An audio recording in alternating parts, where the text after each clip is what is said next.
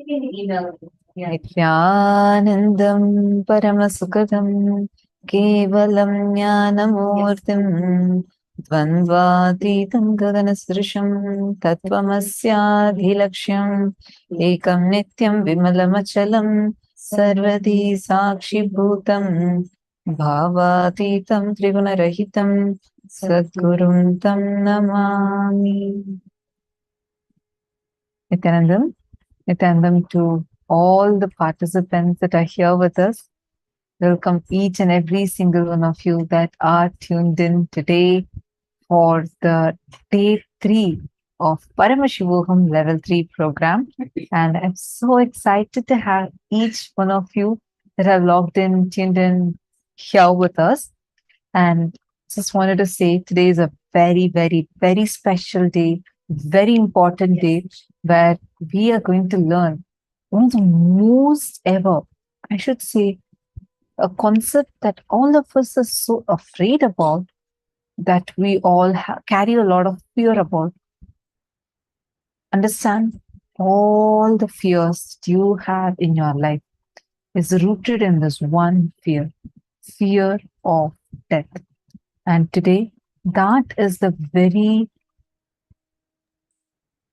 subject that we are going to be learning about. And today, the deity being Kalabhairava Murti. Today's day is going to be filled with a lot of mysterious, mystical aspects of life being addressed in the most profound manner. Today, all of you are going to be having a very unique, exclusive, special process called the death meditation process. This process is going to be taking all of you through understanding about death, where you are going to literally live through death, go beyond death itself. All of us are going to be experiencing this amazing conscious death process with the grace and blessings of Swamiji. Swamiji himself is going to be conducting this.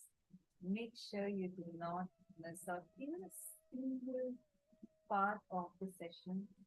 And there's so much of love from all of you. It's so nice to see all the participants here.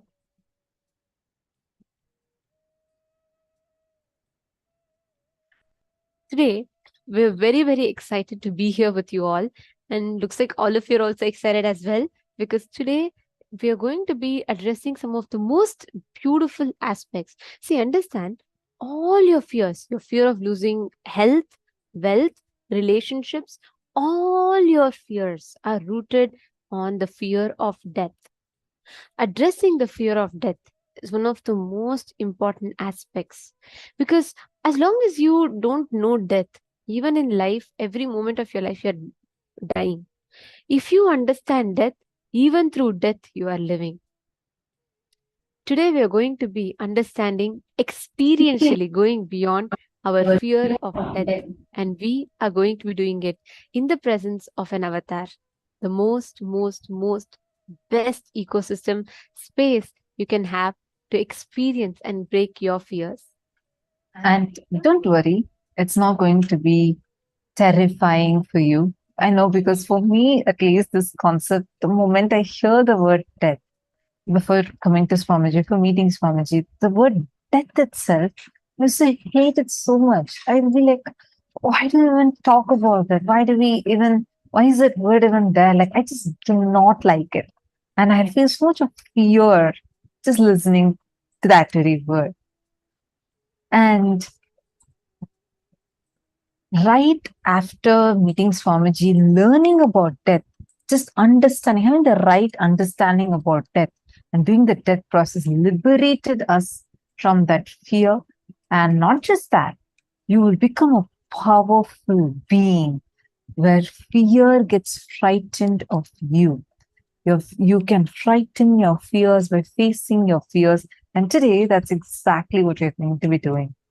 So thank you so much. I see so many of you showering your love in all the Zoom rooms I see. That's so sweet. It's so lovely to see that. And thank you. Today, we are going to have the most powerful darshan of Bhagavan Mahar Kālabhairava. And all of us are going to be enjoying, experiencing that powerful darshan. This is one of the most favorite darshans of the Sangha.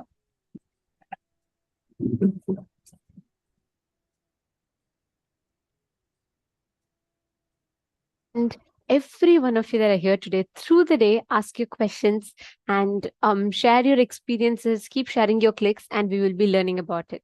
So without further delay, let's all enter into the first session of the day. And today, in the first session, we are going to be learning about Mahar Loka, since we have the darshan of Bhagavan Mahar Kālabhairava. The first session is on Mahar Loka. What is Mahar Loka and how Mahar Loka is the largest universe in the entire cosmos. So let's learn about it now.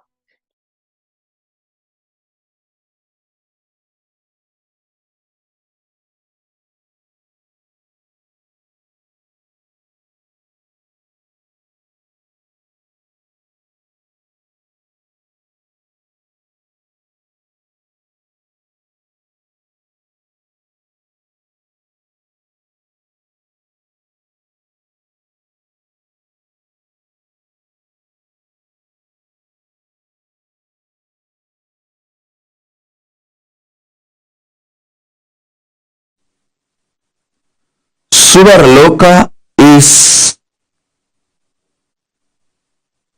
like absolute peace and joy and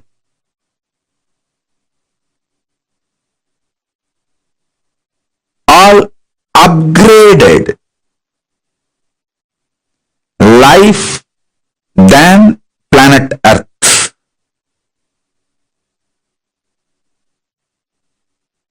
Mahar Loka is much higher than Suvar Loka. Higher level beings go there. When I utter the word higher level beings, don't have self-doubt, self-hatred, self-denial. Whether you are qualified, are you higher level being? Please be very clear. Let me make it very clear.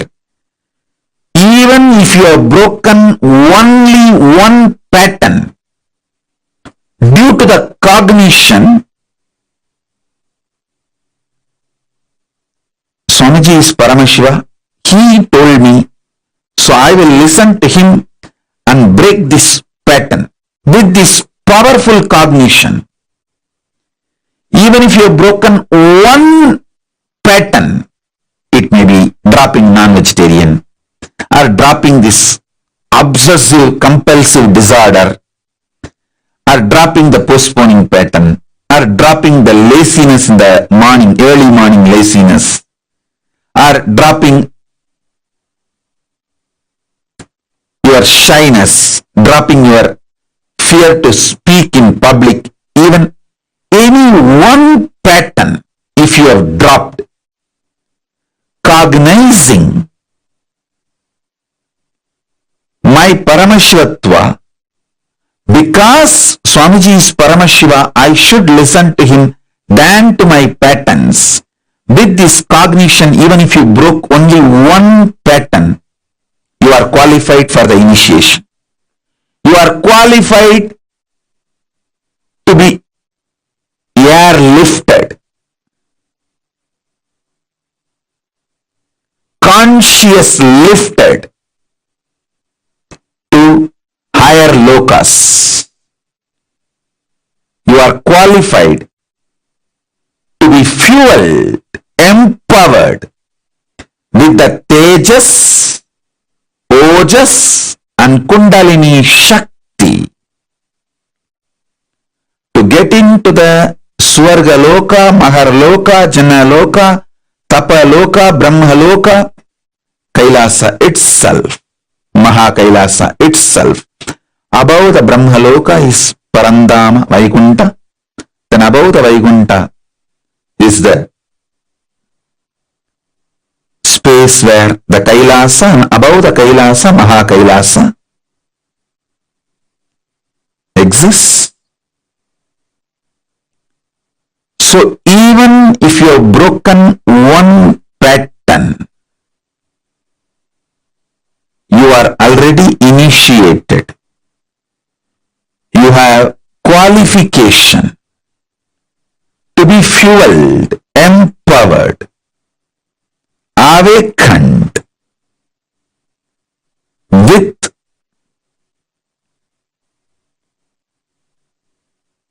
Tejas, Ojas, Kundalini, Shakti, entanglement, Shaktipada, Shaktinipada, initiation, and conscious lifted. Don't worry. Drop the self-doubt, self-hatred, self-denial.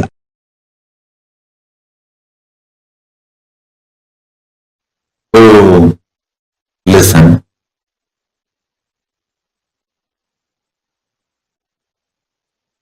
I'll tell you one small incident happened. Once in the energization, one person came to me and said, Swamiji, give me my past life memory.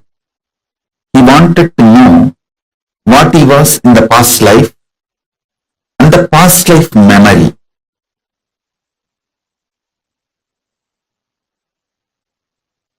He has attended a meditation class, so end of the class, those days the physical energization.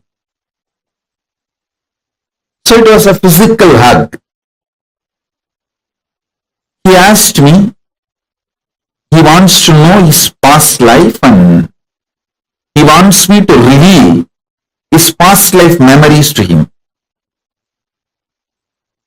I just asked him, today you did completion. He actually attended a program, so he was going through the completion session. He was just crying, pouring during the completion. I asked him, why were you crying? He said, all my memories from the young age, they were so heavy on me. I am not able to handle it. I laughed at him. He was maybe 40-year-old person, roughly 40. I told, just your 40 years of memory you are not able to handle. If I give you the past life memory, how will you handle? Don't you see you will go mad? He said, yes, Swamiji.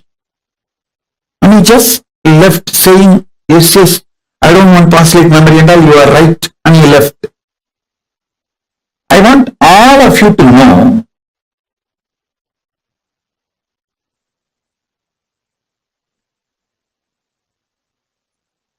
what he did is wrong. Listen carefully. When he asked me, he wants to know about his past life, he was not wrong. But when I told him, will you be able to handle that memory? And he gave up, is wrong. He should have asked me, Swamiji, tell me how I can handle the large memory. Listen. Ability to handle large information without getting personally attached to it is Chitta Suddhi. Means purity of mind, memory. Purity of the mind takes you to Mahar Loka and opens up the Akashic Records immediately. Listen. Listen carefully.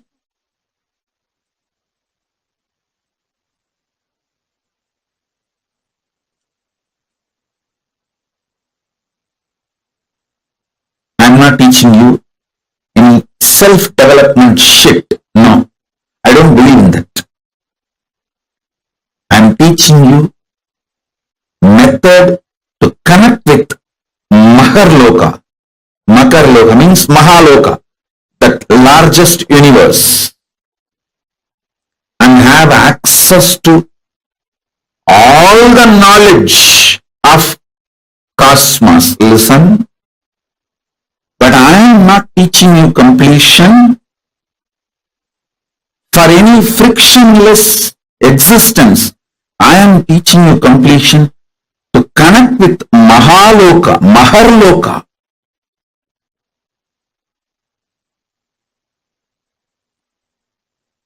To have access to Akashic Records. Listen carefully.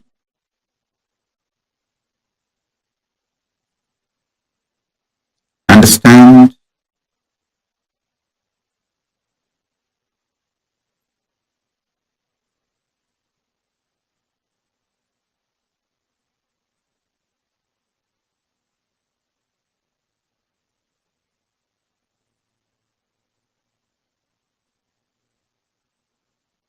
Listen carefully.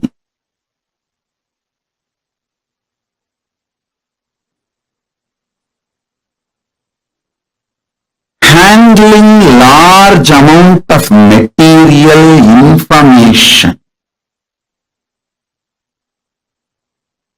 without personal attachment to the information is Chitta Suddhi. So much of abuse and attack goes on me, but I never get hurt by any of those words uttered.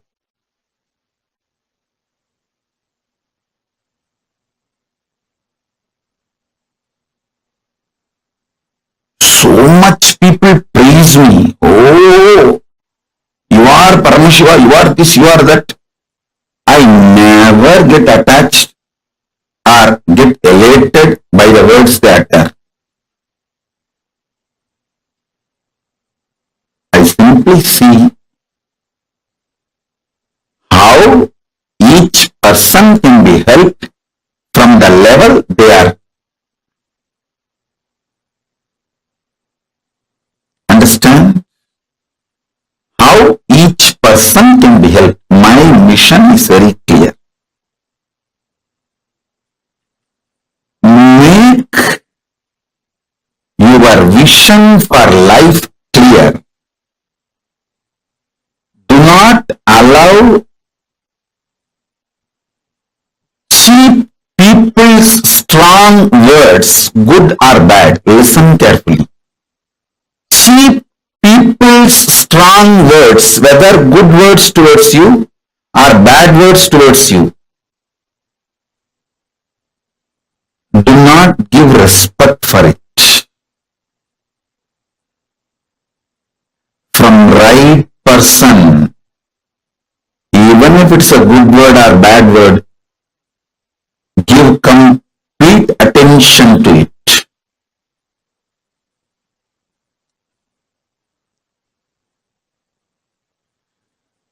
Let me repeat. Ability to handle large memory. This comes by non-agitated, non-violent, non-reactionary, Paramashanta inner space. Listen carefully. Who wants you to expand and grow is a good person. Who wants you to fail is a cheap person. Anyone who has become successful will only want you also to be successful. Anyone who has wasted their life will not know how to become successful, and they will not expect you to be successful, and they do not know how to be successful. Listen.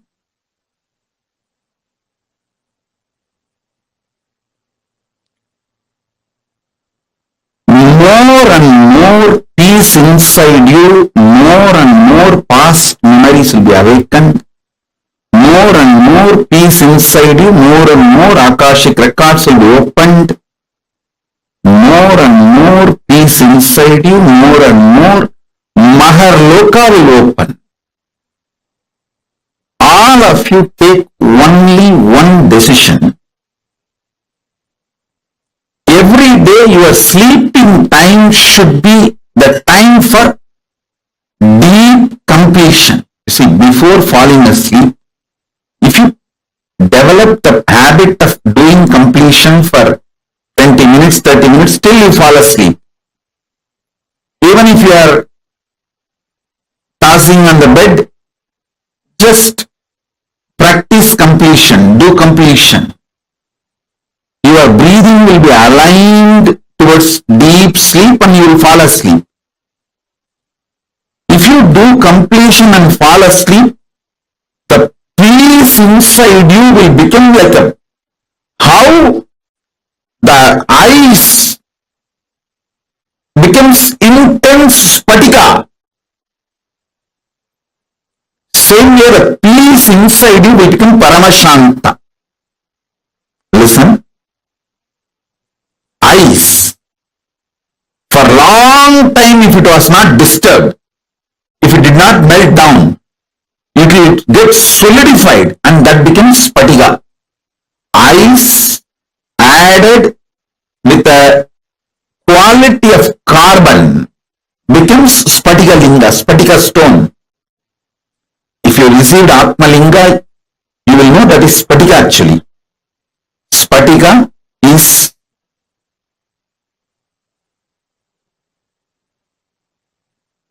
mix of ice and carbon. The right proportion of ice and carbon is spatika. Listen. Ice getting solidified becomes spatika. The peace getting solidified will become Paramashanta.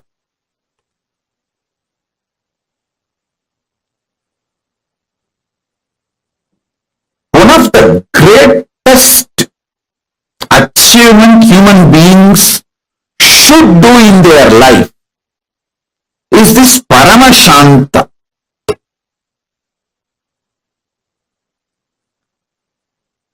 Nothing in this world can be equated to Paramashanta. Other times you can do completion, but before going to sleep, it should be compulsory. So that the peace gets solidified inside you, like it becomes a rock of peace on which you can stand forever. Your being becomes like a spatika linga.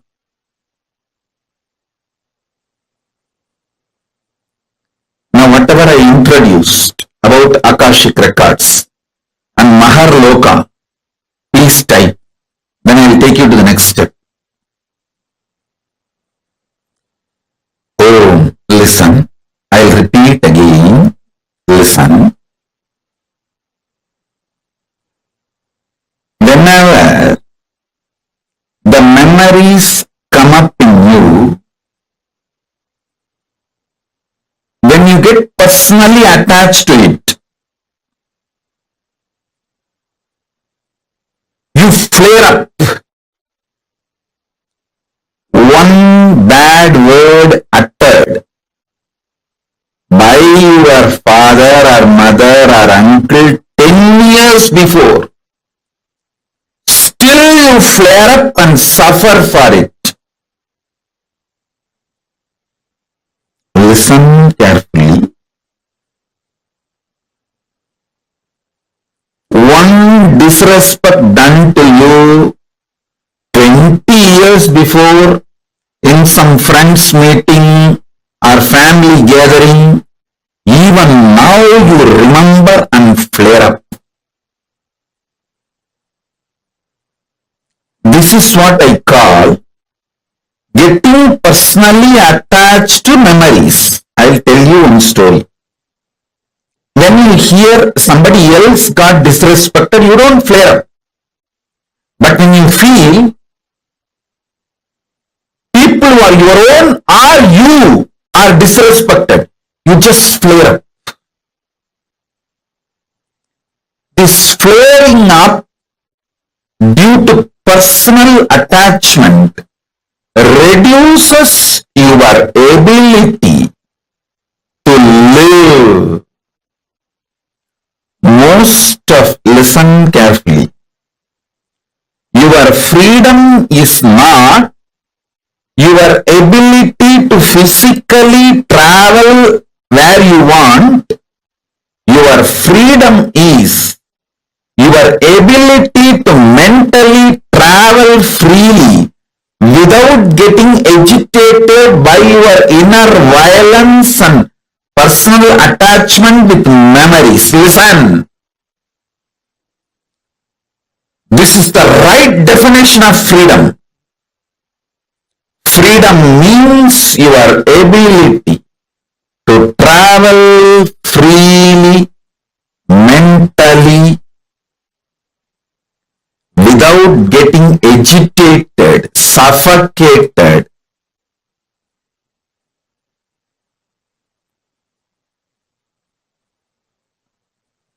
through the personal attachment with your memories.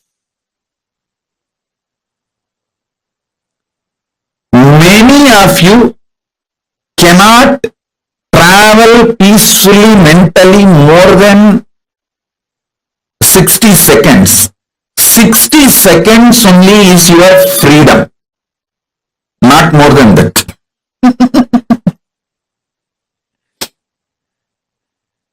How many of you are understanding what I am saying? 60 seconds is your maximum freedom.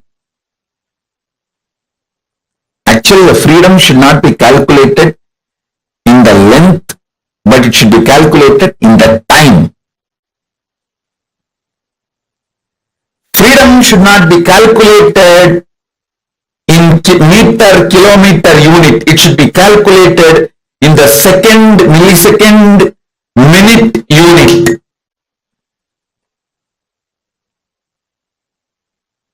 It should be calculated in time unit.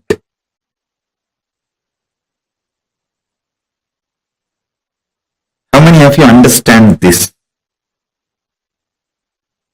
Every second, minute, third minute, you get agitated, irritated, reaction starts inside you, whether you get triggered from outside or in your own memories trigger due to your personal attachment to your memories.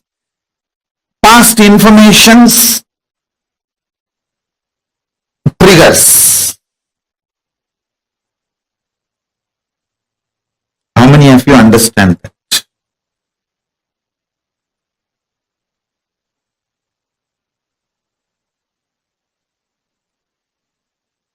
Now,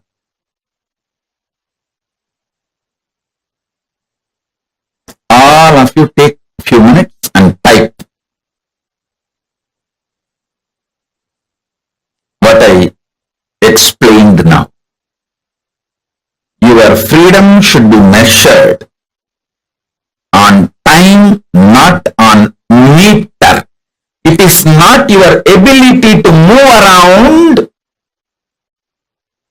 It should not be measured by the ability to move around, number of meters, kilometers, all that. Your ability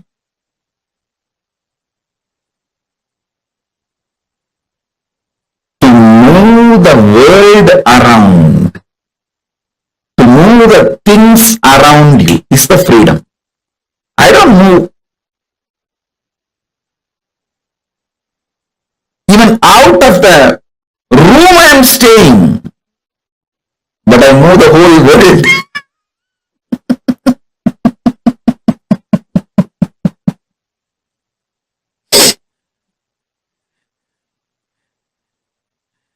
So, freedom should be measured not on meters, but on minutes.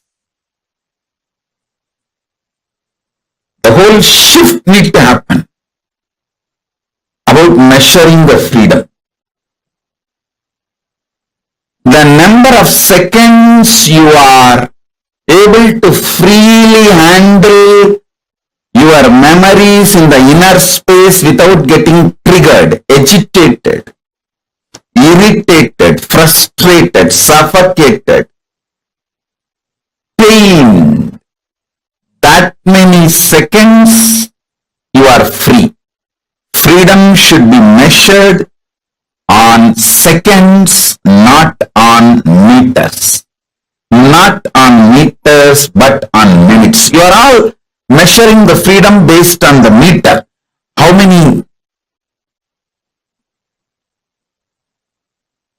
states you can travel, you are free to travel. How many countries you are free to travel. How you call that as a freedom.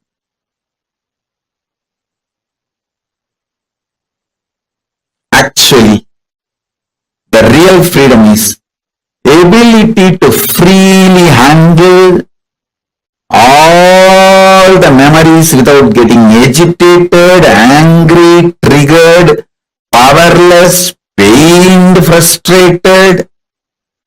That's exactly, precisely freedom. Listen. All of you now sit casually. See, actually switch on the timer. If you have watch or timer, switch it on. Sit casually and see how many seconds you are able to sit without getting irritated or agitated by some memory, something inside. Without getting powerless, powerlessness, pain, agitation, irritation, without having any of the trigger, reaction. How many seconds you are able to sit, just see. And then put your timing now. Put your freedom minute, the freedom unit in minute. Let's see. Let's measure each one's freedom. If you understand what I am saying, this freedom, then you will be able to understand the Pusalar Nayanar story. The great Nayanar who built Shiva temple in his inner space, for which Paramashiva attended, rejecting the stone temple built outside by the king of Pallavamsa. Pallava king built a huge stone temple. Shiva told, your Kumbhabhishekam, you postpone it because I have to attend the Pusalar's Kumbhabhishekam, who built temple in his inner space. If you understand this concept of freedom based on minute and Pusalar Nayanar story, you will be able to understand very well why Paramashiva decided to go to Pusalar Nayanar's inner temple.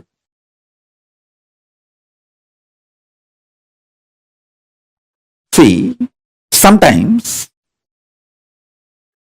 when you hear me talking about Arunagiri Yogeshwara, my relationship with Arunagiri Yogeshwara, how I had the initiation into Paramadvaita, even if you don't agree with all my lifestyle theories, principles, you feel, I think this is possible. This is possible. Maybe this possibility is available even for me. Not only for him, even for me it is available. It is possible. That clicks. Anything which clicks with you as possible, that is yourself in Mahar Loka. Listen. The part, the whole which you deny due to your self-doubt, self-hatred, self-denial, SDHD, that personality, that identity, that self is the Swarga Loka, self of you.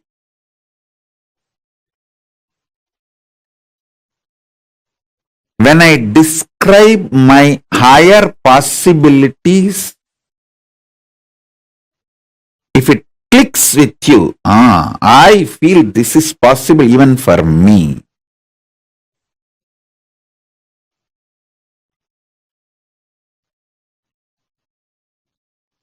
When I narrate about Arunagiri Yogeshwara or my death experience in Varanasi or my enlightenment experience in Arunachala or my experience of feeding Ganapati, how many of you feel, this is possible even for me? I don't think he is lying there. He may be doing many things which I may understand, may not understand, but he is not lying there and he is not telling lies. This possibility exists. Even I feel it is possible for me. How many of you click with those possibilities? Raise your hand. If it clicks with you,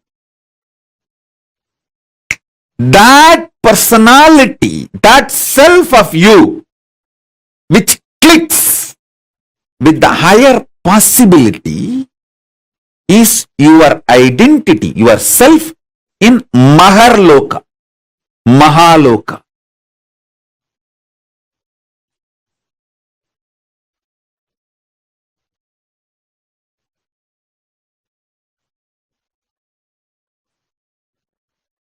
When you decide ferociously with a super determinism,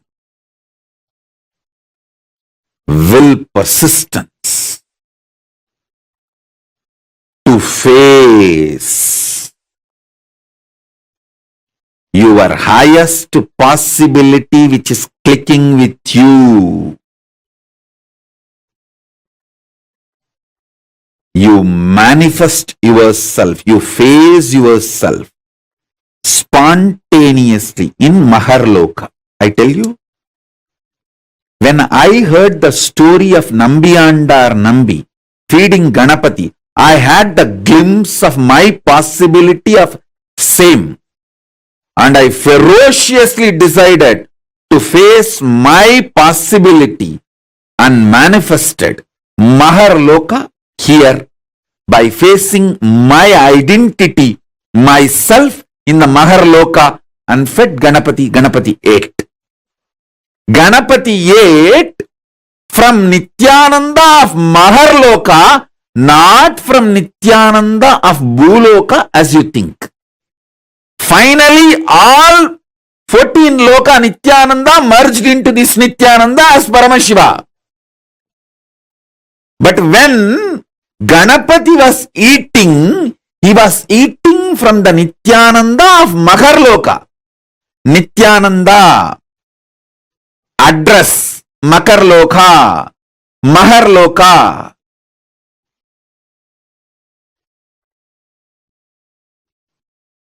Nithyananda who stays in Mahaloka, from his hand Ganapati ate. Not the Nithyananda whose ration card address is Bhuloka. The beauty is that Tiruvannamalai is such an amazing cosmic airport. You can just beautifully slip, go up, come down very smoothly. The whole ecosystem's chemistry is that. Nithyananda staying camped at Mahaloka, fed Mahaganapati. So understand that.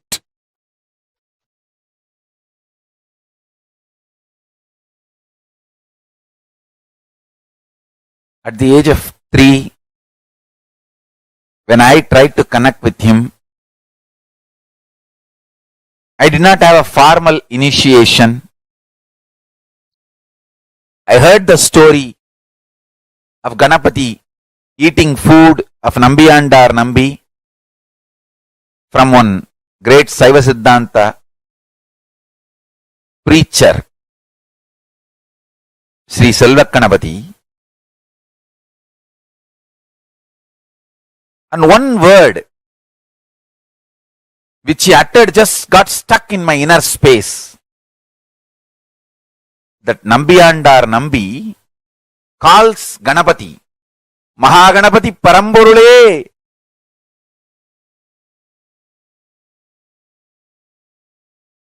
வந்து என் பூஜையை ஏற்று உண்ணமாட்டாயா? That calling, the way Selvaganapati described, he is such an amazing teacher and preacher. The way he described, Mahaganapati Paramborule, that word just stuck in my heart. I came home and started doing the same.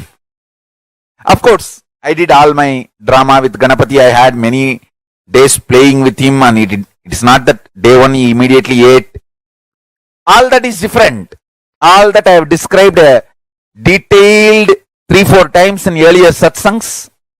Please watch those satsangs to know the whole story.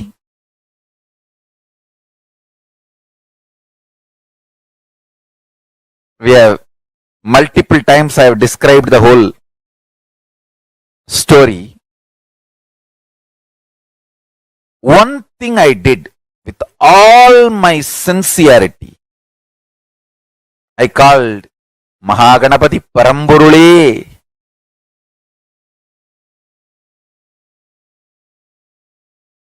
To come and have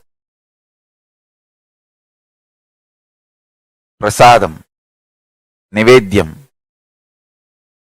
Understand?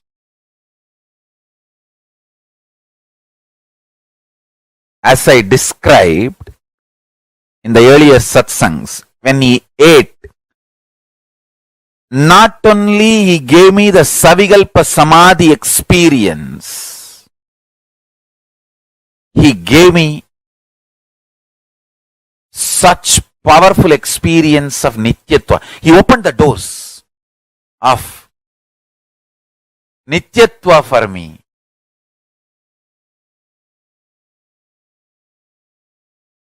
It is such an extraordinary, eternal bliss.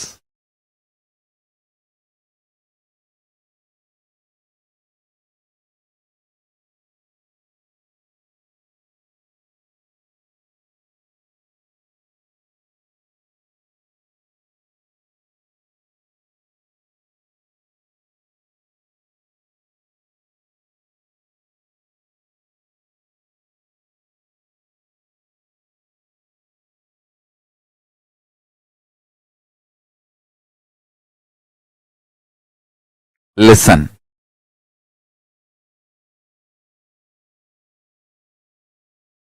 I am talking out of sheer truth,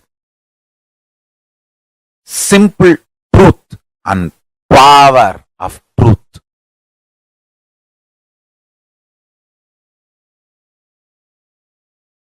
Nityatva dimension exists. Mahaganapati will open the dimension for all of us.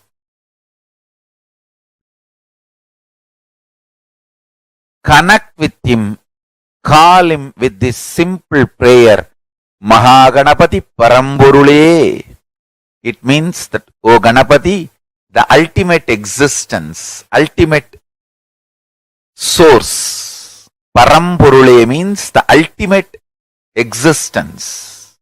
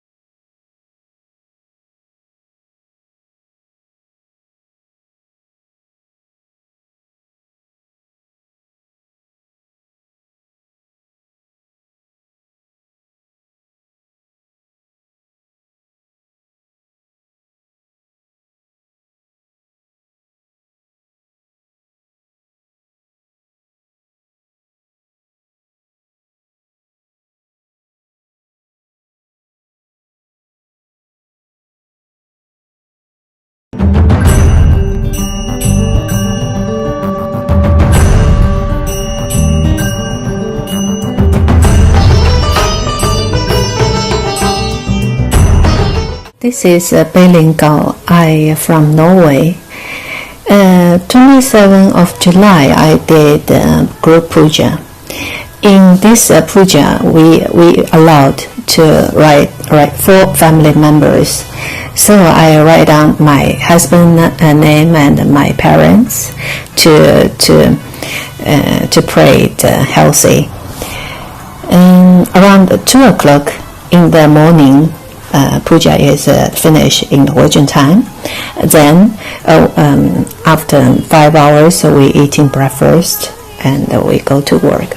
But before we eating breakfast, my husband used to take some medicines and using spray to his nose and drop his eyes because he is very seriously for allergy. He is nearly 30 years. And if he don't use that, he is painful. His eyes couldn't open, and nose is bleeding sometimes. Using this medicine also over 1 year and couldn't stop. But just the same days, in that morning before breakfast, he didn't do the same action. I'm very surprised in that time because he is a Norwegian. I didn't tell him I did puja for him, and I also didn't ask. So we just go to job. After we go back home, and in the evening we have a free talking. I asked him, today you forgot using your medicine for your allergy for your nose and eyes. He said yes. Today morning, when I wake up, I suddenly decided myself I don't want using my medicine. So whole day I didn't feeling unwell. It's quite well. So I quit it. In my mind, I think, wow, this must be Swamiji did, and strongly recommend everybody to participate in the ritual in the Swamiji of us to get blessing. Nithyananda.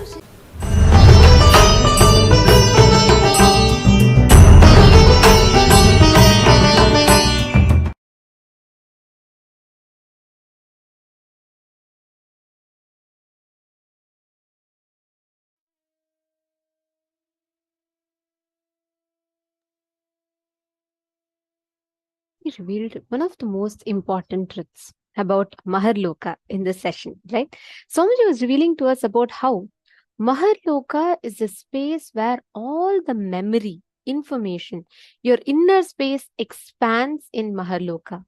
Because literally it is there, all the information is stored, the Akashic readings dimension. So Mahar Loka, literally, Swamiji tells, like every human being has the ability to store 250 ships of memory. Like if I have huge 250 ships of memory, like 250 ships, and fill that, stack every corner of that with books, how much that would be, right? That much amount of memory is awakened in you. Your ability to process, digest large amount of Loka.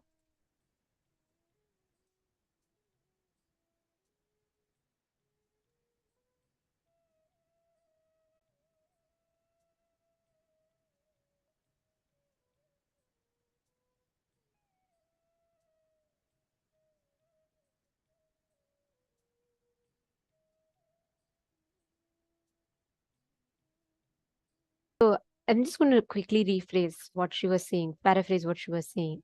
So, for the people who have no self-doubt, self-hatred, Swamiji is Paramashiva. He told me, so I will listen to him and break this pattern. With this one powerful cognition, even on group, when you just take the decision, when you just do the action, that immediately qualifies you to Mahar Loka. Experience your highest manifestation, your space opening up in you. And many times, whenever you feel stuck, you don't know, you have tried all that you can, and you feel like it is not working for you. At that time, once a son was the car got stuck. Once the car got stuck in a small, what do you say, in a small depression kind of a thing in the land. So the car got stuck in that hole. So this son was trying to push the car out. So the dad was there and he was watching. The son is trying, he's heaving and grunting and he's trying to push. Then the father tells, "Come on, son, you can do it, do it more." The son looks at him, very irritated, but still he's like, okay, fine.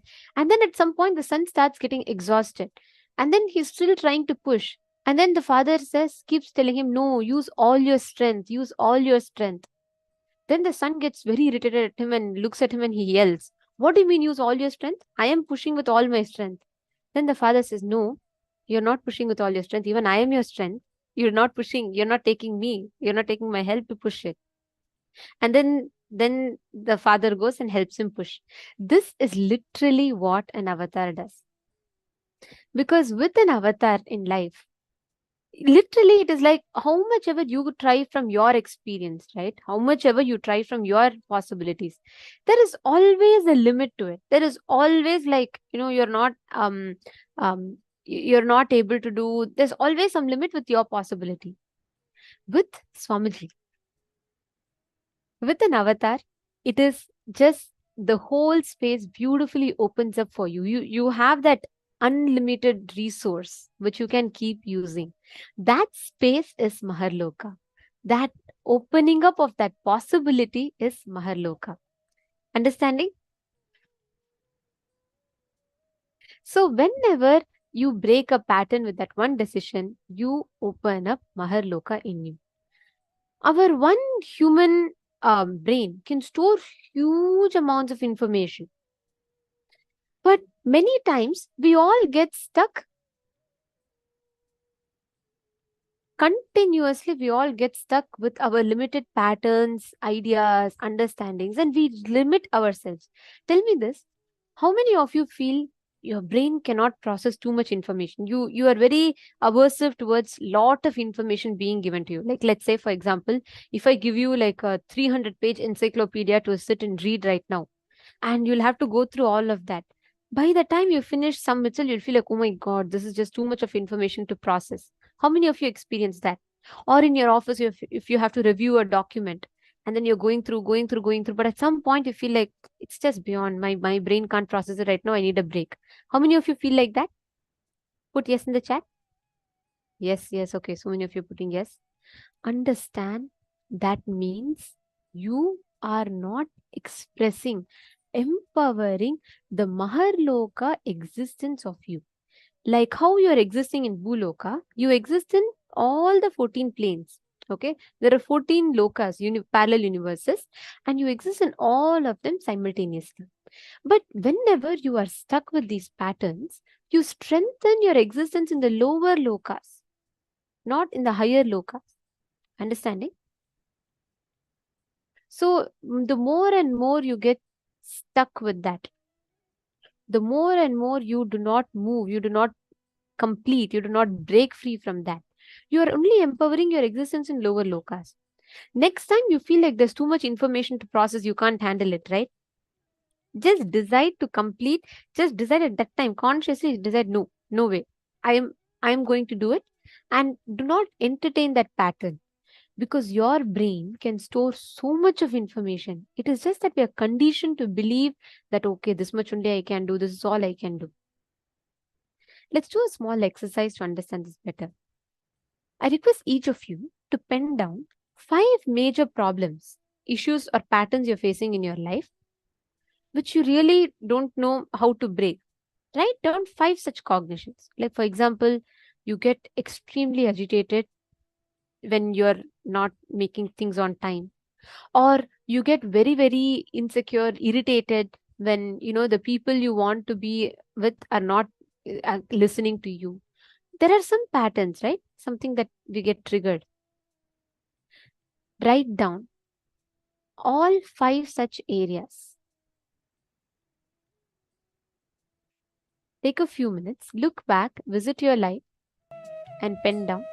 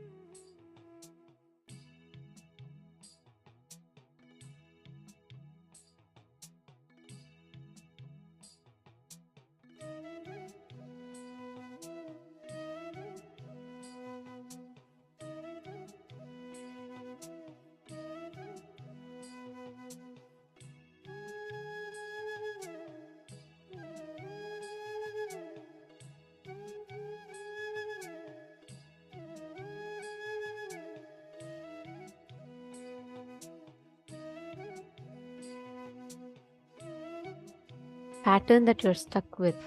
Write down the exact powerful cognition you're going to apply to break free from that pattern. What is the exact powerful cognition that you're going to be applying? For example, see, it could be anything. Like, for example, it could be whenever you feel like you're very lazy. You're going to decide ferociously that you are Swamiji, you cannot entertain laziness and you're going to get out of it. Like that, list down powerful cognitions for each of the cognitions that you've written down.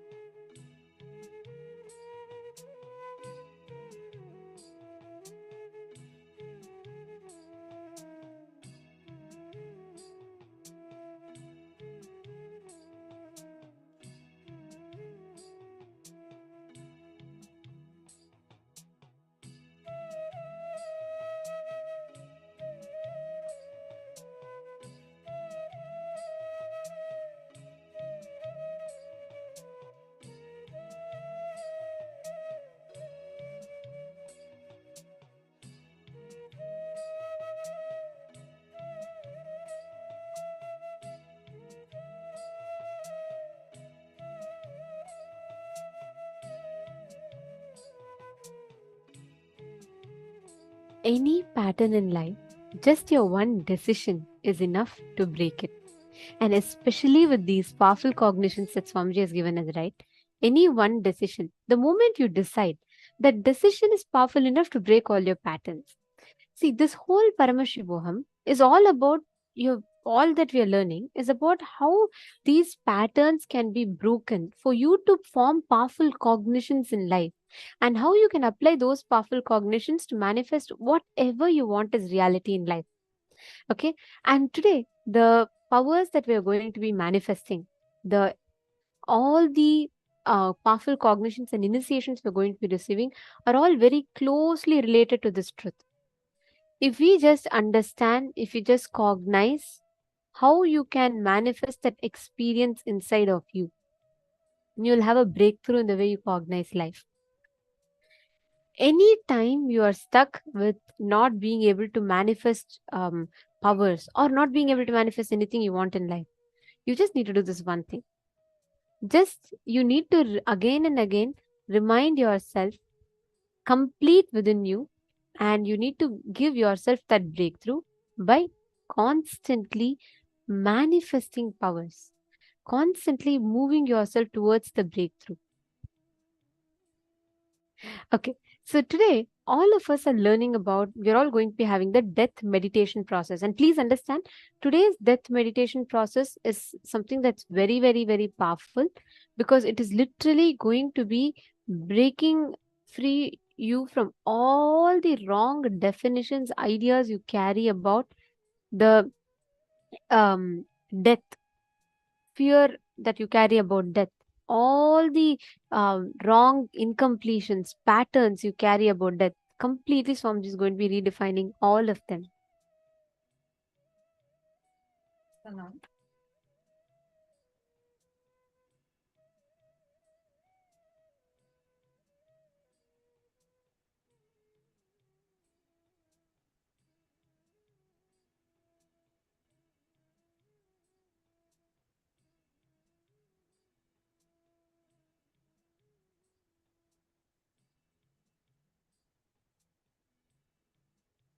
Yes, sorry, there's a small glitch, I think.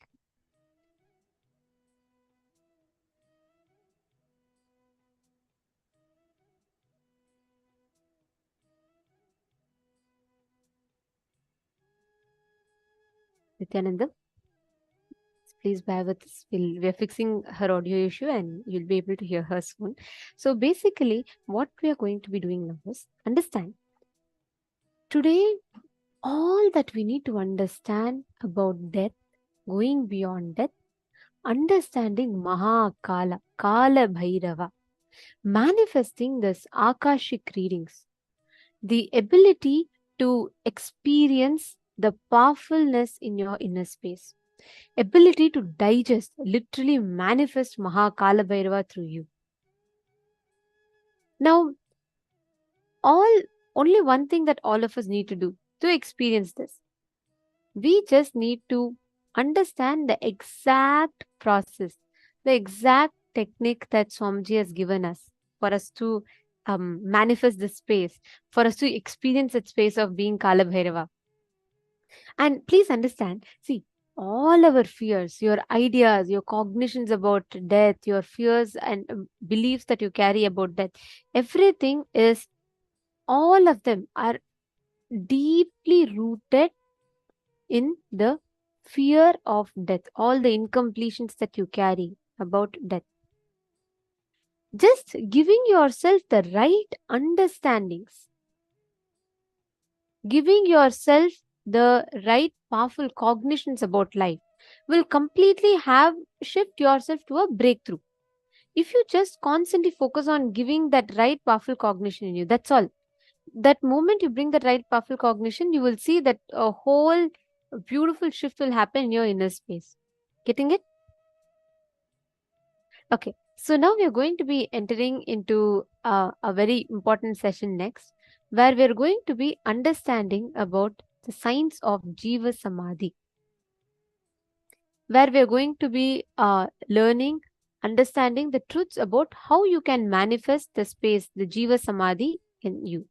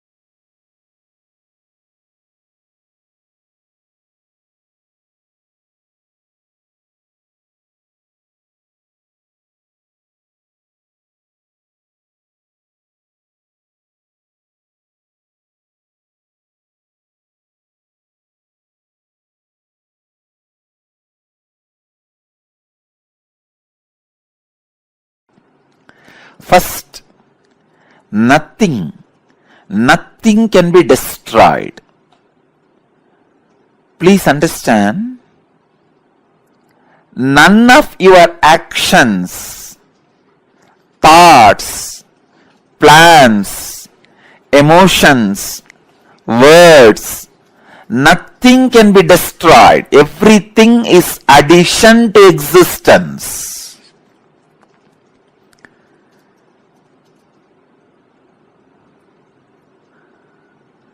Every moment, every one of our thoughts, words, actions, everything just go on, gets added to existence. 10,000 years ago, what rishis were doing on the banks of Saraswati is still available in the cosmic archives as if it is happening now. Please understand, 60,000 years before, what human beings were doing in the Ganges civilization is available as if it is happening now with the 4D clarity, not just 3D, 4D clarity. Nothing can be destroyed in the world. Everything is stored.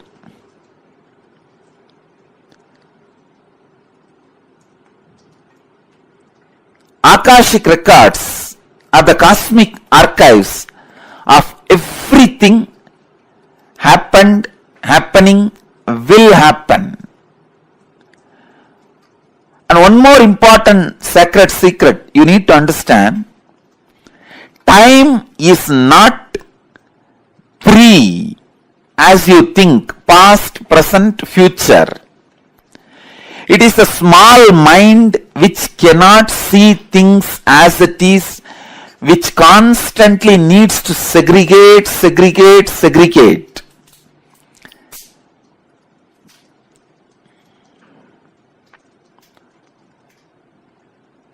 For example, if you keep a fruit basket on the table,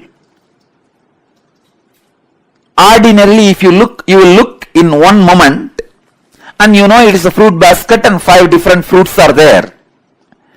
But for a child, it cannot grasp the whole thing immediately. It will say first, oh, banana, then mango, pineapple, apple. It can understand only one by one. Same way, the past, present, future, in Sanskrit we call it Kala. Only a ignorant mind which cannot grasp perceives as past, present, future, but in truth it is not 3 different things. An enlightened being sees Kala as one entity, one experience, one reality. Continuously, wise men all over the world, again and again, in all religions, repeat this one truth. History repeats itself. Understand, the patterns are same. So it is not even repeating, it is rebeating. The whole life is certain rhythm with certain beats. That rhythm is continuously moving. Even the word repeating is not right word. Rebeating is right word. History is constantly rebeating itself.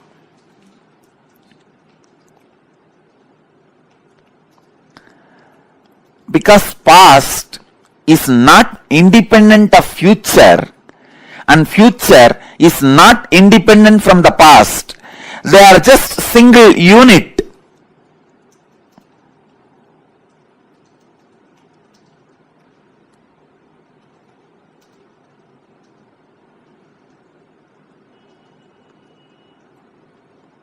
Your innermost consciousness can just experience all three at a time. Simply, it can experience.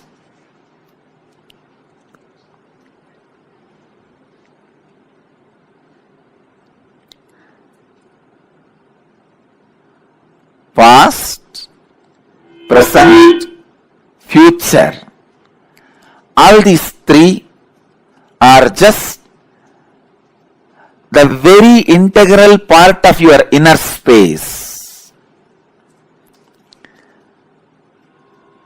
When your consciousness leans towards past, it is caught in greed. When it leans towards the future, it is caught in fear. When it is sitting with the present, it is inspired. Please understand, when it moves towards the future, it is caught in fear. That is why it jumps to greed. Fear is a wound, greed is a medicine. When greed is a wound, fear is a medicine. Fear heals greed, greed heals fear. Fear reduces greed, greed reduces fear. Greed reduces the fear and brings you back to the reality. And greed reduces the fear and brings you back to reality.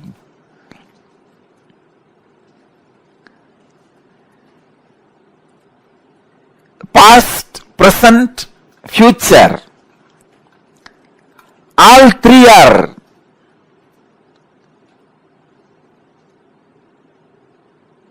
one entity, one existence, one unity.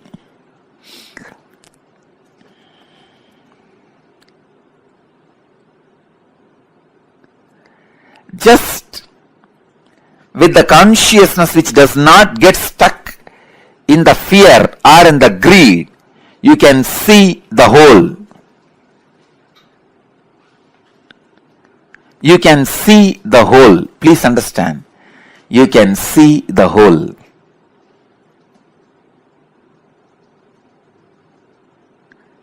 Past, present,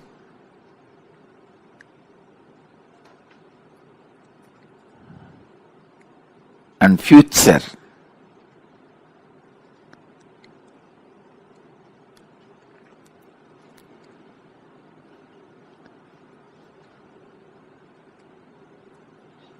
I'll give you a very simple understanding. As on now, each one of you will be having some fears about the future, some desire about the future. Constantly your inner mind will be projecting your fears are going to be reality. But your desires are saying, no, your desires should become reality. So now leave both. Leave the fight to your fears and desires. You just back out in the fight without supporting fear or desires. Please understand. If you just distance yourself from your fears or desires, even now, just distance yourself, back out, and look at the future without any of the projection. You will simply be able to see your past, your future, your present. All three of them does not have watertight compartmented separation or boundary walls. It is just one flowing into the another. Akashic Records are the verbal, visual,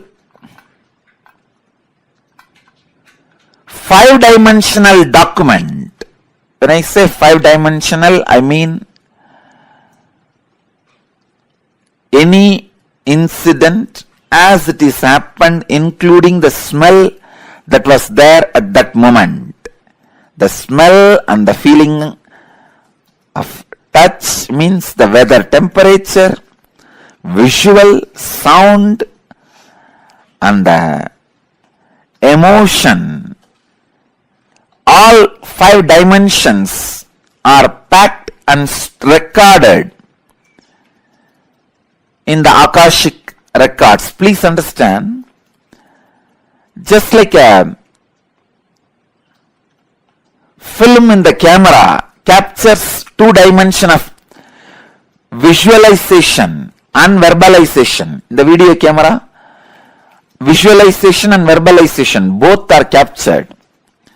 Same way, the film in the cosmos is a space. In the space, all five dimensions, sound, visuals, smell, taste and touch, all five dimensions of whatever is happening is continuously getting recorded.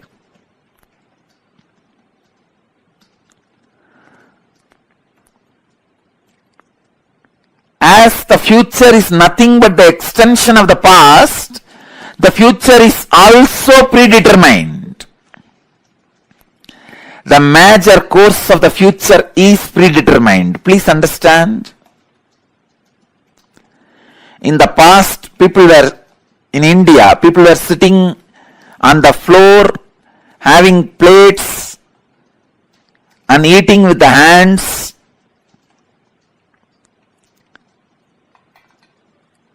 Idlis, the old breakfast. Then, now people sit on the dining table, use the spoons and forks, maybe eating pizza. In the future, they may be sitting somewhere, eating something, using something. That may change in future, but they were eating only through mouth in the past, now also only through mouth. In future also they will be eating only through mouth. That cannot be changed. So the major things in the past or in the present or in the future cannot be changed. Please understand, when I utter the word future is predetermined, realize the freedom in you. Don't be frustrated. All the frustrating parts of your past can be changed. Only the components and the parts which puts you in restful awareness are predetermined. Let me describe more clearly.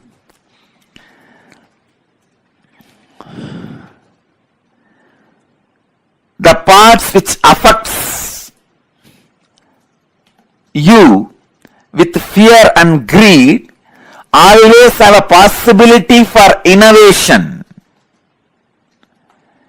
If you are affected by the fear of a snake or greed of something, those things can be changed in your future because that is not reality. But there is something which is reality, which always puts you in restful awareness, that cannot be changed. Let me give you one example from Vedanta. I know I am talking about very subtle concepts, very subtle truths. If you are a new person, new visitor, and it is too much for you, I sincerely apologize. But the subject Akashic Records is too big subject. I have to reveal the truths.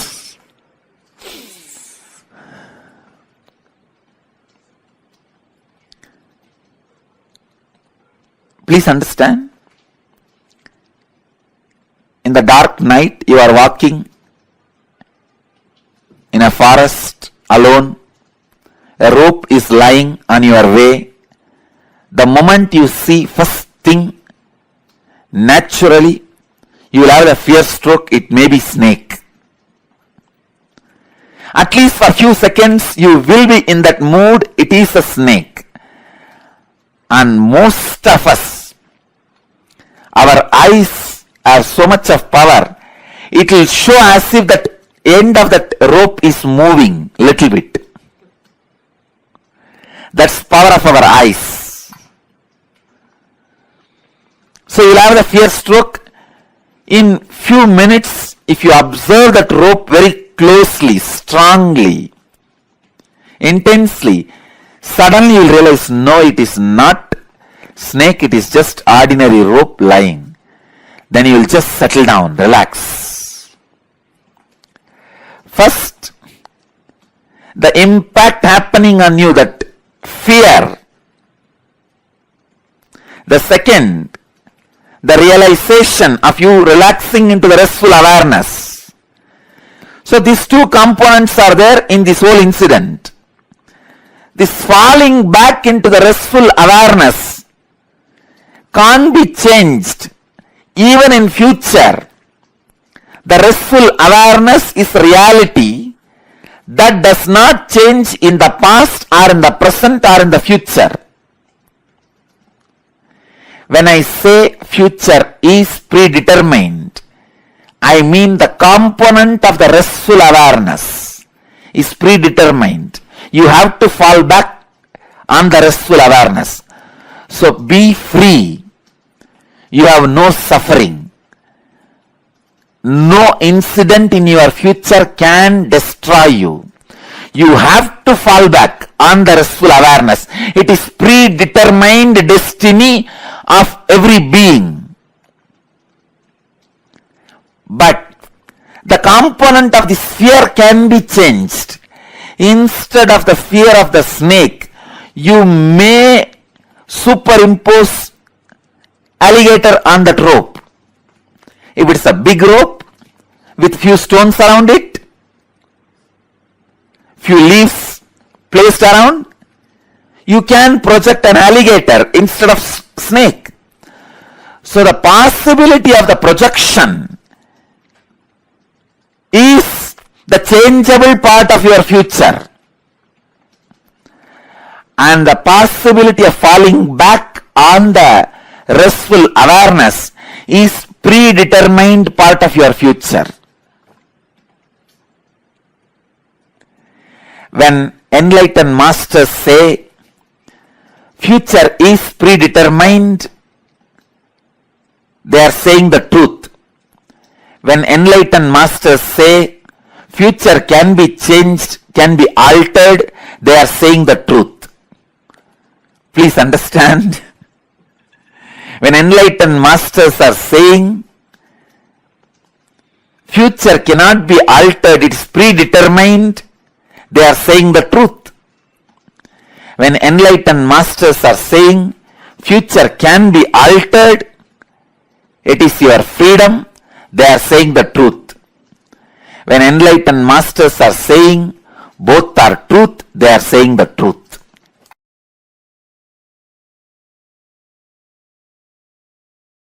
The Akashic Records are, it's like a password being handed over to you. All the informations are there and this is the password, please see it, that's all. The Akashic Records are like DNA of the universe. Each soul has its own Akashic Records and there are collective records of all souls of all journeys. That's what I call all souls of all journeys, is what I call Hiranyagarbha. So now I'll add some of my insights. First thing, understand, all the information you collected through all your births is available in your DNA. Second, you can access some of them just to understand and not to waste the time doing the same actions again and again, thinking you will have the joy end of this action. So it's like if you have done certain action and you did not receive the joy which you wanted, and if you forget that you did that action and did not have the joy, you will be trying it again and again in various ways. But if you remember, you did this action, did not have the joy, you will not try it again. You will not waste your time on it again. So accessing DNA code, reading Akashic record will be useful in that way for you to become enlightened. Not to waste your time on the foolish things which you are trying to do again and again and again. For example, fighting with the master. You know, end of the day I am only going to win. And even if I let you win, means you are losing the whole game. That is why I am just letting you win, or feeling that you are winning. This is one of the major foolishness. But if you have the access to Akashic record, even once or twice, if you have access to the past once or twice, through your DNA, suddenly you will be awakened. Oh God, how many times I will be doing this same foolishness? It is time. Start living, doing, and no making decision. You will learn the art of surrender. You will learn the art of surrender in your practical life. That's why sometimes I encourage few people to go for this Nadi reading. Because this Nadi reading is Akashic records outside your DNA. Sometimes it will not be 100% perfect and you will not have a trust also. Even if they miss one information, did not read properly, because it's so subtle, not only the word, even the interpretation. So subtle, sometimes you will miss one information, that reader misses one interpretation and you lose trust over the whole thing. Try to read the Akashic records inside the DNA. That is why sometimes I read your DNA and tell you. Then if you go and see the Akashic record and matches, then you will have the tremendous respect on my word, which I read as your Akashic record, and the Nadi, which is the outside Akashic record.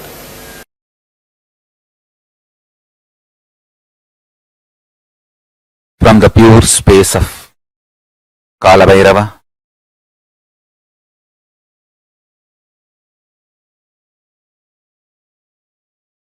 Paramashiva is revealing all these great truths to the world. Please listen and internalize. All these truths are independently powerful and capable to make your consciousness into superconsciousness. Your consciousness is the seed, it is a possibility. If you understand these great truths, it can flower into superconsciousness. The seed is waiting to flower to achieve its completion and fulfillment. Listen and cognize these truths, you will achieve completion and fulfillment, ultimate enlightenment. Listen. The first truth.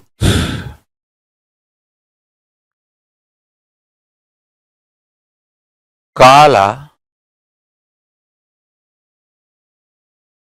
continuously meets your consciousness now.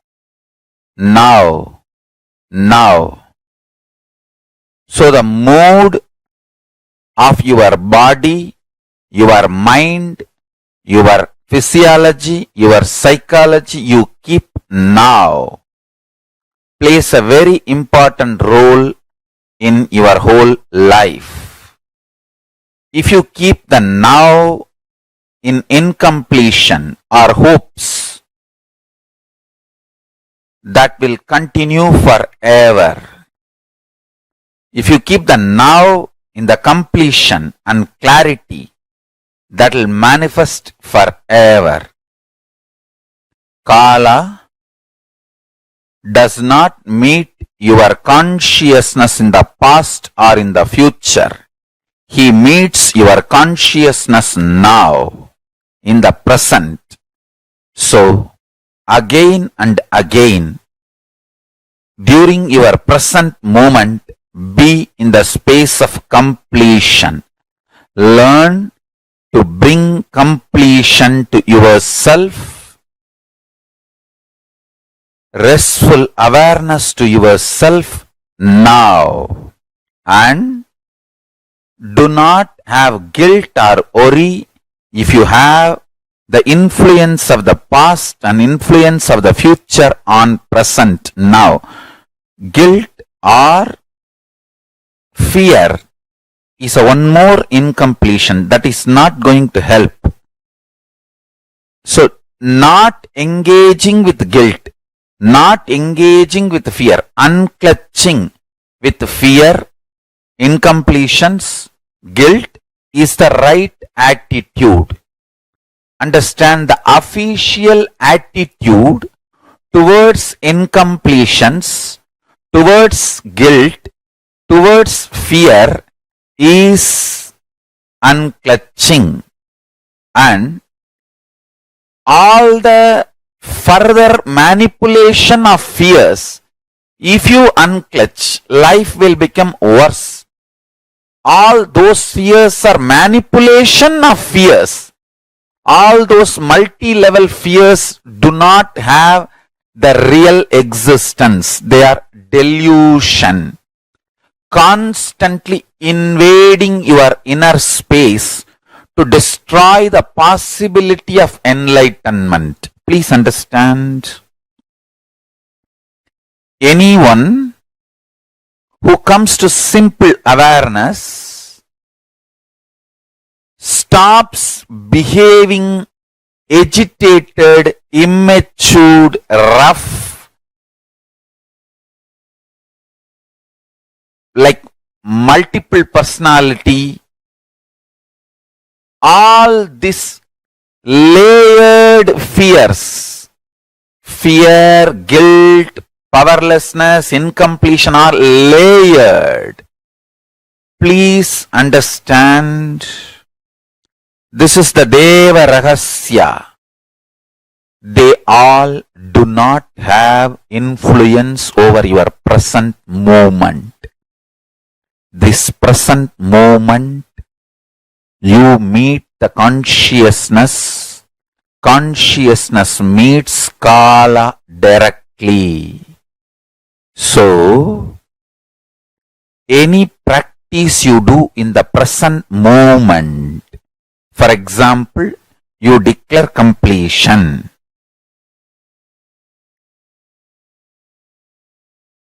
Immediately, even 2000 years of incompletion has no power over you. This is Deva Rahasya. Understand? This Deva Rahasya can empower the truth in you just like that. You can manifest Paramashivam now. Only thing, don't become arrogant. Don't become arrogant. When this truth was given to Brahma, he became Paramashiva. He became one with Paramashiva. But unfortunately, he could not maintain himself in that state. He started developing arrogance and started abusing Shiva and Guru. Paramashiva, who gave this truth to Brahma as Guru,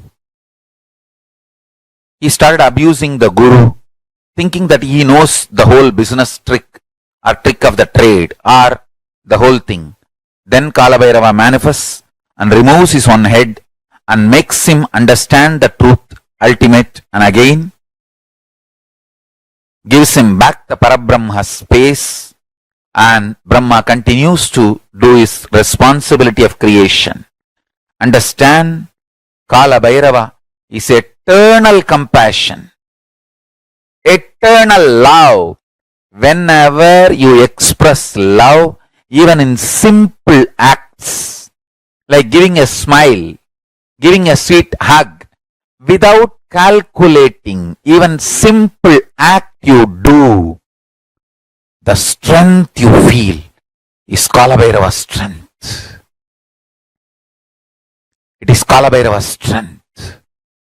Extreme compassion, extreme joy, extreme ecstasy.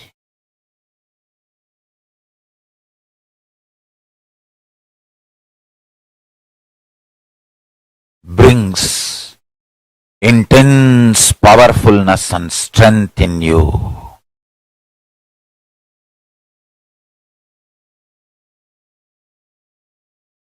Just go on be sharing smile and love to anything you see. Hug anything you see. If you don't have any object in front, hug the air. You will build strong body and heavy muscles like Kalabhairava. Listen. Listen to this Deva Rahasya. Look everything you see with love. Hug everything you see, including the air. You will build healthy, powerful, heavy body and grounded being. Superconscious flowering. Sannyasa is seeing everything you see through love, hugging everything you see. One with everything you see. People, objects, animate or inanimate. In the cosmos, there is no inanimate. In Kala, there is no inanimate. It is a space where the big bangs and black holes, planets, suns and stars and moons evolve billions of years exists and dissolve spontaneously, simultaneously, without gap. Billions of years without gap. Meditate on it. Meditate on it. Meditate on it. It is Deva Rahasya. The moment you understand this, your third eye will open up.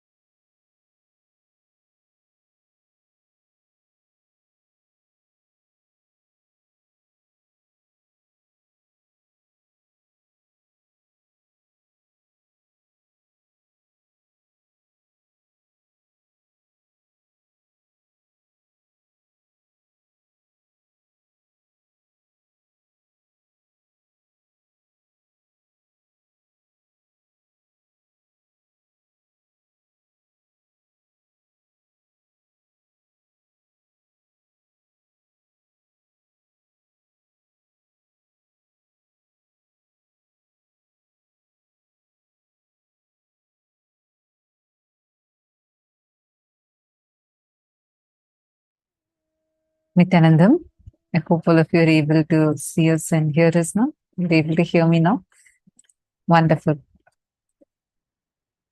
Okay. What does Deva Rahasya mean? What is Rahasya? Rahasya means secret.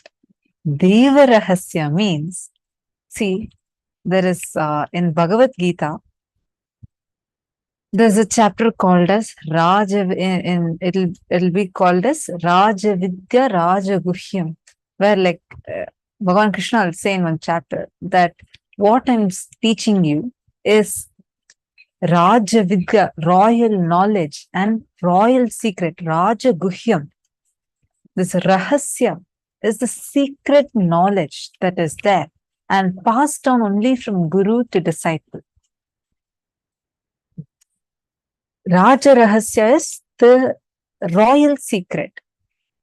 Deva Rahasya is a secret of gods, and that secret is what Swamiji revealed to all of us now. The Akashic Records understand whatever has happened, happening, yet to happen. All three of these are given to us, are actually stored in the cosmos in the form of cosmic archives. And that cosmic archives, those records, archival records are called as Akashic readings or Akashic records. And the key to these Akashic records are available only with the avatars. And those Akashic records are accessed by the avatars, revealed to all of us. This is what is this Akashic readings. I hope all of you are catching it so far. Yeah, are you all getting what this Akashic readings mean? So we actually have this as a power that Swamiji has initiated us into. Anything Swamiji starts, Swamiji initiates it to all of us. And Swamiji has initiated this power to us, and which is what is the Akashic reading initiation. And today we are going to be receiving that. Any of you have any questions? You all can take a few minutes and post it now. And even earlier, if you had asked some question, and if we had again, I just want to tell, we have like 10 rooms. So in case we have missed your question, I sincerely apologize for it. Please do repost it again, and you can put it in capital letters. Just type it as question and then put the question normally. Just put the question so that we're able to see and answer your questions.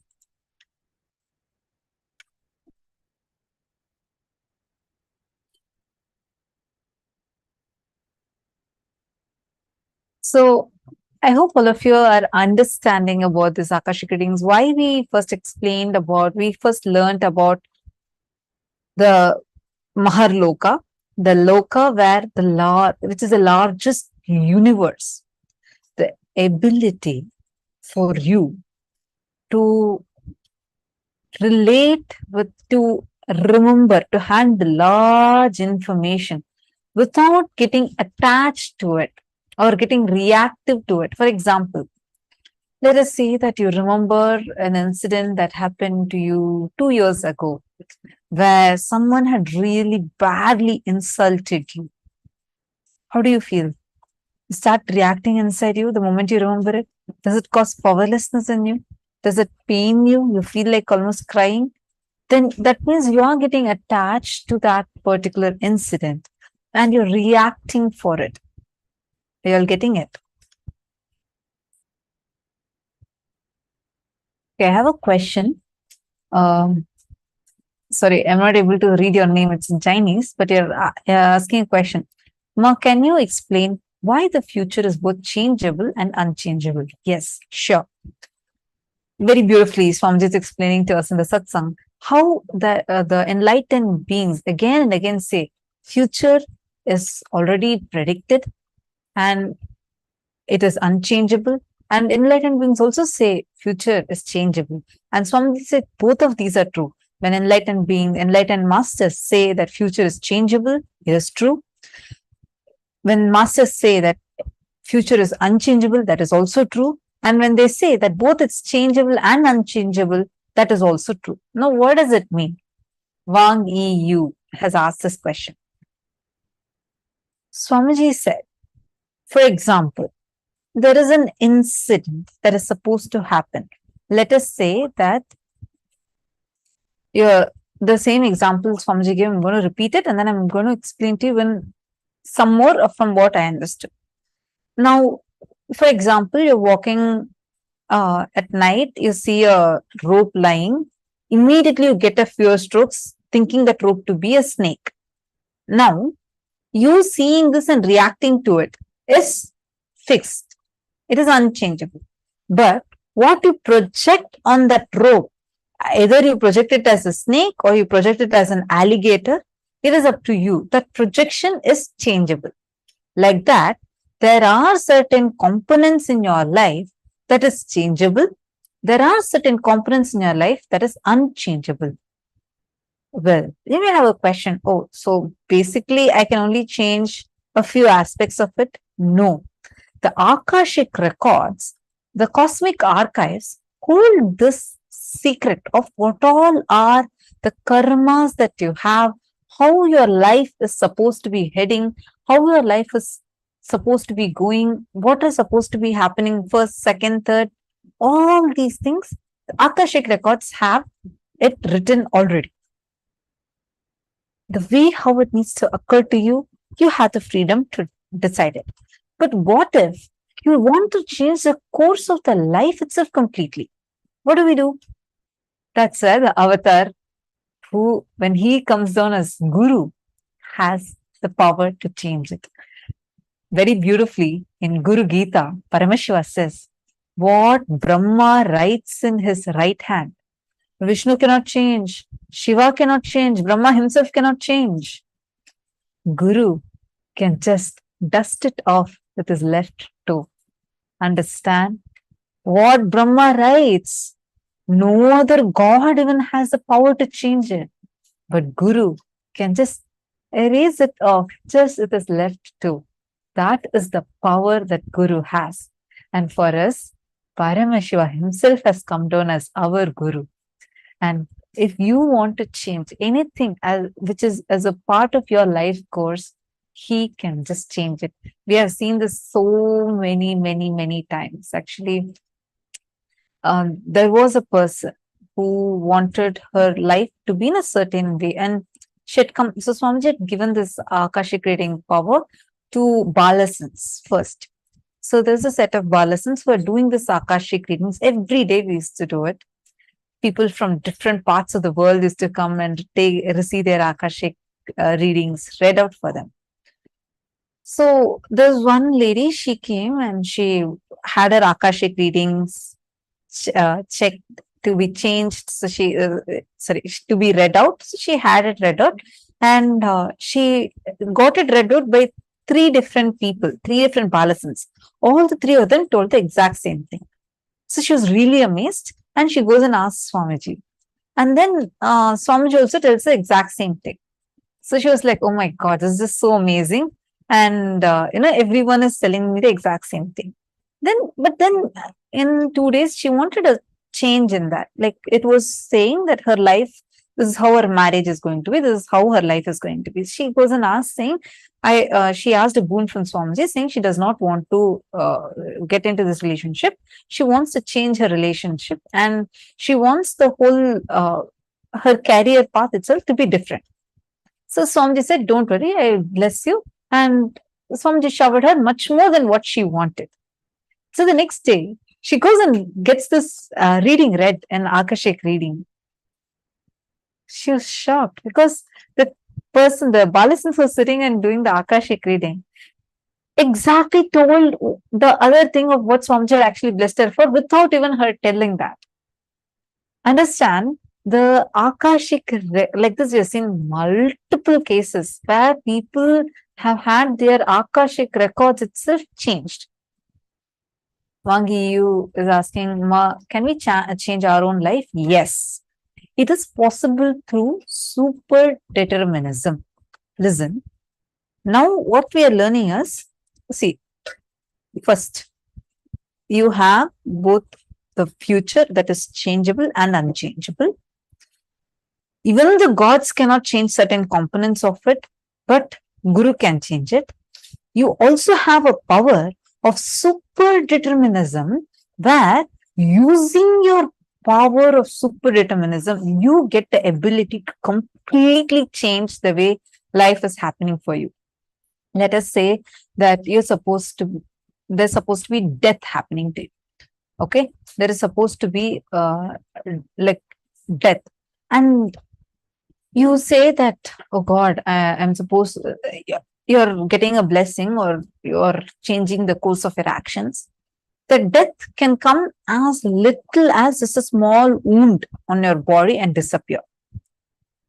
Or the karma that is supposed to come as a small wound can come even as big as death. That course of how it has to come on you itself can be changed. You have the power to change it. Ma Pooja is asking, does that mean that certain events can be changed for us in the future if we want to manifest certain things? For example, if you're going to have a health issue or some financial loss, can we change that event and create a reality as we want? Are we able to change the course of our lives? Absolutely, yes. That is the power you have. Given that you're initiated by Swamiji, this is the power Swamiji has given to us. Are you understanding? So you have the power because Swamiji has initiated you into super determinism. We are actually going to learn about this concept of super determinism more deeper. And we'll be learning about it.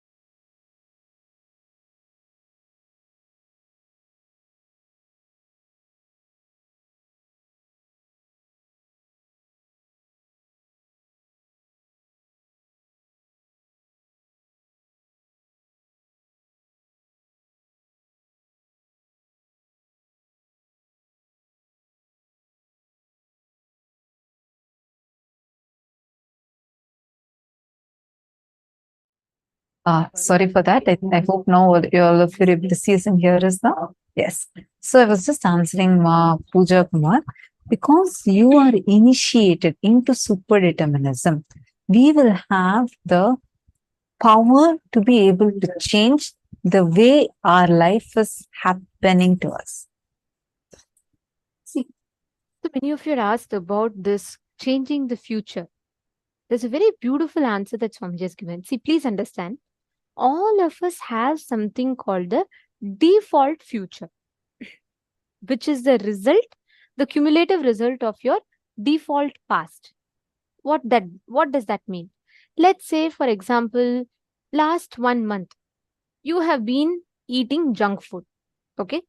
So based on the past actions, you have a projected future, correct? You know that, okay, you are in about by the end of another 2 months or so, you're going to have a bad health.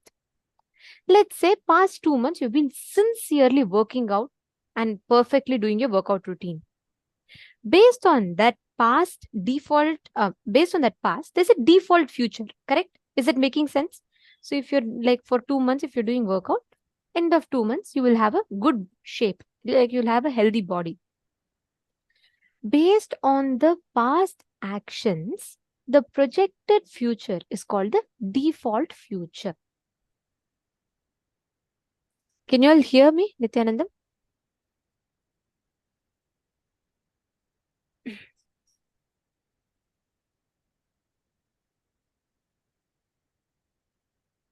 Yes. Okay. All right. So based on the past that you have, based on by default, whatever your past actions are, what gets projected in the future is called the default future, which all of us have a default future. Akashic readings accesses your default future. But sometimes this default future is like, based on your actions, it is changeable. But certain parts of this future is not changeable, because that happenings will be a cumulative effects of all your past karmas. So Akashic readings cannot be changed. Only an avatar can rewrite the future for you. I'll tell you a very beautiful incident for this. Once during an inner awakening program, physically that was happening in Bidadi, one person, that was a time where Swamiji had introduced this Akashic reading where Balasans would do. Like Swamiji initiated a group of us and we were able to see, we will actually see, like someone, let's say someone comes and asks us in 6 months, whom will I get married to? We will be able to see a particular name appearing in golden letters on Swamiji's Atma Murti. And we would read out that answer and it will manifest. Like if we can actually see the clear future. Okay. So during that inner awakening, Swamiji introduced this, and one person, one man who was attending the inner awakening program, he wanted to know his future. So he goes to Akashic readings and he asks, saying, he asks Kalabhairava in Akashic reading, he says that, whom will I marry? So the Balasant who was doing the Akashic reading gave the answer of a particular person. Then he was like completely shocked. Okay, because he was in love with someone else and he wanted to marry that other person. So, and the moment he heard this name, and he's like, oh God, I was planning to marry another person, and Akashic reading is saying something else. He didn't tell anyone. He went back to Swamiji, and that day's darshan, he told Swamiji, I want to marry this person. Swamiji blessed him. After Swamiji blessed him, he didn't tell about that to anyone. He comes back to Akashic reading. Automatically, the Akashic records got updated. Next time when he asked, the answer changed. This time it was the exact person he had asked the blessings for. All of us have the default future. But in the presence of a guru, that default future gets upgraded. You manifest a new life.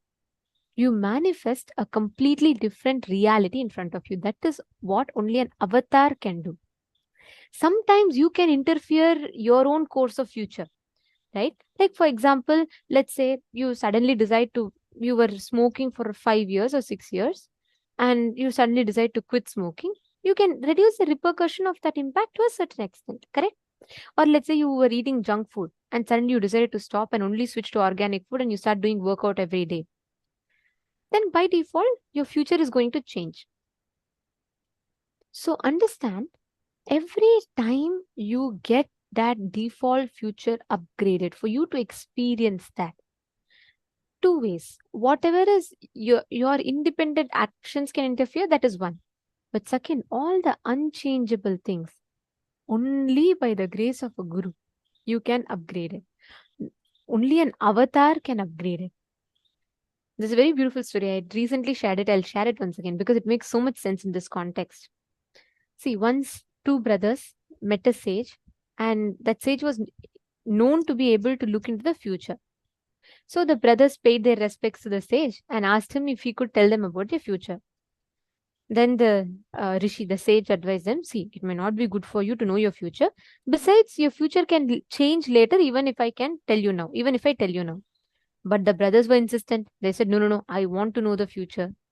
So, all right. So the sage meditated, looked at the elder brother and said, in next 1 year, you will become a king. Looking at the younger brother, the sage said, you are destined to die in the hands of a murderer in less than a year's time. He's shocked. So the brother starts walking back home, and the elder brother was overjoyed. He started fantasizing.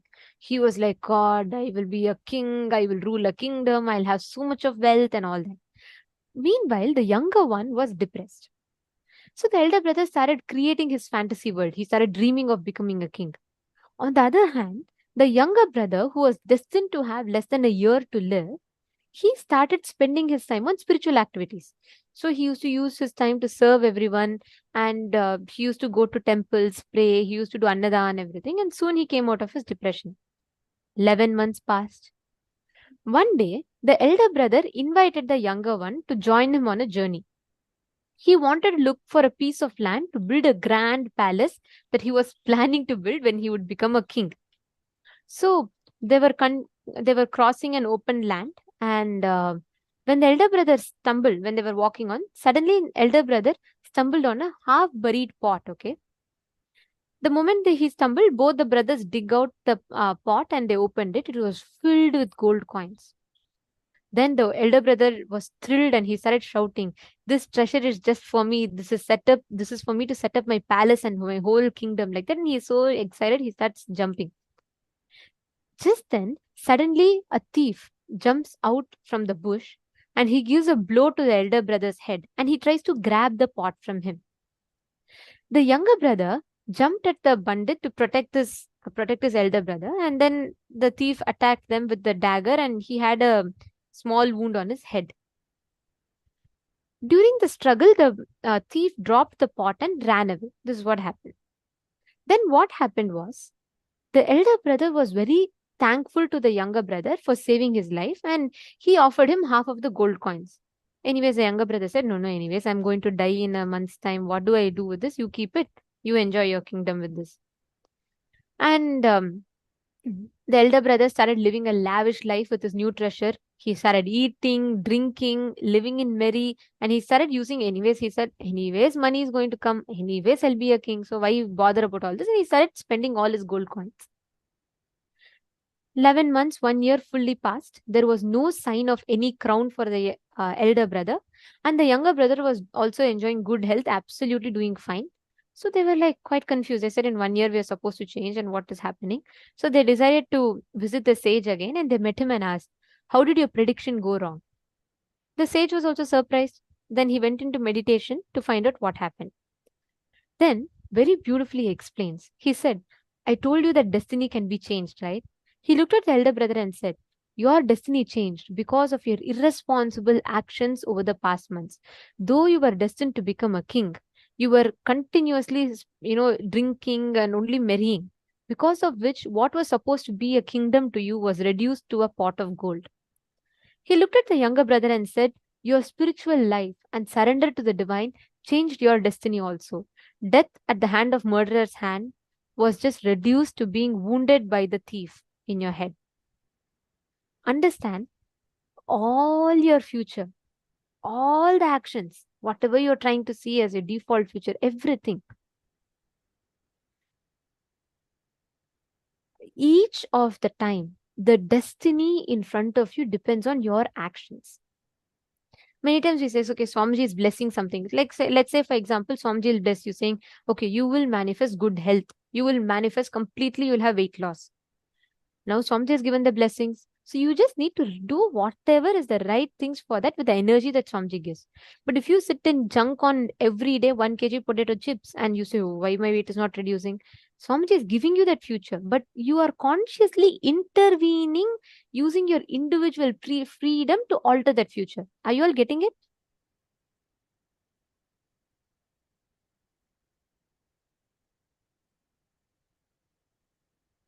See, understand, each time you are conscious, you have the, okay, Ma Puja Kumar is asking me to repeat it. Yes, I'll repeat it. Ma Divya, you're clicking with it? Good. Nice. Ma Regular is saying, I love all your stories, all of them. Let me tell you the secret. All of these, Swamiji tells in satsangs as one small story. And then I just, pick up from there and I just tell that. These stories of Swamijis are just amazing. Yes, that's totally it. So, Ma Puja Kumar, see, what I'm saying is, if Swamiji blesses you, let's say, for example, Swamiji is telling you, okay, from now, you will have complete weight loss. The moment Swamiji tells that, that means it is like that, how that sage, right? He is seeing the future. He knows you will be healthy and he's blessing you with that. But if you consciously intervene to take an action against, like for example, you say, anyway, Swamiji blessed. So it will come whenever it comes. Let me sit and eat 1 kg potato chips and pizzas every day. If you start doing that, You are using your independent will to consciously intervene and alter the future that is given to you. You're understanding? So, every time when Swamiji blesses, please understand Swamiji is not predicting the future. He can actually see that this is what is happening and he's telling you. But if you consciously intervene, even Paramashiva cannot intervene in your individual freedom. That is what is the biggest thing, right? If you using your personal individual freedom, your conscious will, if you decide that I don't want it, even if Paramashiva blesses, it cannot happen for you. Even if you get a blessing, Swamiji, even if you get a blessing saying that Swamiji is blessing you, you will manifest $1 million tomorrow. Swamiji is seeing the future. He's seeing and he's literally like giving you that energy. But if you consciously decide, okay, Swamiji told it will happen, so let it happen however it wants. I am not even going to attempt to look at any possibility to come. If it comes, Swamiji has told me it has to come, let it come. And if you consciously use your individual freedom to intervene to the blessing that is given to you, then you will not be able to manifest the future Swamiji is giving you. Sometimes, despite putting in best efforts and keeping in blessings in perspective, our future doesn't manifest. See, it is not just action, Maswati Jain. It is not just action. It is the thought current. It is the individual freedom, your individual will. If your individual belief, see, you may desire all.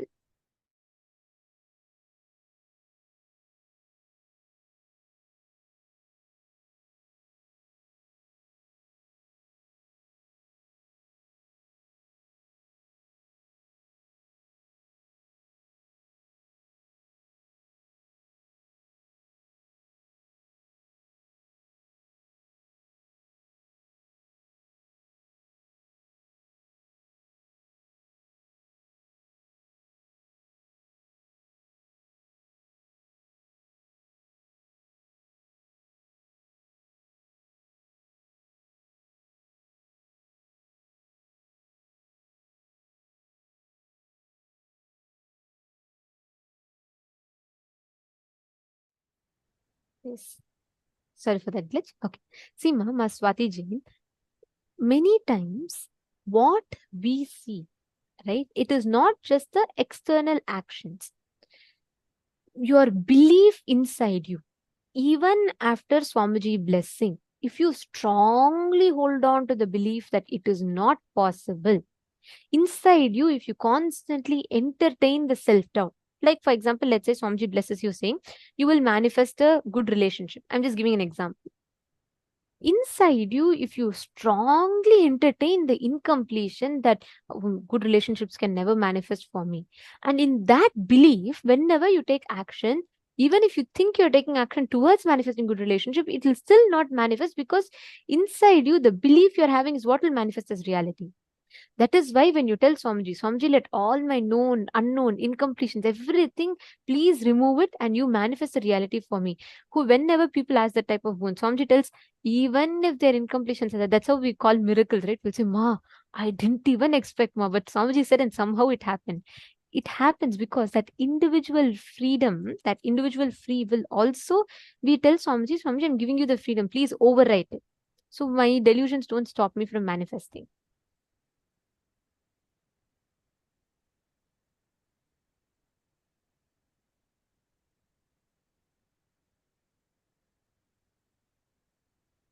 See, Ma, Geetanjali also, it's the same thing, Ma. Even for your question, the answer is the same. Same as for Maswati Jain. Are you all clicking with it? Are you all understanding? See, all of us have that power, ability to manifest everything that we want. Okay.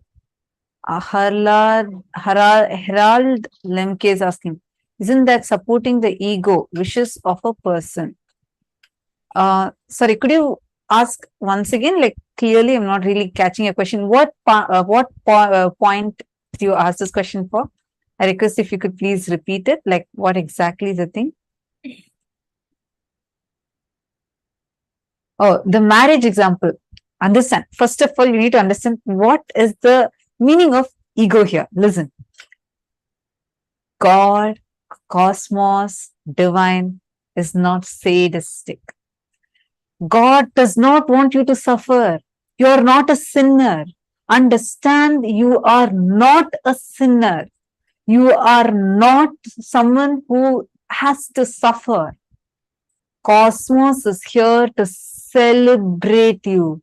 Celebrate you. The very purpose of our life is to be blissful. Why I'm saying this is, the way you read that example, right?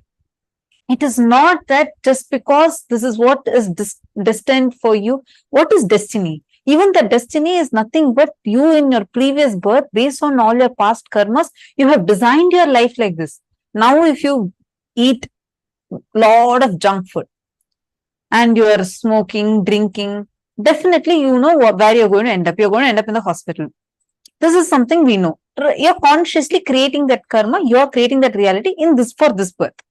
But there are certain thought currents, actions through which you have generated karmas, designing your further births. That's the way you created the default future for you. Okay. Now, even that default future that you have unconsciously created can be changed. Is what Swamiji is explaining to us.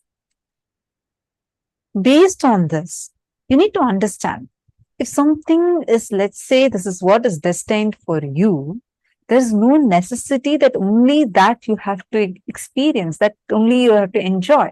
You also have the power to ask for a change in the way your life is supposed to occur to you, because life is to be blissful. The purpose, Swamiji says, there's only one purpose for human existence, to be blissful. Start with being blissful, end with being blissful, always be blissful. Be blissful. As Swamiji says, that's the message that I want to give to humanity through all forms. Be blissful. That's if you actually are reading, like you're listening to the revelations from Swamiji, listening to the powerful cognitions Swamiji reveals, you'll always see it's extremely life positive. Extremely life positive. You'll be like, even Tyaga, renunciation, can someone talk about it so juicily? And like you'll feel like there's nothing that you will ever miss in your life. Even the most parts that you hate about you, Swamiji will make you reinvent yourself such that even those parts don't cause suffering in you. The way the kind of techniques Swamiji is given. Do you know there's a book Swamiji has written, Sleep Your Way to Enlightenment? And I want to tell you the background of it. That's because one of the Adinavasis, she was feeling very, very, very sleepy, and like her whole problem was related to sleep. So she kept saying, like one sannyasi, she is like, I am struggling with sleep, Swamiji. Every time I feel extremely tired and sleepy, lazy, and I keep struggling with this. And then just for her, that one thing she had, and she asked Swamiji. The next day onwards, Swamiji gave a series of satsangs, and Swamiji wrote a book on how sleep your way to enlightenment. Even through sleeping, you can achieve enlightenment. How to do that, Swamiji has given us. Understand, life with Swamiji is just celebratory. So it's not ego to ask, I want this boon, I want that boon. It's not ego. First of all, what is ego? Ego is not thinking yourself to be something big. Actual ego is thinking about you as something small. When you cognize yourself in a very low way inside you, and outside of you, your inner image is very low, and your outer image is, you're trying to project yourself big. That is ego. And knowing that you're holding on to something that is not right for you, but continuing to hold on to it, is arrogance. So even ego, that's why actually you will never hear anybody as empowering as Swamiji. Swamiji's every message, like even the way he lives, right? If he has something, the moment Swamiji got jatas, Swamiji made sure all of us got jatas. The moment Swamiji wears Rudrakshas, he'll give Rudrakshas to all of us. The moment he gets something, one power Like one software gets downloaded in Swamiji, next day Swamiji will be there for satsang and give all of us that initiation. That is Swamiji. It's like he's the most life positive and life celebratory person. Like everything, you'll just feel like celebrating your existence. Wow, it's me. That experience is what Swamiji will give you. So everything in life, you should never drop the feeling that you are a sinner or some kind of a suffering needs to come upon you. No. In Sanatana Hindu Dharma, the teaching Sanatana Hindu Dharma gives us Shrimantu Vishve Amritasya Putraha. O sons of immortality, please listen. You are not a sinner. You are not someone who has to go through suffering. You are sons of immortality. You are Paramashiva himself. You cannot suffer. Suffering cannot exist for you. I hope I answered your question. So do not ever even think in that direction. You can live your life in the most royal way, blissful way, enjoying your life. Today, Swamiji, even this Akashic readings is a power. Actually, Akashic readings only an enlightened being can do. But Swamiji is establishing each of us in that space of oneness with him, that we all too can access it and see. Today, all of you are going to be trained to manifest this power of Akashic readings. How many of you are excited? How many of you want to see and know? How many of you want to be able to scan and identify people's past, your own past and future? You're all excited for it? Shall we all manifest the power? Sorry, I think there's just one more question. Rohit Agarwal has asked, let's say due to previous lifestyle choices, now there is a pain in my head. This is a thought and experience. I can drop the thought, but how to drop or heal the experience and its after effects? Yes. See, Swamiji gives a very beautiful example for this. The moment you completely decided to complete, the experience cannot clutch to you. See, for example, smoking. Okay. Smoking, Swamiji gives a very beautiful example for this. There's one person who was attending the program and he is a chain smoker and continuously he used to smoke, and he and his friend. And he came for this inner awakening and he was so addicted that even during the program, the physical program, he used to sneak out of the campus. He used to go because strictly in campus, there's no alcohol or smoking. So they can't use anything in the campus. So he goes outside our monastery to some other place and every night he used to smoke and come back. He was so addicted. And he used to tell Swamiji that every day in darshan, he'll say, Swamiji, I'm smoking and I'm not able to control all that. And Swamiji said, don't worry, I'll take care. You leave it. I'll take care. And at the same time, his other friend who also was smoking, he went to a rehab, like, to get out of the smoking thing and all that. For this person, however, for the person who was attending the program, at some point in the program, some completion happened in him and he came back to Swamiji in tears and he said that night he went and tried to pick up the cigarette like 10 times. He's about to put, because he's so afraid if he doesn't smoke, his body will shiver. Like he was so addicted to it that physically, if he doesn't give the smoke, his body will shiver. So he wanted to smoke. He was trying to force himself, but his body simply refused to accept the smoke. He said he was so shocked. He was in tears. He said, Swamiji, I've struggled to leave this pattern so much, but it never left me. Now, I don't even know. I didn't even put any effort, Swamiji, but I'm not able to even smoke. Then Swamiji said, just that completion that happened in him, the decision was from his consciousness, from his very being, that his whole body, his thought currents, actions, everything aligned to the decision to not smoke. That happened from completion. And so after he was very happy, he even shared and made testimonials. And after a few months, we went to his place to meet, we were traveling that time, we meant to meet him.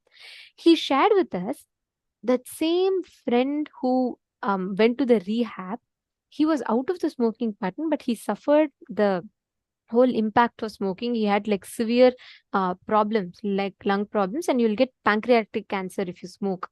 That's what he had. So he was suffering all of that. And this person said that he has had no sign of it. And when he went and checked also, this person who attended the program, he said he had no sign. And he said, I've been a chain smoker also for so long, but my body is not even carrying the disease. So he was very surprised and shocked. So he told can you ask Swamiji and tell how this happened? So when we checked, we updated this whole thing to Swamiji, and then Swamiji said, because his decision was so conscious, and because of Swamiji's healing, his whole body decided it was not from incompletion. So there was no conflict in his body. His body was so complete with his decision that he will not smoke. The whole body tuned in. All the things that were supposed to become cancer, everything completely left his system, and he was detoxed. Understand two things. When you have the grace of the Guru, and second, when there is no conflict in your decision, in your aligning, your body will not suffer. I was so shocked because I never saw it this way, never understood it. But the way Swamiji revealed it, Swamiji explained quite a bit. I'm just paraphrasing my understanding from that. But just this one thing Swamiji said, it was so powerful. He never went through, he was a chain smoker. That means he should have had some impact in the system, right? He had absolutely nothing. His whole system was perfect. Swamiji said even in the future, he will never have any problem because of smoking. But Swamiji said if he goes back consciously, then all the problems will come back. But his body is so complete. It understands his decision is from consciousness. He will not fall back into it. That is why his whole body is aligned. So understand the repercussions of your past actions.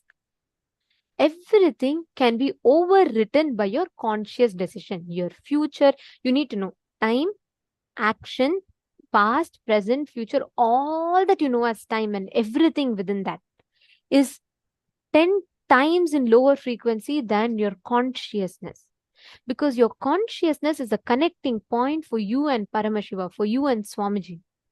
Because Swamiji is manifesting in that. So it is 10 times in higher frequency than any external actions.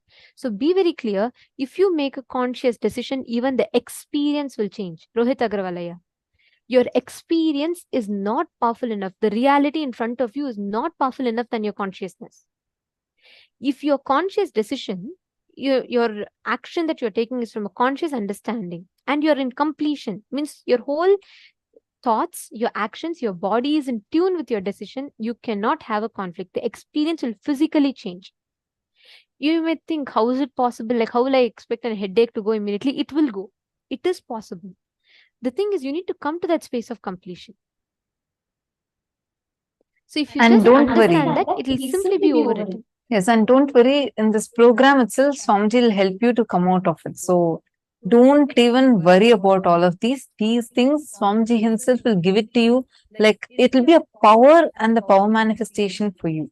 So it will be the power manifestation experience where you know you're powerful enough to easily come out of it. All of you understood? I think there are a lot of questions coming, but we also, in the interest of time, we'll also be entering to the power manifestation. And I'll also be, through the day, we'll be discussing a lot on this. So don't worry, we have a lot to discuss about this. This is such a powerful truth, right? But now it's time for us to manifest powers. Today, we're going to be manifesting this power of Akashic readings, which means all of us are going to be trained to understand what is the default past. Like, for example, you will be able to see what is going to happen to you in 2 months' time. You'll be able to see what will happen to you in 2 years' time. You'll be able to see that future. This whole power is where you will be able to see the past, present, and future. Your past birth, what happened to you 5 years ago, or what is going to happen to you in your next birth or 5 years later. You'll be able to see the whole spectrum. And this is for this power to completely manifest. Of course, this is very advanced, and it is like you need a lot of training. Even for Balasans, Swamiji conducted a lot of tests, and Swamiji will make us train us completely to be able to see. It's a very advanced power. But today, all of us, to the training level, the beginner's level of manifesting this power is to be able to read the verifiable past. Which means, for example, let's say Rohit Agrawalaya. If you went to a particular school, right, the default past, like whatever happened, the verifiable past, we will be able to scan, like let's say one other person is scanning you, they'll be able to see the name of the school that you went to. Are all of you understanding? If you all understood, can you all please put yes in the chat? I just want to make sure that you're all understanding correctly, because it's a very important power. It may sound very advanced, but it'll very, very easily manifest, because there's a very clearly established process, procedure, and technique for this. So, okay, perfect. It looks like many of you are understanding. So what we're going to do now is, you're all going to be starting with manifesting the known past. The verifiable past, you'll be able to manifest that. You'll be able to see that. Okay. So what we're going to be doing now, I request every one of you to bring Atma Murti. Can each of you please bring a photograph of Swamiji, the Atma Murti, and please place it?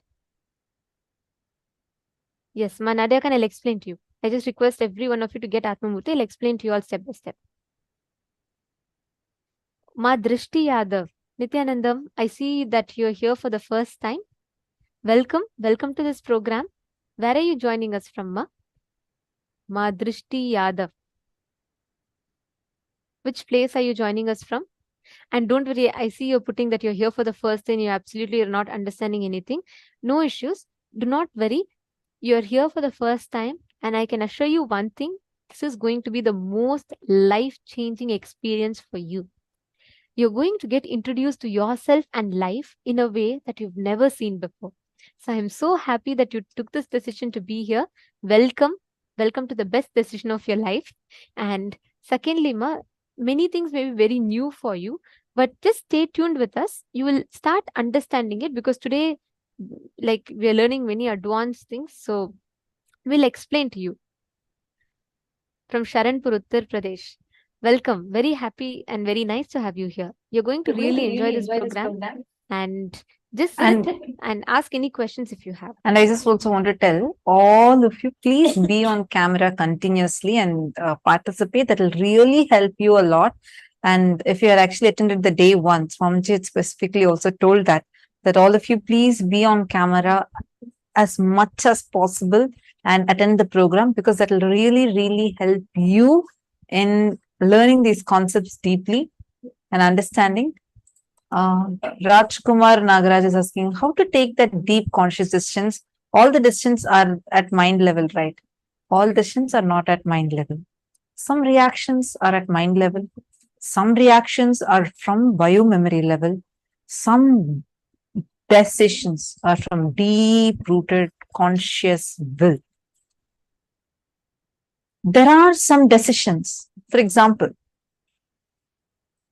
you are driving, suddenly you see a big billboard that shows some cheese melting from a burger, and it's so tempting for you, and immediately your stomach feels hungry, and you see that there's an offer and they say buy one get two free.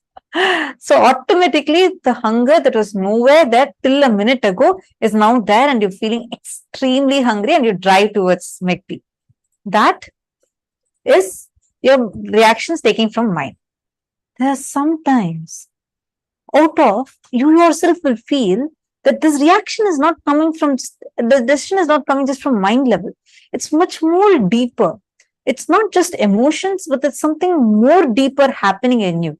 For example, when you're unconsciously reacting, you don't know why. You feel sometimes you are reacting too much to something that could have been easily resolved, that you don't need, it does not need that big reaction, but something has triggered a deeper reaction in you or a deeper decision in you. Let's say from a very young age. Rajkumaraya, for example, let us say from a very young age, you have been taught that there is reincarnation, meaning you have janmas, you take birth again and again and again. You have janmas together to experience. Now, whenever you take a decision, you think, do you see the undercurrent of janmas of life is existing for me? Is that deep inside you? It's not conscious. It's not that every time you think, oh, I'm going to eat this food because I'm going to exist for Janmas. No. But inside of you, do you see that there is that undercurrent existing? If you're brought up with this thought current, definitely you will be having it as a deep-rooted existence. If people are, especially if you're born and brought up in India and many other East Asian countries, you will have this. This is like a given thing. You would definitely have this as a undercurrent. Now, those things are coming more from your biomemory level, like your deeper decisions. The decisions. That is why, for example, somewhere at your young age, you were laughed at. Let's say you told an answer wrongly in the class. Whole class laughed at you. And you felt, you decided, you made a strong decision, saying, no more, I'm going to talk in public. I will not humiliate myself further. People will laugh at me. Even after you become 40, 50, even though you would be the CEO who's supposed to conduct the board meeting, you would still give your points to a person who's sitting next to you to talk and take all the credit. Are you understanding? These kind of decisions, that time it's not that consciously you're deciding, okay, 10 years back, this is what happened to me. 30 years back, this is what happened to me. So I'm deciding like this. No. But there's more of an unconscious decision. The decision, there are some deep patterns which may push you to make certain unconscious decisions. Those all come from the biomemory level. Whether the cognitions that you carry about you, about life, about how you feel about life, all these are very deep inside. Then there are certain cognitions even beyond your control. You have certain desires because those were your conscious will that you had taken before you assumed this body, that you had taken for janmas together. For example, let's say that unknown to you, even though you've not read spiritual books or you didn't have a spiritual ecosystem, but there was a drive for seeking. Like you felt like I have to seek, I want something higher. Or there is something, even though you feel like running away from spirituality, something just drags you and puts you back. And something just makes you saying like, no, you have to do this. All that are coming from a much deeper conscious decisions. When you become more and more subtle inside of you, where you just may unclutch to the completion and with the powerful cognitions go deeper and deeper inside of you, the very existence of you will be conscious decisions based. See, a simple decision, for example, when you decide, let me break this pattern. This is my pattern. Every time I'm cherishing this pattern, instead let me break it. And you're consciously deciding, that is also a conscious decision.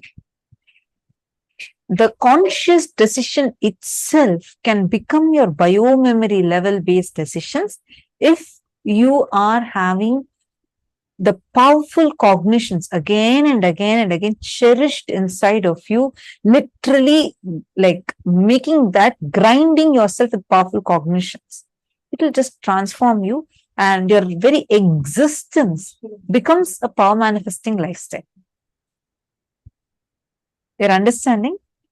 I hope I answered your question. Rajkumar Nagarajanaya. Okay. Great. Okay, so I think all of your questions are answered. All right. Now we will enter into the power manifestation session. What we're going to be doing now is, I am going to be asking you all a question from a verifiable, a known past of my life. And I request each of you to scan and identify the answer. I'll explain to you all the exact process, the exact technique. For this particular power manifestation, Ma Drishti Yadav, you wait, Ma. See, once you get the initiation, you can start manifesting. You attend all the sessions, you listen to everything, okay? Don't worry, even if you're not understanding initially, it may be like all over the head, that's fine. Just be here, listen, you will start catching it, you will start understanding it, okay? All the others. Please bring the Atma Murti. Listen very carefully. Atma Murti is going to act as a canvas on which you will see the Akashic Records, which means you will be able to see the portal opening up and you will be able to see the answers in golden letters. Akashic readings will always only appear in golden letters. You will not see it in any other color. If you're seeing it in any other color, it's your logic. Please be very clear. Akashic readings will appear only in golden letters. But the letters will come in the language that you understand. Let's say you only know Spanish. You're comfortable with it. You will only see it in Spanish writing. Let's say you know only Chinese. You will see it in Chinese writing. So each of it will come in that respective language. It will come in that respective this thing in golden letters. Understanding? So what you're going to do is you're going to apply the Jnananjana or Aushadha, anything that you have on the Atma Murti. You will start seeing the golden letters appearing on the Atma Murti. Only the golden letters. Let's say you see the golden letters M, K and B. So you're going to just write down that as the answer. If you're having fear that you will not be able to manifest, or if you have the greed that you want to manifest, then you will not see anything. You will see a black screen. This is the exact science that Swamiji has explained. You just need to sit, manifest, visualize your Swamiji. Visualize that you're literally manifesting Swamiji through you. So the past, present and future will not exist as we understand normally for you. You will be able to start seeing the answers to any questions on the Atma Murti itself. Are all of you catching it? If you're all clear, one last thing, just want to confirm. So if all of you are clear, can you all put yes in the chat, please? If you all understood the exact process to manifest.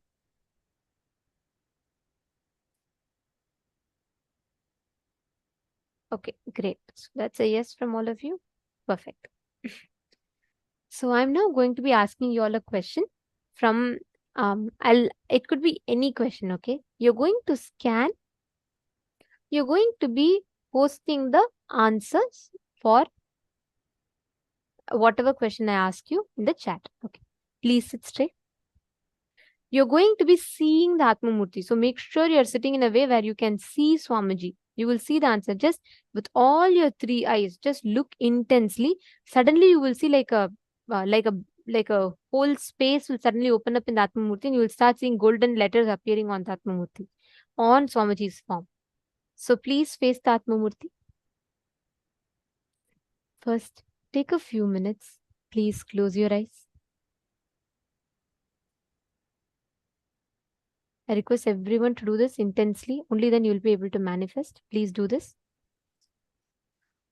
Close your eyes. Look at the Atma Murti and connect intensely. Visualize your whole inner space. You're just one with Swamiji. Absolutely no thoughts. Don't clutch to any thoughts.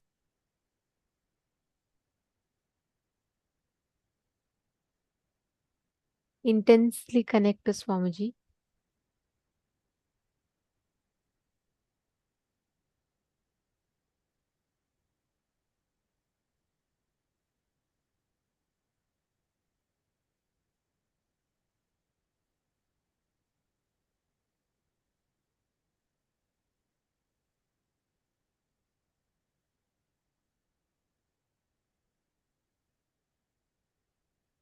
Look at it. Make sure your whole mind is in complete peace and that there is no interferences.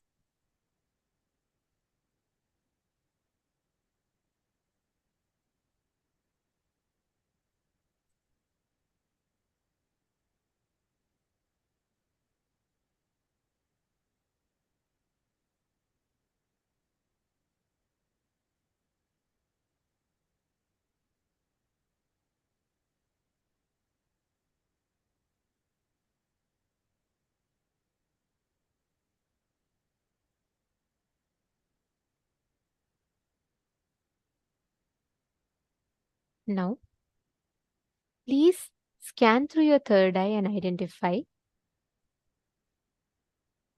On the 8th of May 2017, what was the major event that happened in Adi Kailasa, the place where Swamiji was? So please close your eyes. On the 8th of May 2017, scan. You will just ask Swamiji to reveal. Even if you're just getting golden letters one by one, write it down. Ma Xiang Me Zi. You don't need to blindfold. Do not blindfold, because you actually need to see the Atmamurti. You will not see the answers in the third eye. You will see the answers in the Atmamurti only. Because Atmamurti is the only thing that can just hold the energy of Akashic Records. So please see the Atmamurti. Ankita, actually you will see golden letters will very beautifully appear. Both you, Ankita and Anisha, sit and intensely connect. You will see that golden letters will start appearing on the Atmamurti. Sit straight and just see whatever question you're getting. Look at the Atmamurti, and on the Atmamurti, just make sure you're applying the Aushadha or Jnananjana. You will see like a portal will open up and you will start seeing the answers appearing there.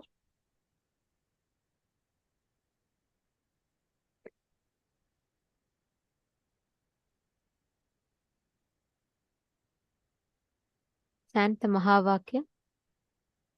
Scan and identify. On the 8th of May 2017, what was the event, major event, that happened in Adi Kailasa Sarvajna Peetham, the place where Swamiji was?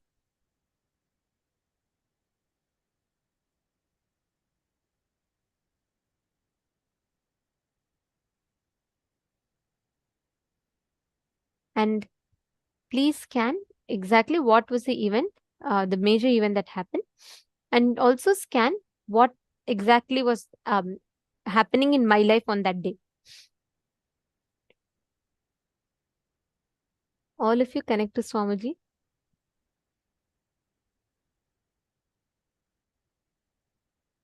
Daniel Bhattacharya, it is better if you could please remove the specs. It will really heal you. Whenever you manifest Akashic reading, don't put specs or any powers.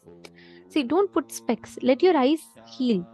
When you manifest to the third eye, right, it gives a lot of energy to your body. So just thank you so much. Yes.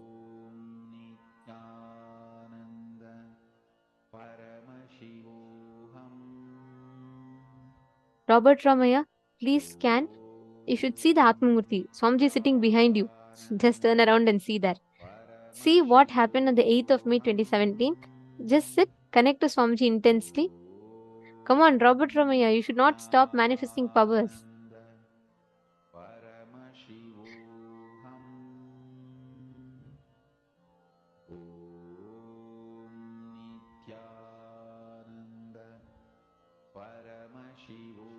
Vivek Bahugunaya, yes. Do you have some pictures of Swamiji that you can use? And if that is there, is okay. Do print it and keep, because for power manifestation, all it's very helpful. And we need to have Atmamurti specifically. See, the Atmamurti you use is very important. If you had attended day 1, you would have received it via your email as a gift. So please do check it out. And even otherwise, we'll also request our digital security team or the support desk team to send that to you. And please download that, and you need to get it printed and energized during the darshan. So when we have the darshan of Swamiji, you have to keep it in front of you and where it's visible on the camera, and you have to get it energized.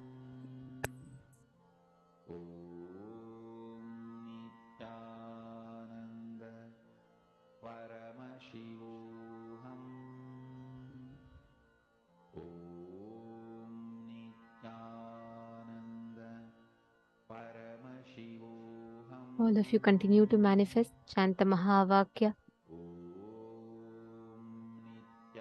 Whatever you're seeing appearing in golden letters, even if you're just seeing 1 or 2 letters, it's okay.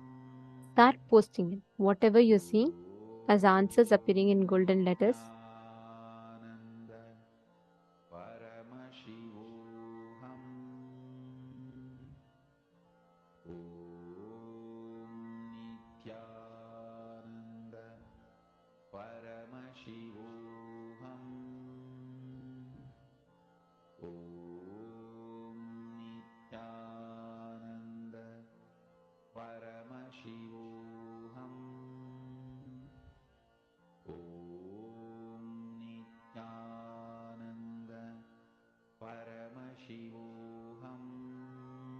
Even if it takes time, it's okay. Just look at the Atmamurti, connect to it intensely.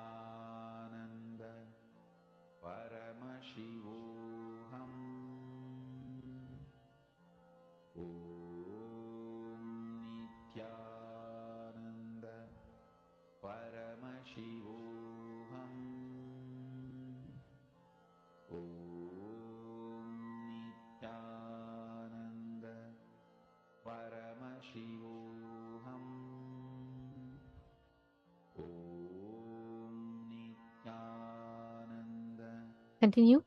Connect to Swamiji. You will see the golden letters appearing on the form itself. Chant the Mahavakya. Whatever you are seeing, post it in the chat. Describe it and post it in the chat. Herald, you've not been in day 1? Okay, no problem. No issues. You can, we'll send the Atmamurti again today.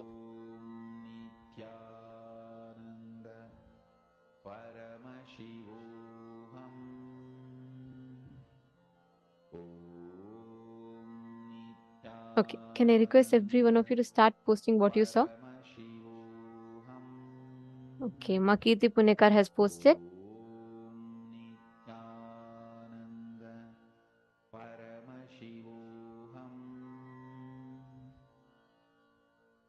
Okay.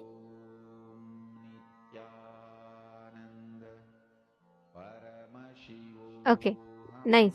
Ma Drishti Yadav, but for you to manifest powers, you will need to take initiation. You're understanding? So now whatever is happening to you, you're just seeing it as an experience. You're visualizing.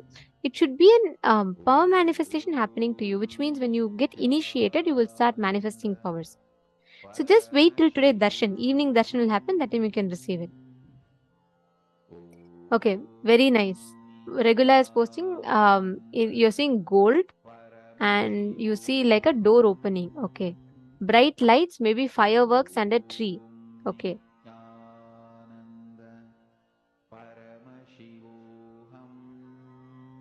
Okay, Juan Hao is saying great hall of Kailasa was built. I saw a cough near Swamiji. Okay. I see temple and fire. Okay. Madonna is saying I see another guru with Swamiji on stage. All right. Temple, okay. Darshan and birthday, okay.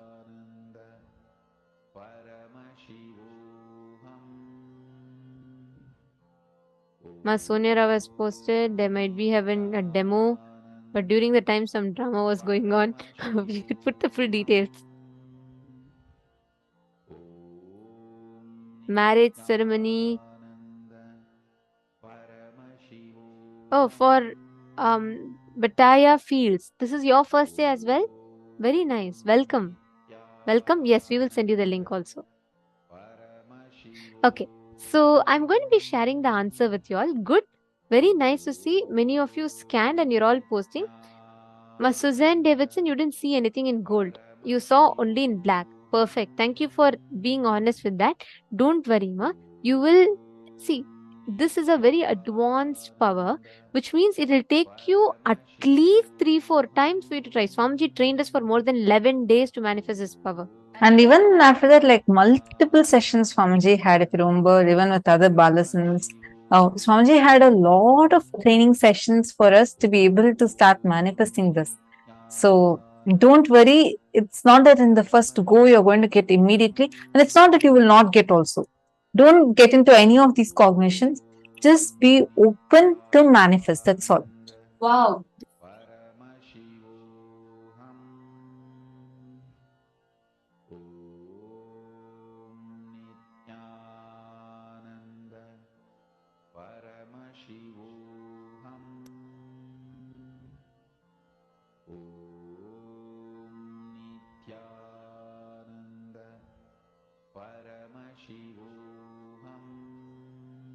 Sorry, I was muted. I apologize. So, Ma Mohini Lata, you have manifested precisely. I was clapping for that because on the 8th of May 2017, it was Maheshwara Puja that happened, and there was a grand Maheshwara Puja. The major event that happened in Adi Kailash was that there's a grand Maheshwara Puja, and Swamiji was. It was part of an program. Like there were a lot of people, and Swamiji was doing the. You said you saw Swamiji distributing food in a big hall, and there were a lot of people. That's absolutely right. You got it precisely right, and that day Swamiji was distributing the food for all of us for Maheshwara Puja. It also happened to be my birthday, and yes, I did get darshan and I got a lot of gifts from Swamiji on that day. And another major event that happened in my life was that day was my exam. So I was giving my 12th exam. So that was the day. So that was a major That was a major event. So, Ma Sonia Rao, you said there was some drama. So that was only drama that happened, me giving an exam. So, And I think that day was also the day all of us were sitting in courtyard with Swamiji, right? yes, 2017. we all got the initiation from And Swamiji on that day. and there's a lot of things happening. Actually, see, this is life with Swamiji. In a day, you have too many things happening. And these are some of the major things that are happening. My regular, that's also right. What you saw is also right. See, some of you saying that you have not Ma Vinuta Nagaraj, don't worry, we'll send it to you, Ma. All the others who are not seeing, please understand, it will take you at least a number of times persistently for you to manifest before you have that breakthrough. So do it. Good that you're not giving up. Don't give up. Sit and manifest. Even if you're seeing black color, it's okay. Swamiji tells whenever you're not able to see, look at where exactly the fear or greed component is starting in you. Like the fear of not manifesting or the greed to manifest. Look at both. Wherever those components are starting, please immediately attend to it and complete. Okay? And don't worry, we have a lot of rounds that you're going to be manifesting. So somehow you all will have breakthrough today. Let's all collectively work on that.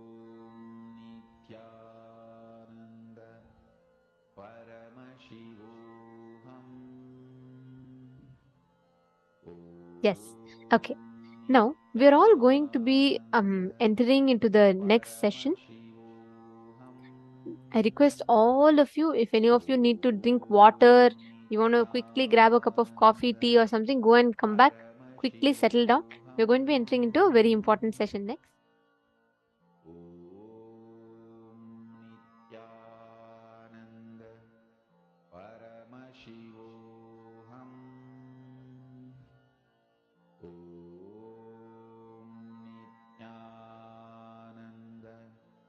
Paramashivoham.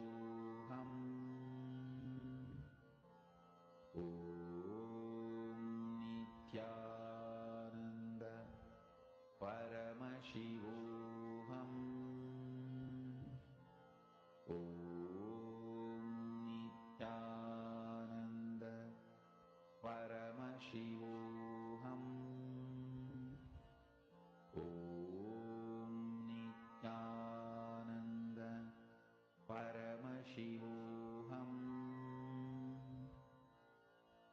Om Nithyananda Paramashivoham. Om Nithyananda Paramashivoham. Om Nithyananda Paramashivoham. Om Nithyananda Paramashivoham. Om Nithyananda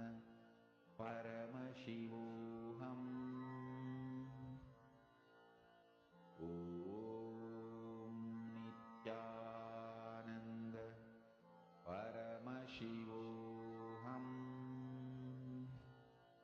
Om Nithyananda Paramashivoham.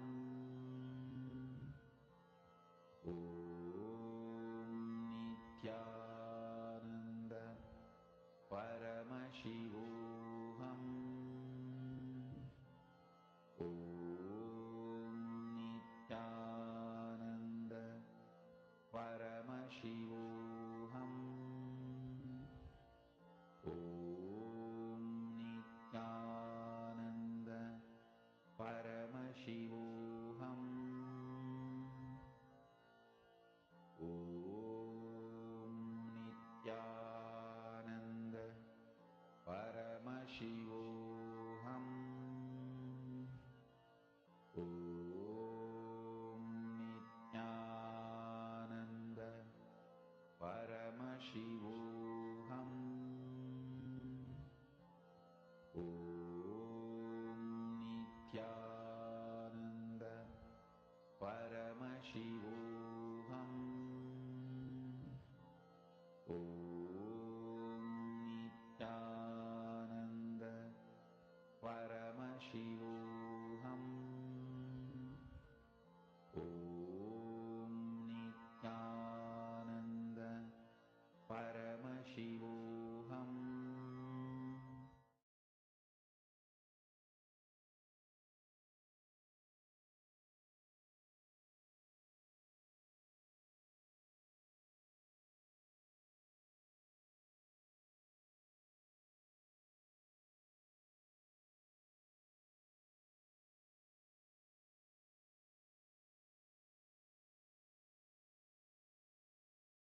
Listen, the principle of time, Kalabhairava, not just Kala or time, principle of Kala is Kalabhairava. It means, listen, how Kala is experienced in our plane is different. How Kala is experienced in higher zones like a Devaloka, Bur, Bhuva, Bu is ours, Suva, Tapa, Satya, the higher vertical time zones, the higher planes. How Kala is experienced, that all that put together is principle of Kala. Principle of Kala is Kalabhairava.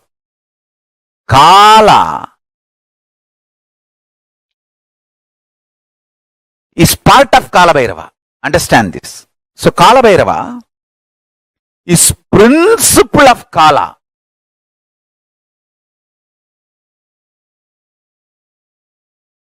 Form of Kalabhairava. Mahadeva assumed the form of Kalabhairava and removed the false identity of Brahma and gave Shivoham experience to Brahma. Each of Mahadeva's action is considered as one incarnation. When he came out and destroyed Daksha and his Yajna, that action is Virabhadra. when he came out and destroyed the arrogance of Brahma and gave him Shivoham experience, that action is Kalabhairava. See, at one point, constantly creating, Brahma forgot he is doing it because of the blessings of Mahadeva, with the energy of Mahadeva.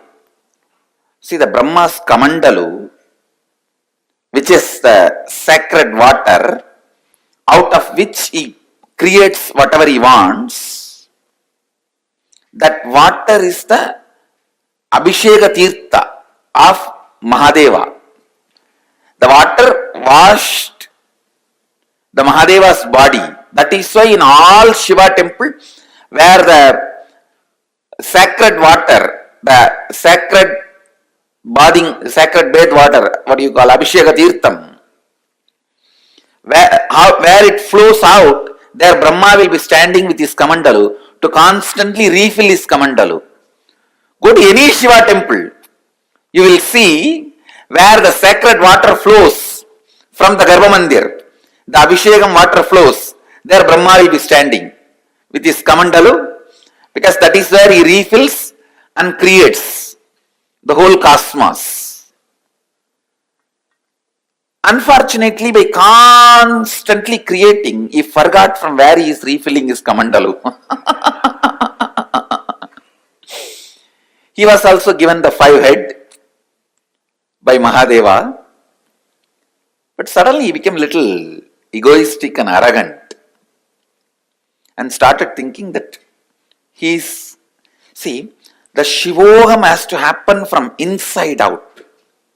It should become experience and then start coming out. And this guy, out of his hypocrisy and arrogance, started declaring, I am everything. So now Mahadeva has to make him understand and give him that real Shivoham experience. So he just wakes up from his samadhi. Kalabhairava comes out.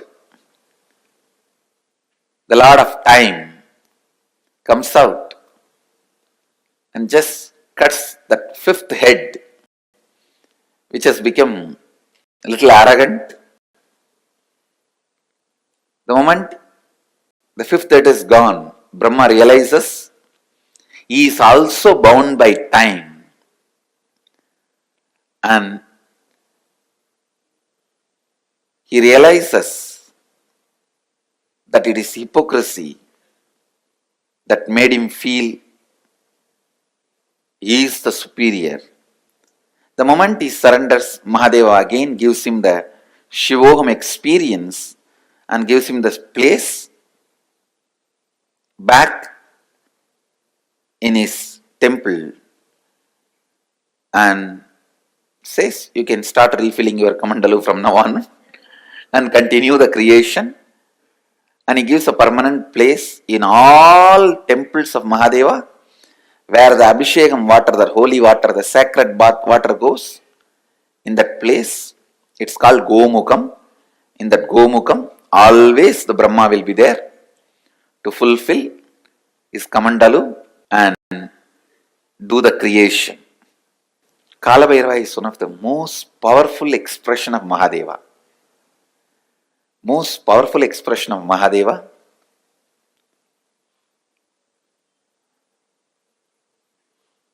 He is the energy on which all the memories are stored. All the memories are stored. Space is the energy where all visualizations are stored. Time is the energy, all memories are stored. Cosmic record keeper. All the word documents are kept with Kalabhairava. All the visual documents are kept in the space. The space, embodiment of space is Nataraja. So Nataraja keeps all the visual documents, and Kalabhairava keeps all the word documents. So anything happened, happening, yet to happen, you can just ask Kalabhairava, he will pull it out and give the whole record. And moreover, most powerful expression, easily accessible. The moment you call, he will be there. That's the beauty of Kalabhairava.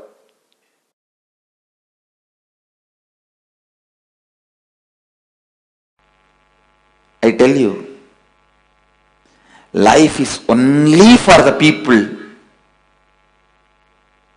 who start thinking, living Advaita, who start thinking, living in the space of completion.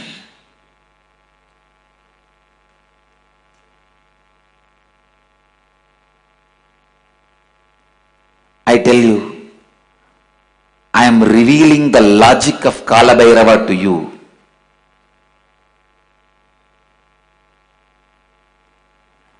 The logic of Kalabhairava is the logic with which life is operated. Understand? None of your questions life cares about. You go on asking questions.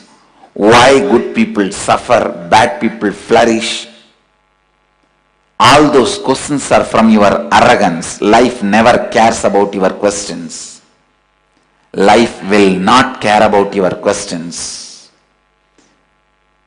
Life will not care about your stupid rationality. Life will not care about your illogical logic. Kala, he goes on happening. He goes on happening with this one logic. Understand? Just with this one logic.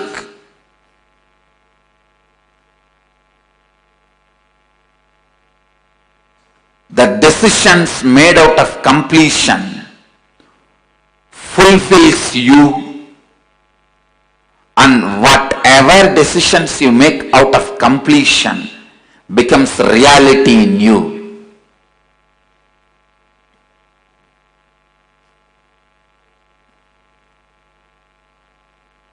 It is your decision, your courage to be in the space of completion. Only that is rewarded. The more you try to cheat life with your hypocrisy, life does not just cheats you back, it beats you back.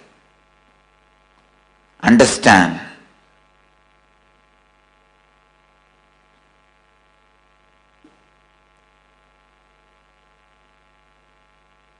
The soft, goody-goody,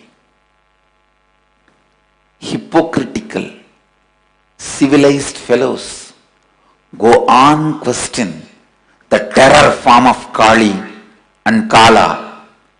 Whether you question or don't question, the logic of the Kala is life. He runs the life. His logic wins. His will prevails.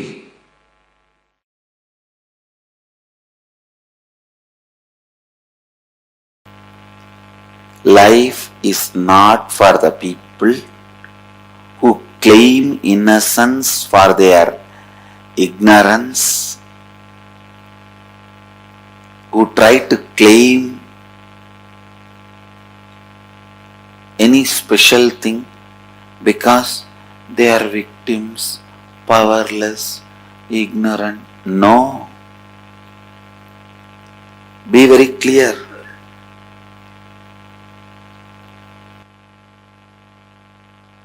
Life is run by Kalabhairava. Kala, If you stand up with powerfulness, he will mirror that. If you stand with powerlessness, he will mirror that. If you stand up with responsibility, he will mirror that. If you stand up with irresponsibility, he will mirror that. If you are powerless, the only thing he will tell you is complete with it and get out of it. Complete with it and get out of it. Complete with it and get out of it. Feeling you are a victim is nothing but taking revenge on your own life. It is suicide. You killing yourself, you destroying you. Feeling victim-like is you killing yourself, destroying you. Understand? So many times I have seen people again and again and again think, if you feel you are powerless, innocent, incapable, you should be forgiven. Listen. Completing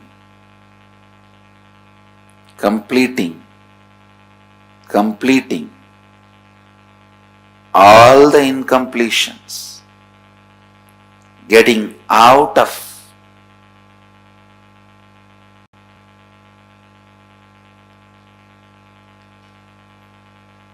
the victimhood is living Advaita. Understand? Advaitic activism means again and again and again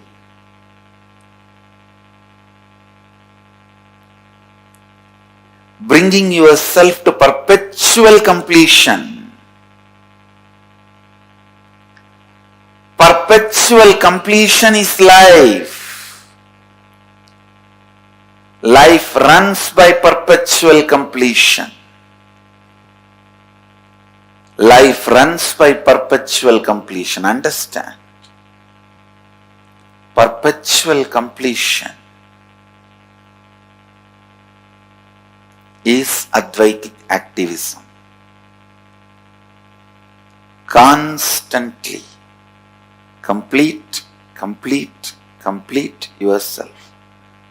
Completion is nothing but the decision to drop your past incompletions and never let them have influence over you again. That's all.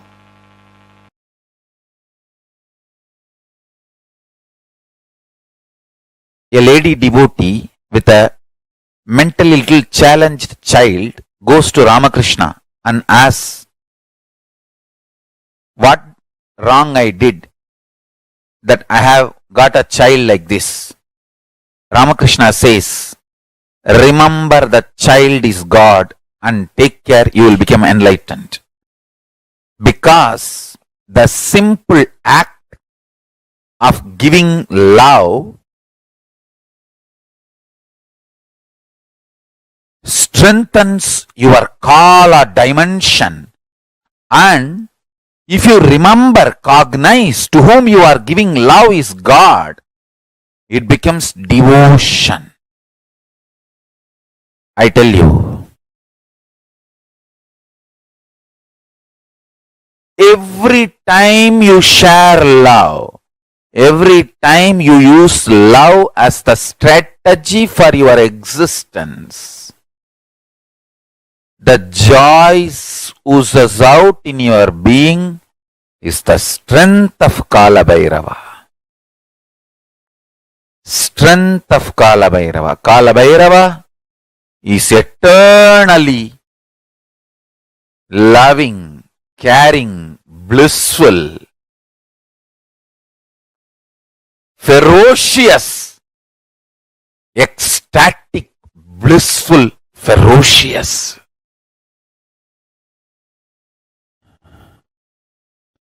Meditate on him. Be eternally loving like him. You will be just. Understand? All justness manifests from extreme love. That is why Kalabhairava is Lord of Yama. Kalabhairava is the Lord of integrity. Kalabhairava is Lord of justice. All justice is delivered cosmically only from the pure space of love. Maintain the intense space of love. Paramashiva will raise you to the space of being a justice, delivering justice to the world. Compassionate, eternally loving are always kept in the space of delivering justice, giving justice. Understand? Extreme compassion, extreme joy, extreme ecstasy.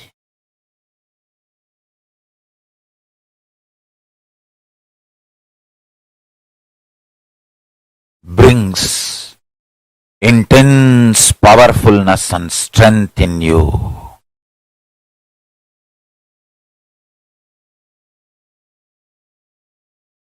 Just go on be sharing smile and love to anything you see. Hug anything you see.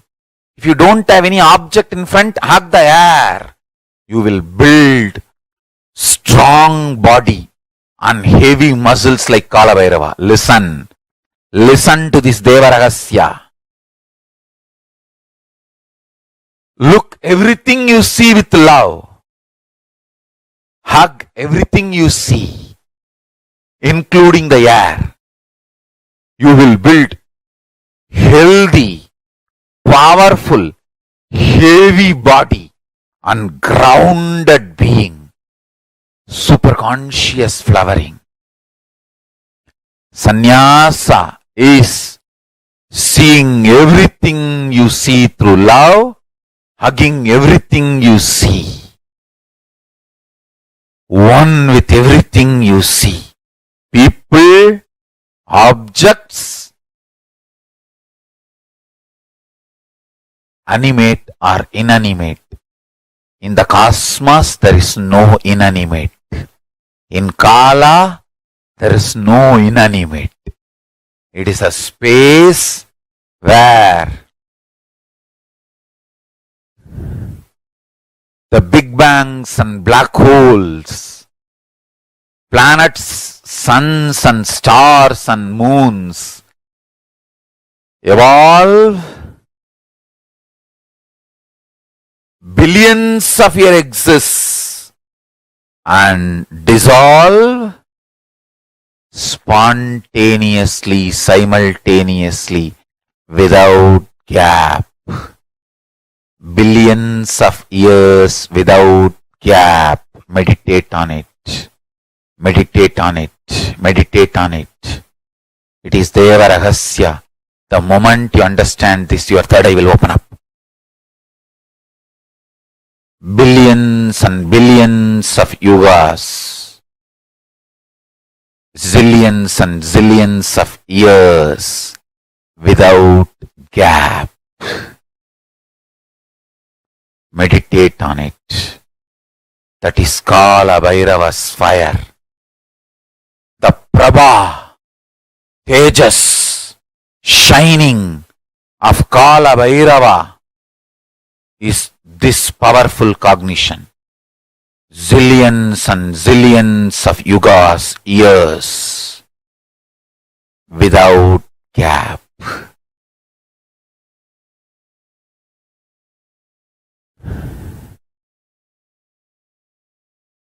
Universes, multiverses happen, exists for billions of years, dissolve, but no gap. It is spontaneous and simultaneous. Meditate on this in your third eye. Meditate on this in your third eye. Kalabhairava, deep compassionate being, will reveal the secret of time in your consciousness. This is the initiation. Kala without time gap. Zillions of universe opens, exists of zillions of years, yugas, dissolves without time gap. Meditate on this. Meditate on this. Meditate on this.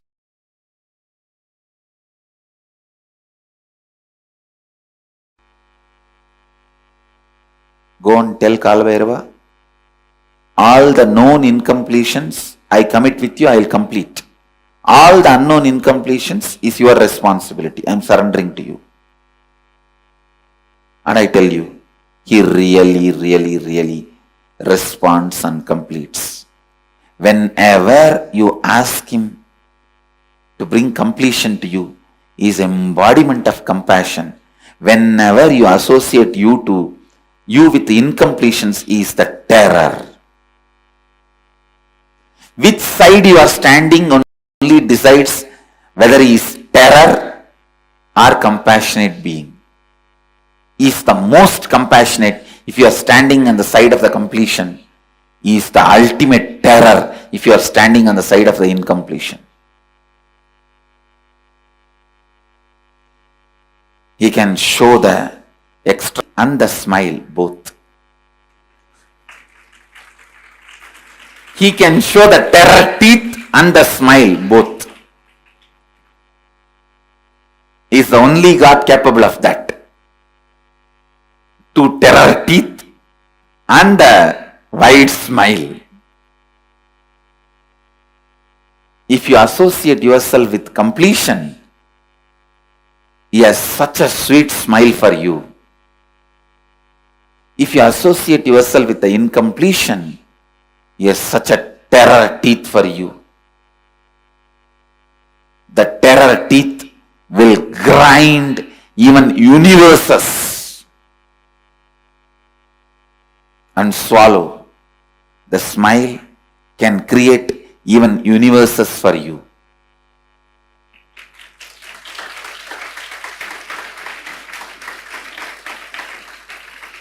Always have this agreement with Kalabhairava. All the incompletions you make me known, I commit with you, I will complete them. I am responsible for it.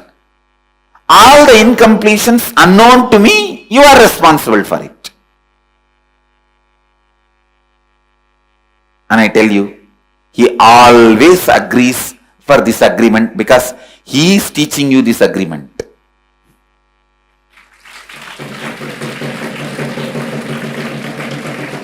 He always agrees for this agreement. All the incompletions known to me, I am responsible. I will complete them. I will drop them. I will complete and drop them. I will never allow them into my cognition. But there are many unknown to me. I cannot do anything about it. That you are responsible. I tell you, he is the most sweetest God.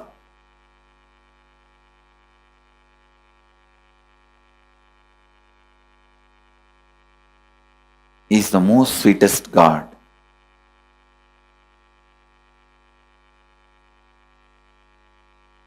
He is the Lord of completion. He can heal any incompletion. Not only heal, he can just make any incompletion irrelevant. He can just make them irrelevant to your life and you. Means you will even forget you had incompletion in that area at one time. Is time Kala, Lord of time.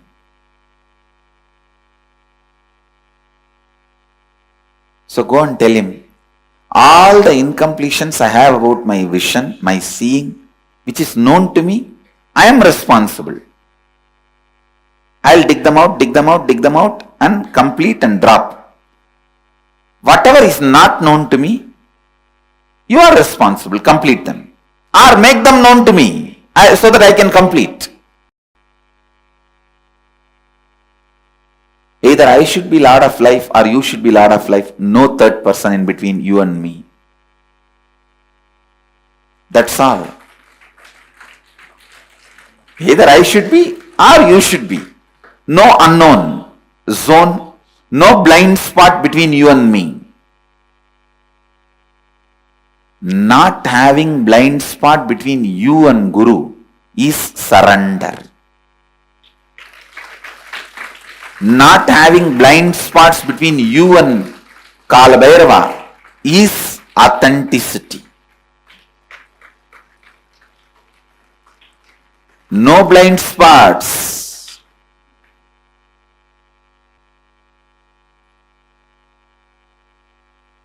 Either for all this I am responsible and I am completing it, and whatever is not known within my framework, you are responsible.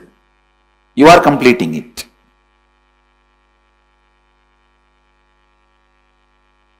But ultimately, we are neither going to have known incompletion nor going to allow unknown incompletion. That's all. Neither known incompletion nor unknown incompletion. Both will not be allowed.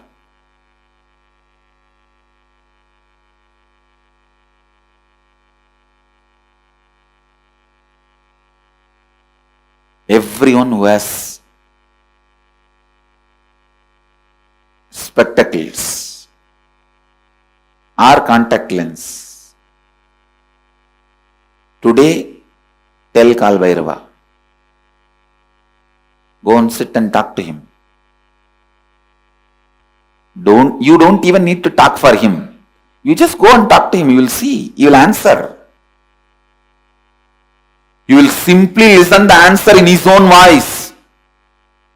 You don't need to say, how you do in the temples, oh God, please save me. And then you talk for the God also. Oh my son, don't worry, I am here, I will protect you. For our Kalabhairava, you don't need to talk back. You just say, oh Mahadeva, please protect me. He will say, hey, what you are trying to act here?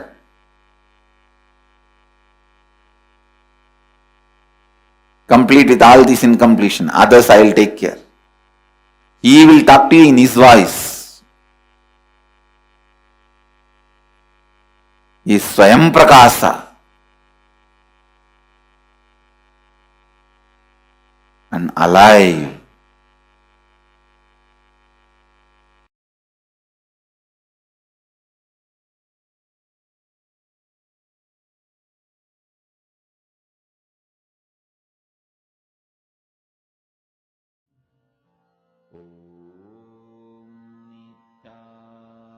So powerfully Bhagavan revealed how Mahar Kālabhairava can make any incompletion just irrelevant for you. How he can complete all your incompletions. How he can complete anything that is stopping you from experiencing completion in your life for you. Bhagavan Mahar Kālabhairava can just complete it for you.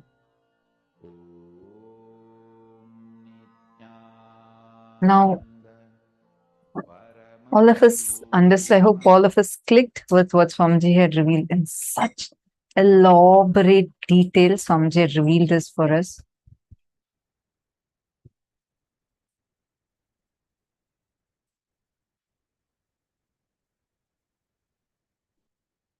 And Swamiji explained, who is Bhagavan Mahar Kālabhairava? Actually, it comes, the Dhyana Shloka comes so beautifully. Gakharo bhairavam yeyam muktabham shatrunashanam Akara kala bijam cha kalam sarvajayam bhaved. The letter Ga is related to Bhairava. It is in the color of pearl and it has the power of destroying the enemy. The letter Nga is related to Kaladeva and it is in the color of black. It has the power of bestowing victory in all endeavors. Life is run by Kalabhairava, Kala. If you stand up with powerfulness, he will mirror that. If you stand up with powerlessness, he will mirror that. Understand? Like what Swamiji is saying, right? Like whenever you stand, take the side of completion. Kalabhairava smile will be visible to you and he will just create universes for you with his one smile. If you side the side of incompletions, then you will see the grinding sharp teeth of Kalabhairava. Whether do you want to see the long protruding teeth of Kalabhairava or do you want to see the most compassionate smile of Bhagavan Mahar Kālabhairava? It is up to you because he is for you. For you, he is in your side for your completion. He's in your side for you to experience a complete completion. And that is actually Mahar Kālabhairava is the most ferocious and most compassionate form. If you stand with powerfulness, he'll mirror that. When you take up responsibility, when you stand with responsibility, he'll mirror that. If you stand up with irresponsibility, he will mirror that. If you are powerless, the only thing he will tell you is complete it and get out of it.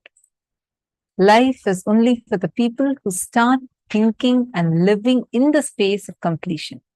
Just to this one logic, the decisions made out of completion fulfills you, and whatever decisions you make out of completion becomes reality. It is your decision, your courage to be in the space of completion. Only that is rewarded. Now, good news is completion is possible. Best news is all you need to do. This is a decision to internalize. You decide.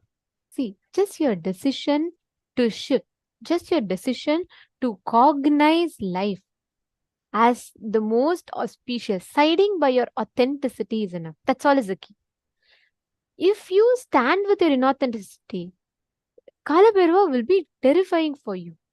If you stand by your authenticity, he will be fighting by your side. He will be your warrior. He will go and fight things for you. So compassionate, right? He's like your army. He's that just for you. Actually, the moment Kalabhairava itself represents the space. He is a lord of time and space, which means to access past, present, or future only with the permission of Kalabhairava you can do. And he's one of the most powerful manifestations of Paramashiva. And especially for the whole Nithyananda Sangha, right? Kalabhairava is somewhat very, very special and dear to us because we always enjoy the Kalabhairava darshans of Swamiji's. The moment, like, actually, Kalabhairava darshans of Swamiji's is a whole another thing, a whole another experience itself. Actually, today we are going to be happy. Go ahead. Sorry, I was just going to say, I'm just so excited. I'm so sorry. I was just going to say, like, today we are going to have the Kalabhairava darshan and like the energy, whenever Kalabhairava lands, the energy is so powerful, like so intense, such that even physically there will be things happening. Like every time we have this grand audiovisual setup, like in Vidhi Adi Kailash, when Swamiji is physically there and giving the darshan, right? Every time Kalabhairava lands, and it's like that moment, you will know when Kalabhairava lands. So Swamiji will be standing with the Trishul, and the moment Kalabhairava lands, Swamiji will start like, levitating and like laugh loudly. And the moment whenever Kalabhairava lands, there'll be like a huge power shut, like because the equipments cannot handle it. It's like they're having triple the force of energy coming, or I think 10 times or 100 times the energy just gushing at them. So all the equipments just lose the connection. At that moment, it'll just break off. So then again, we have to fix it and again restart. It has happened too many times. And same with physically. Swamiji's physical body would become huge. Swamiji will say that it's like 10 times of Swamiji in Swamiji's body is what is Kalabhairava. And we have seen that physically Swamiji's body will grow in size. And I have had a great blessing to witness this physically, where once, so Swamiji was wearing an anklet, a Rudraksha anklet, right? And the anklet was loose.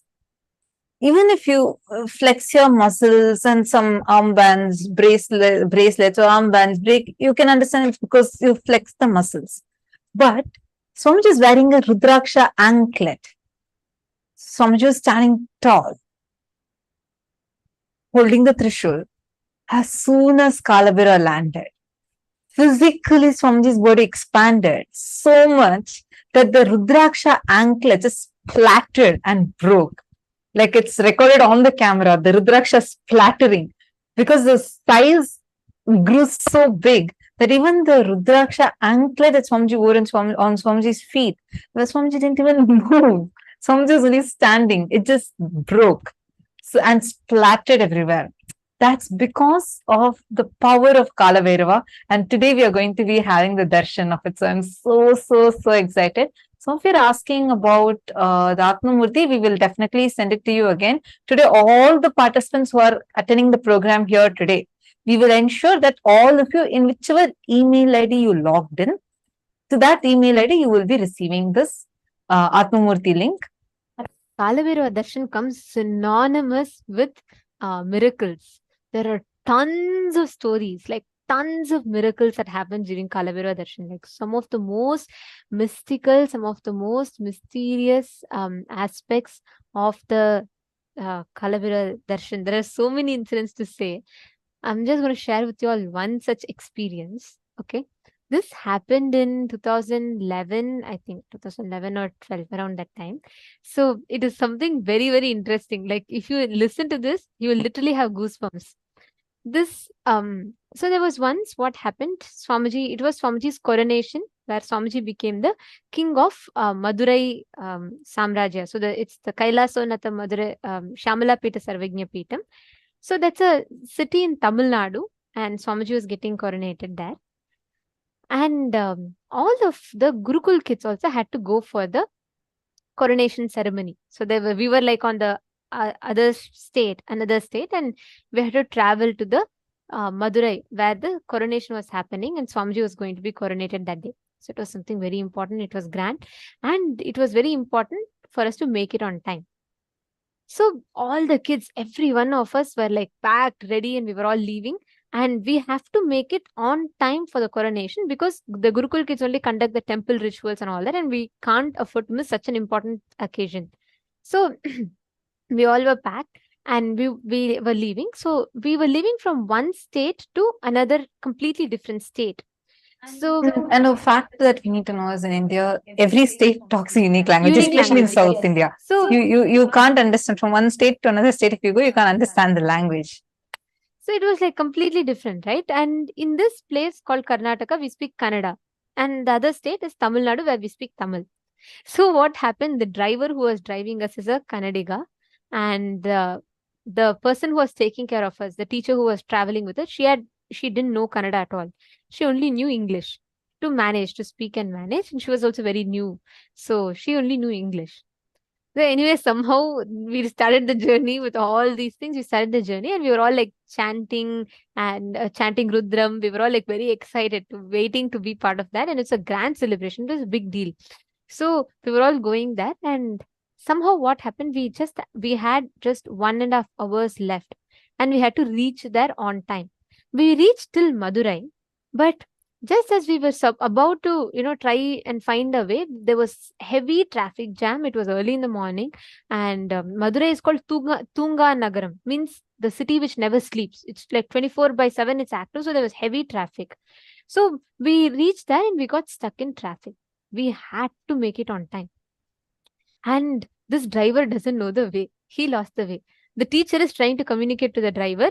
She knows only one language and the driver knows another different language. And she's trying to communicate to him. He's getting frustrated. He's saying, I don't know the way, there's traffic and all that. There's a whole drama going on. So all the Gurukul kids chanted Kalabhairavoham. They all connected. This Swamiji has told, if you once visualize Kalabhairava and chant the Kalabhairavoham fully, holding the visualization of Kalabhairava, Swamiji said Swamiji himself will manifest as Kalabhairava, rotating his Trishula and take care. Okay, so we always do that. We always chant Kalabhairavoham. So all the Gurukul kids chanted Kalabhairavoham. And it was early in the morning, like let's say 2:30 a.m. in the morning, like that. Okay, midnight, early in the morning. And you can't really expect help from somewhere. Out of the blue, a man, okay, climbs into the bus as if the whole bus belongs to him. He just right royally enters into the bus and he's wearing like full bhasma as if he just freshly showered and came, full forehead bhasma, and he's wearing an orange t-shirt and track pants. And this person happens to know Kannada, the exact language that the driver knows, and Tamil and English. To get the whole things, whatever we didn't know, he happened to be the bridge. And he knows the exact place where we need to go for the coronation. He knew everything. So he just climbed and he told the teacher, the teacher who was taking care of us, he said, no, you just relax, I'll take care. And then he spoke to the bus driver. He calmed down the bus driver and he said, this is the way we have to go. And remember, I told you there was heavy traffic. So what he did, he himself got down, went to the road, cleared the whole traffic for our bus to move. That was a traffic jam. And the whole road was fully jammed. But somehow he made way for our bus to move. Okay, it doesn't end here. We all went, and right after that, in less than like 5 minutes, he got us out of there and we made it on time. We reached there and we just landed and the coronation was about to begin and all the kids just rushed in there. Okay. And actually, I want to add something here. Exactly at that time, one of the mentors, the teachers that were there with the kids, the children, like after sending them to thank him. And she wanted to encourage him also to come and attend the satsang. So she went and thanked him and asked for his number. He gave his phone number. And then the teacher, and she even checked the phone number. She called and checked. It was ringing. She checked the phone number. And then she told him that, every day we have satsang. And like she invited him to come and attend that day satsang. And he gave a very mystical answer. He smiled and said, yes, I do attend it every day. I do come every day. And she couldn't understand his statements were not clearly clear. It was very mystical statements. So he said yes, I do come every day. And it was very, like she said, it was very mystical. And we didn't catch, the teacher didn't quite catch it. And then nobody has ever seen him. Nobody's ever seen that person. But he had like complete ownership of the whole thing, right? And so we took this number. Remember this part because it's going to come back later. So we took this number and everything. But by the time we could thank him properly, like the teacher was trying to get kids inside first and make sure all the kids were safe and, we're getting ready for the coronation. In that whole thing, we could not really completely thank him. But when the teacher turned back looking for him, that person had disappeared. Like he was not there. He was nowhere to be seen. But she was too busy with the coronation that was happening. So she took all the kids and we all went, attended the coronation, everything. And right after the whole coronation, all the kids also remembered. They wanted to thank this person who had come there, right? And the teacher tried to call the person to thank him. Remember, he gave the phone number, but the phone number said the number does not exist. The same number which she called when he was there, which rang that time, now says the number does not exist. She was surprised. All the kids were very curious. How did this whole thing seem like out of the blue? Someone coming, he knows the exact language we didn't know, and it was like 2 a.m. in the morning. And he comes wearing bhasma at 2 a.m. And he knew the exact language, place, everything. So the kids decided to ask it to Swamiji during Kalabhairava Darshan. Okay, so they wrote the whole incident, and Kalabhairava Darshan is where Swamiji will manifest Kalabhairava and give us answers to our questions. So the kids wrote this whole experience. They said, this is what happened, Swamiji. And we were stuck in the bus like this. And this person came and helped. And they asked, who is this person? Okay.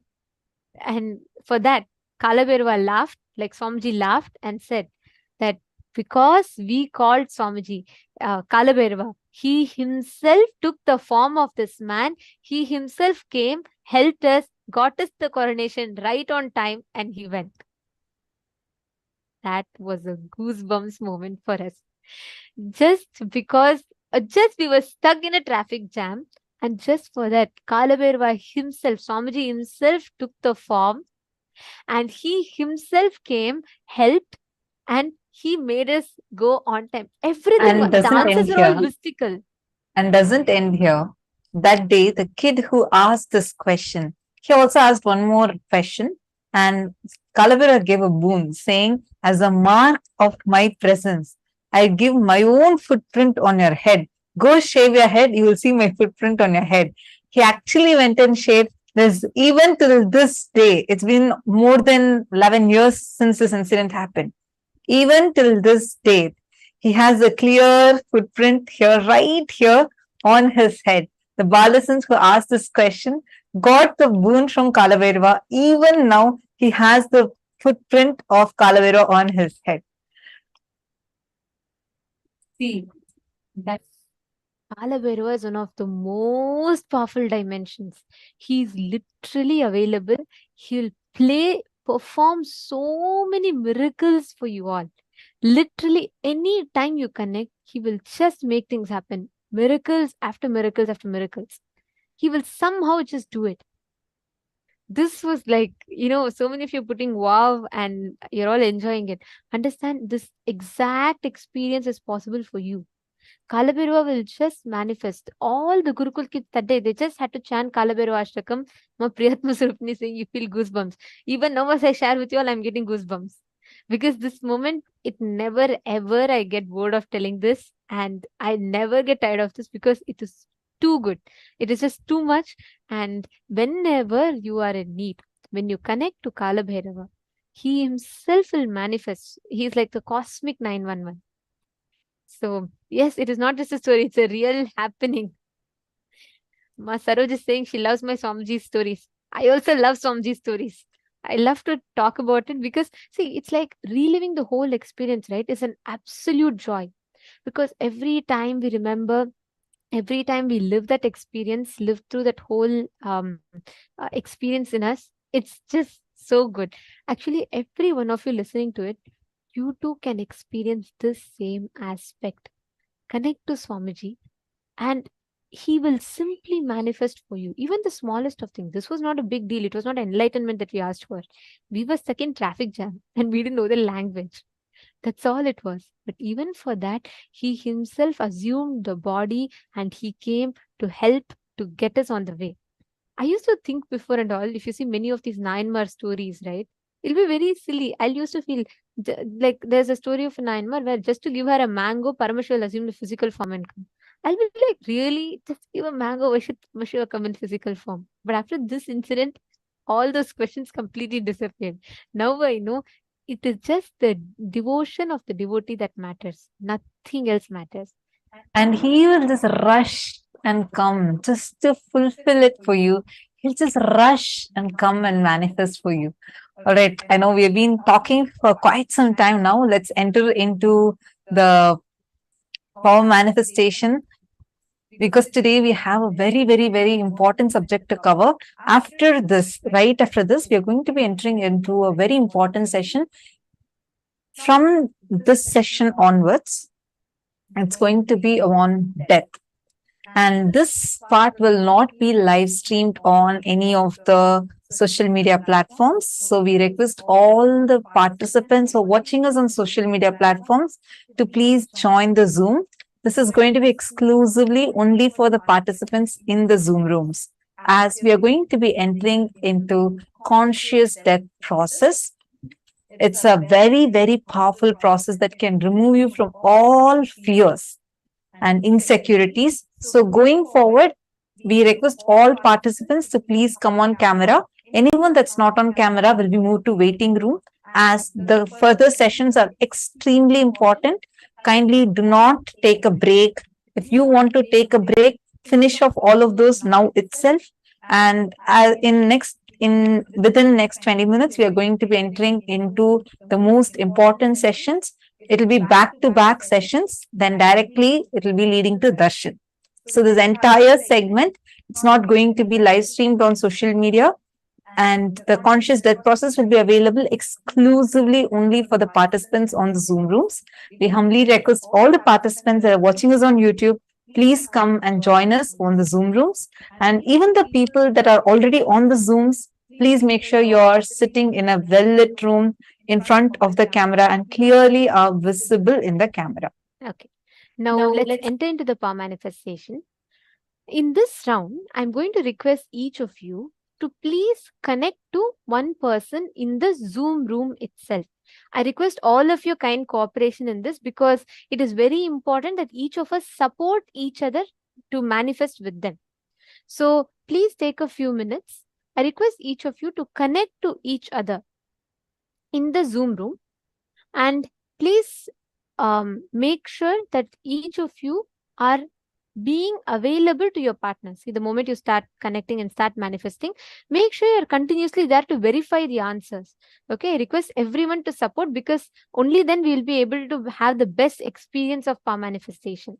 So in this round, what each of you are going to do is, you're going to be manifesting the ability to identify what happened in the person's life on a particular date.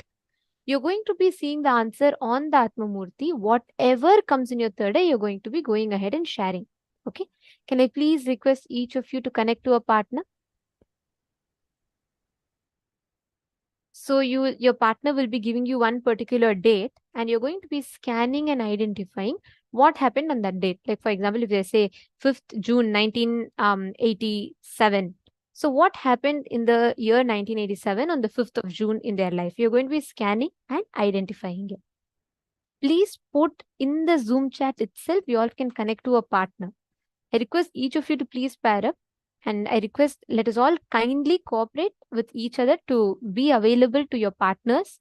Make sure you're verifying the answers so that they're able to manifest, they're able to know whether they're getting it right or wrong.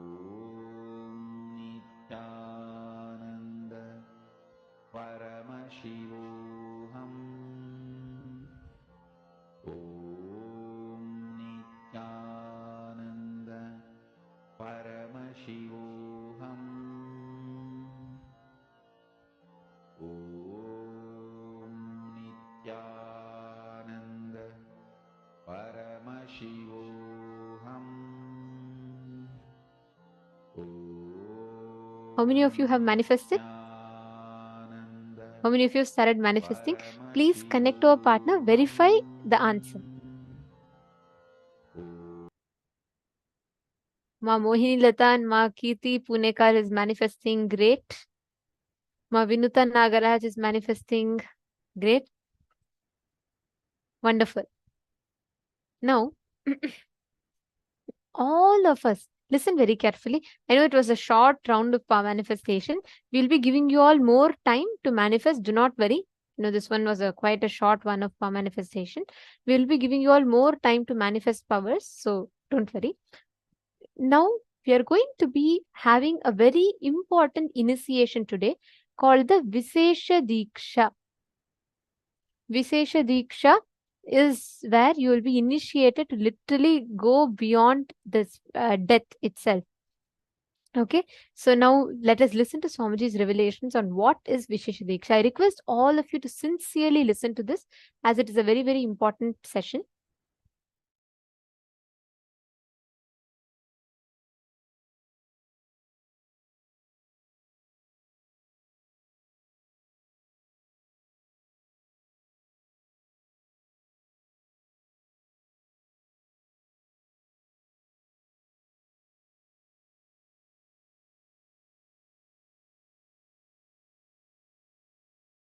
Actually, the Vishesha Dīkṣā is fundamentally initiating you into power manifestation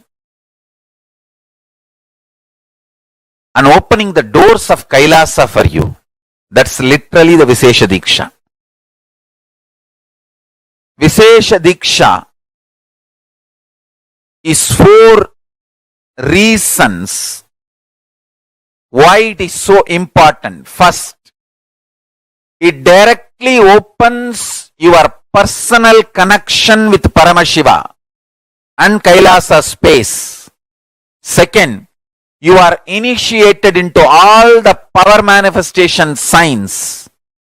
Third, you have personal, intimate version of Paramashiva, Atma Linga, for yourself. Fourth, unimaginable benefits, health, spiritual, everything starts with this initiation.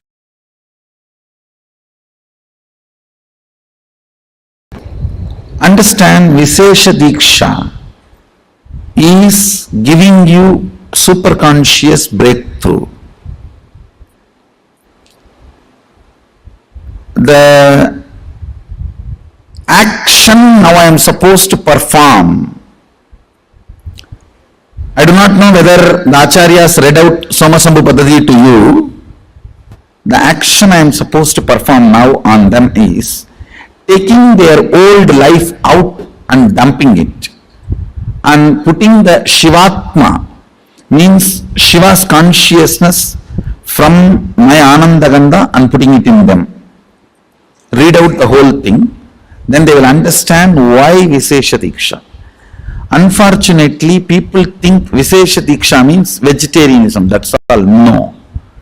Shaivam is not just Shaiva meal, Shaiva life. It is initiations you receive and few minutes every day you spend to bring yourself to the oneness.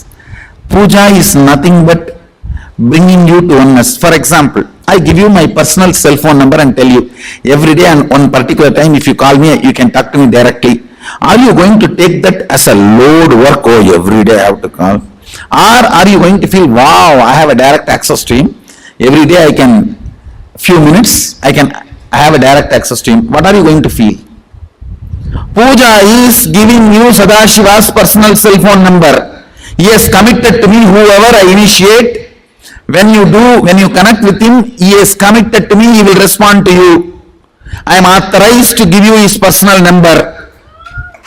Puja is nothing but giving you the authorization to call him at particular time. And he has committed to me, he will respond to you.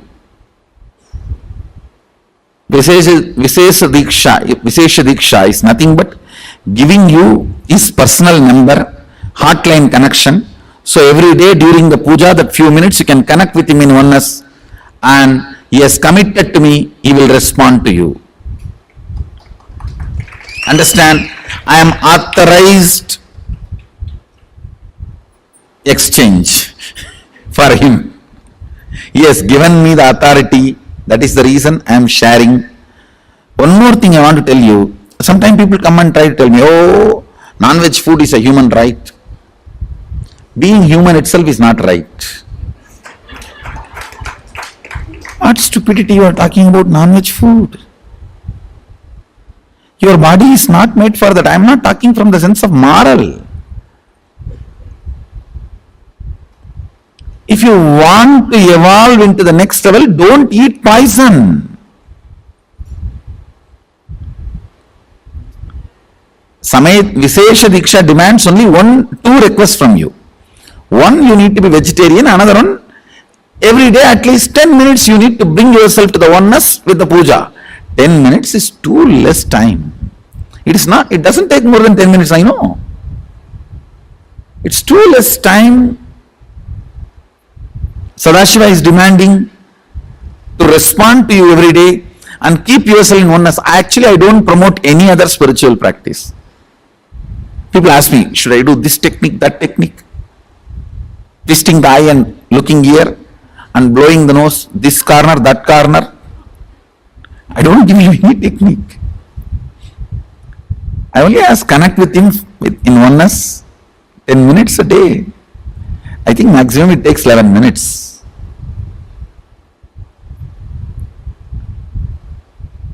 Anybody who listens to my words, I will strongly recommend you take Vishesha Dīkṣā and become vegetarian. That will really help you. You cannot compare, understand? Whether you paid some 5,000 and came for NKY or paid few lakhs and came for MSS, that is not going to decide whether you are going to continue to manifest power and live manifesting powers. Whether you take Vishesha Dīkṣā or not is only going to decide whether you are going to manifest powers or not. So please understand, the secret is in initiations and aligning yourself to the oneness, that's all. So I have to be integrated to Mahadeva, so I am revealing the truths as it is.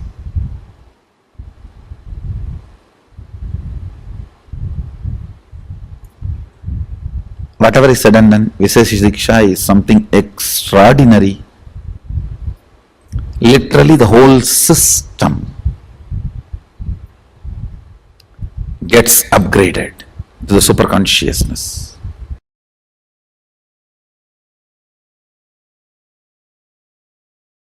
I tell you, in my whole life, it is Nitya Puja, that gave me all the best things of life. Everyday puja, relating with the deities, is the best stress buster. Touch the deities, do decoration, dress up. Even now my best time of the day is when I sit with my deities. When I sit with my deities.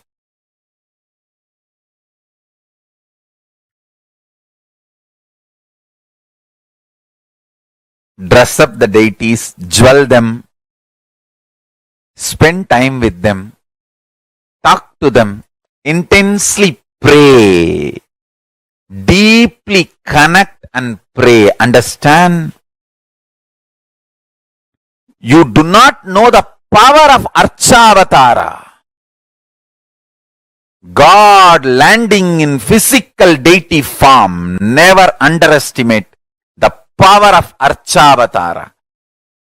The Archavatara is equivalent to living avatara. What living avatar can do to you, an Archavatara can do. Atma Linga I am giving to all of you is literally living Archavatara. Is a piece of God. Literally. Receive Atma Linga. Do puja every day. That is your ultimate human right and divine right. Please understand. Receiving Atma Linga and doing puja every day is literally awakening your consciousness, connecting yourself with Paramashiva. I tell you, every day, connecting with Paramashiva is such ultimate.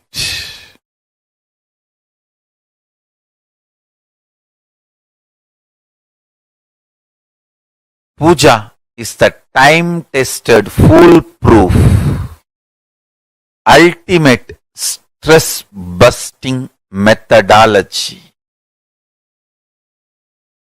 Life of bliss, ecstasy, powerfulness.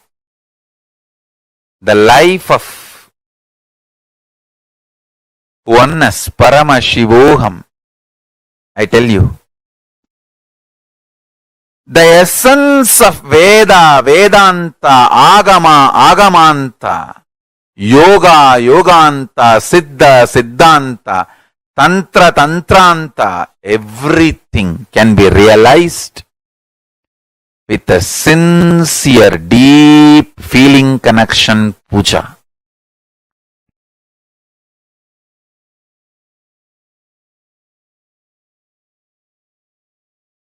Puja is the ultimate. Especially Nitya Puja. It is just unimaginable lifestyle. We should make as many deities as possible and as many temples as possible. As many people should be inspired, initiated to do Nitya Puja.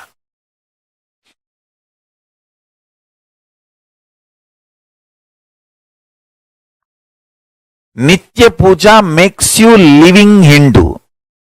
Nitya Puja makes you practicing Shaivite. Nitya Puja makes you as living my disciple. Because I myself do Nitya Puja every day. Even if I am in deep Samadhi, I get up, do my morning rituals and do the Nitya Puja and again rest in Samadhi. I may not eat for days, but I will never miss Nitya Puja.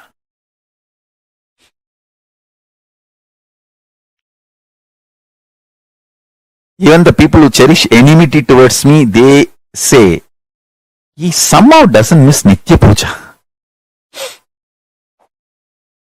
I may miss eating, I may miss sleeping, I may miss drinking water, I may miss anything but not Nitya Puja.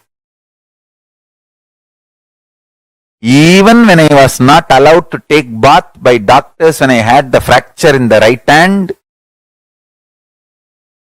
I'll wipe the body.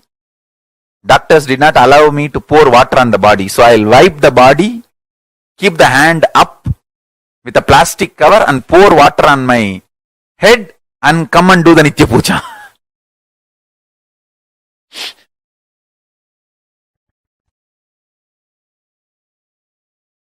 I may miss eating, I may miss sleeping, I may miss drinking water. I may miss anything but not Nitya Puja. I may miss food, I may miss eating, I may miss sleeping, I may miss drinking water, I may miss anything but I will not miss Nitya Puja. And I strongly recommend all my disciples to develop this as your lifestyle. Nitya Puja is the ultimate lifestyle. Puja is the time to connect with Paramashiva. Actually, puja is the personal, intimate time with Paramashiva.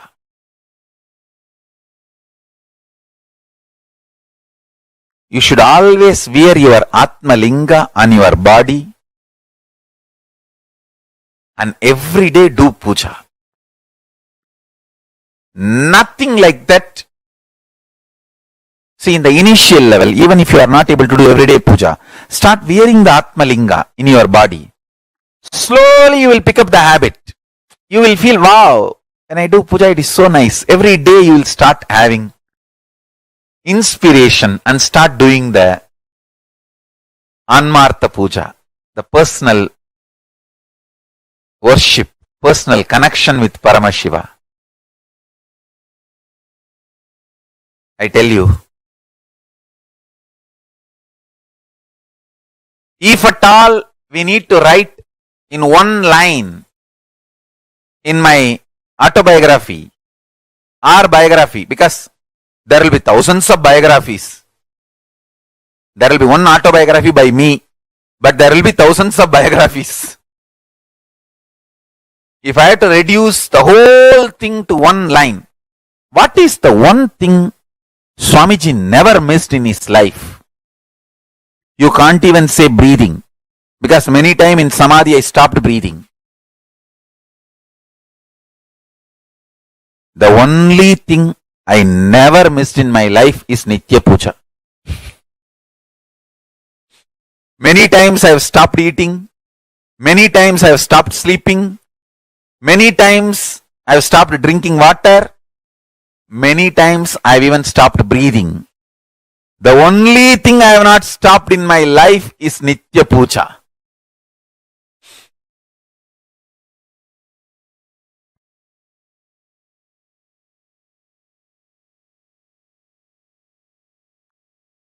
Understand, it is that important.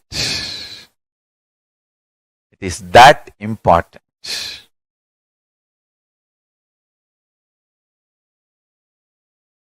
Nitya Puja cleans your whole system, detoxes, ripes your consciousness, makes your consciousness open up in your system. The essence of Veda, Vedanta, Yoga, Yoganta, Agama, Agamanta, Siddha, Siddhanta, Nada, Nadanta, Bodha, Bodhanta. Everything is Nitya Puja.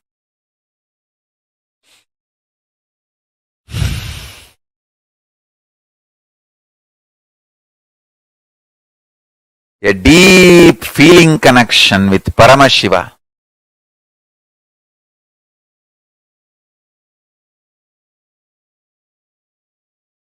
And praying to Paramashiva, connecting with Paramashiva, pouring yourself at the feet of Paramashiva is Nitya Puja.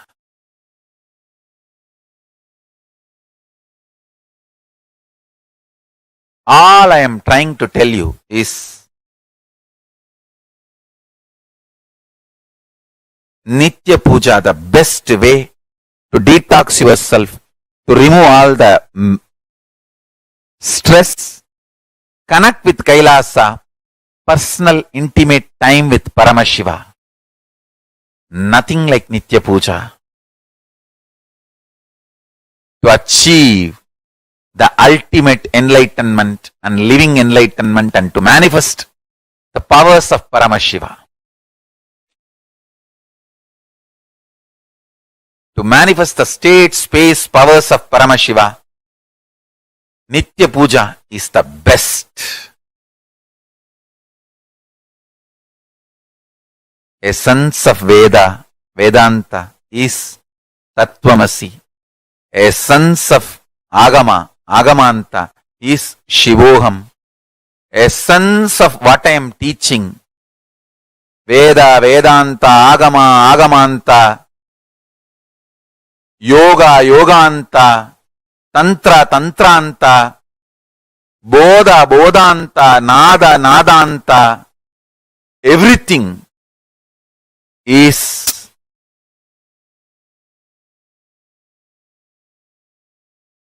Om Nithyananda Paramashivoham, that can be experienced through Nitya Puja every day. So,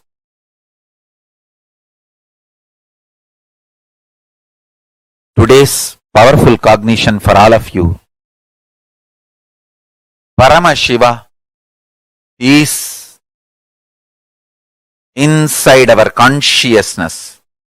Nitya Puja is the time to connect with Paramashiva and have personal, intimate experience with Paramashiva. Sit straight, meditate on this powerful cognition. With intense chanting of Mahavagya, I'll guide you to have a direct experience of Kailasa and Paramashiva now. Sit straight. Have intense, vibrant chanting of Mahavagya, Om Nithyananda Paramashivoham, and connect with Paramashiva and Kailasa.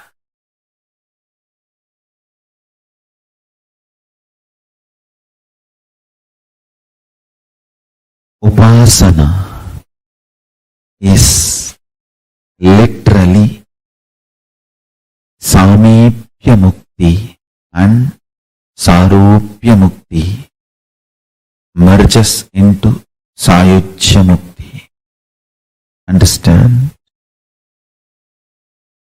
Intense prayer may start as Visishtadvaita, will evolve as Dvaita and raise to Advaita and manifest as Shuddhadvaita.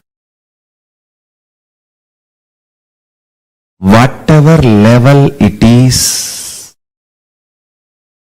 prayer is the most powerful, ultimate way of connecting with Paramashiva. Intense prayer, intense prayer, intense prayer, intense prayer.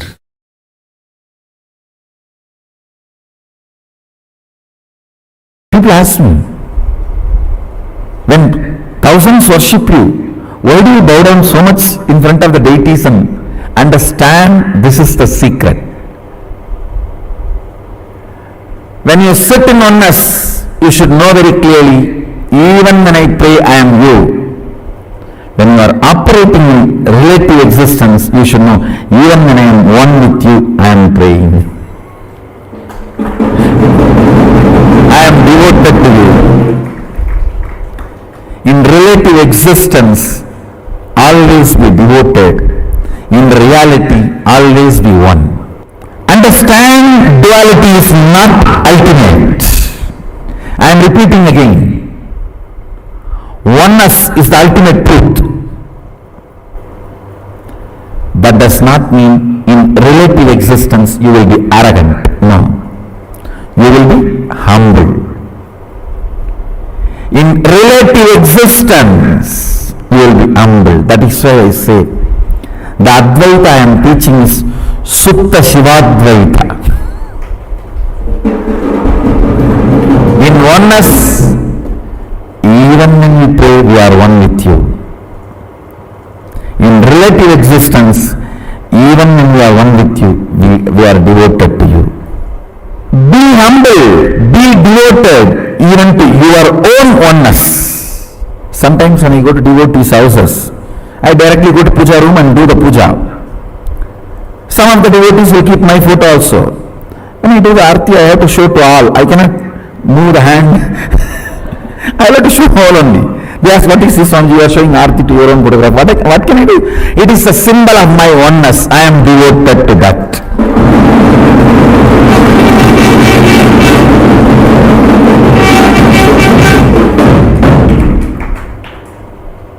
Even I bow down to. See, you have both component. Your oneness, Shuddhatvaita, and your relative existence, to which you are going to be devoted, that is going to manifest in you more and more. That is going to be strengthened in you more and more.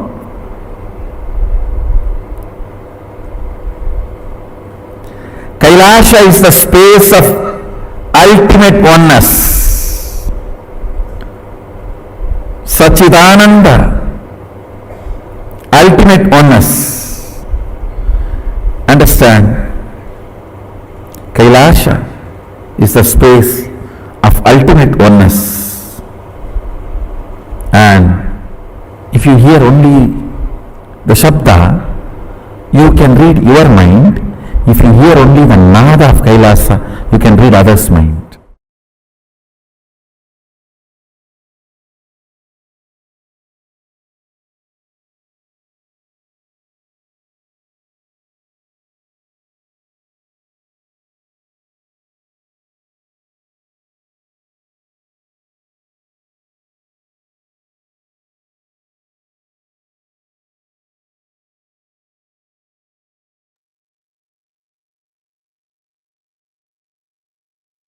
Vishesha Dīkṣā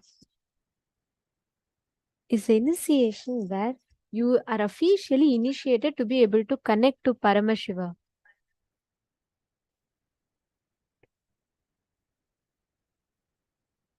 In Vishesha Dīkṣā, you literally get the official initiation where you connect to Paramashiva and become a part of Paramashiva. You are officially enabled to worship Paramashiva.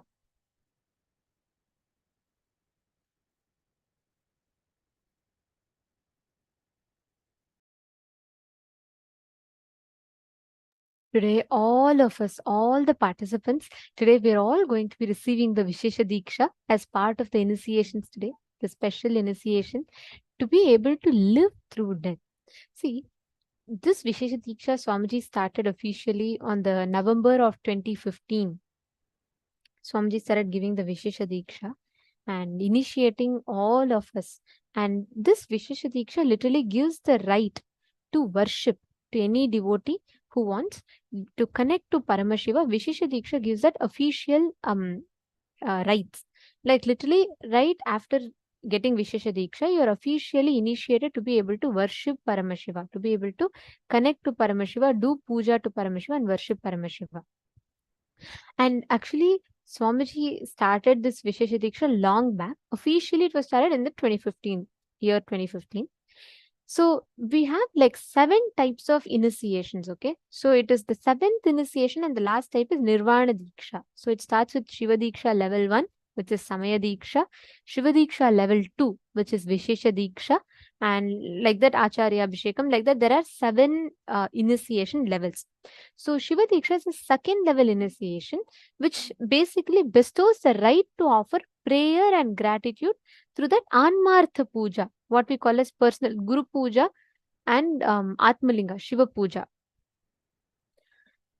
Vishesha Dīkṣā means literally giving you a super conscious breakthrough, where the Guru removes the old inner space, the old life from the disciple and replaces it with Shiva Atma, Paramashiva's consciousness. From his own Anandagandha, Paramashiva extends that to the disciple.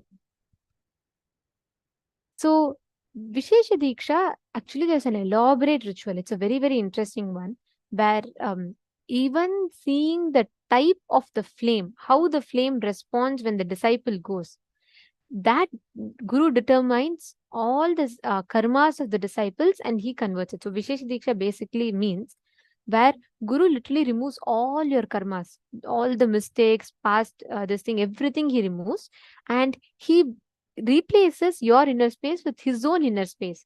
Means he literally like enables you to manifest the experience where his being will be put in your being. Actually, there's a detailed Shastra Pramana given for this from Soma Shambhu Paddhati.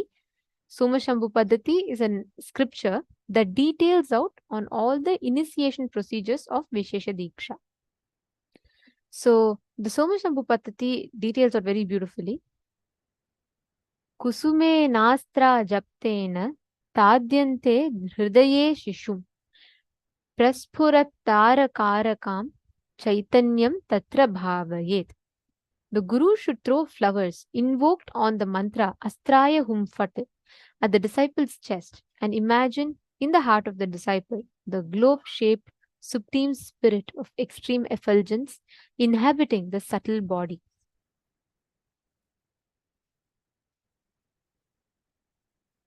This is from the Shiva Dīkṣā Vidhi Patalam in the Soma Shambhu Paddhati.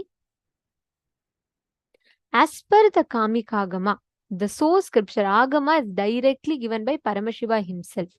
Invocation of Vagishwari, Parashakti, Vagishwara, Paramashiva is done in the heart of the fire, in which Bhagavan Paramashiva has been invoked. And what the process is a very elaborate process that happens and a very powerful process, which is elaborately detailed out in the scriptures.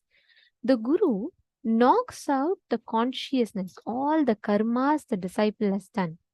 So the Guru literally knocks the heart of the disciple with the flower, visualizes the consciousness sparkling as a star in the heart of the disciple.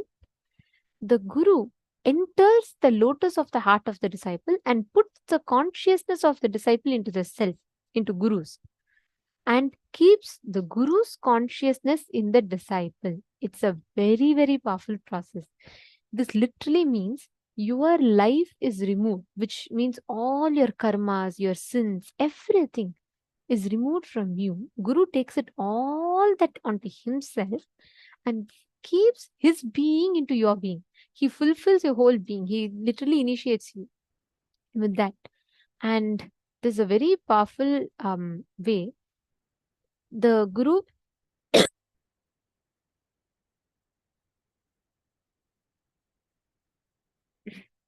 sorry for that.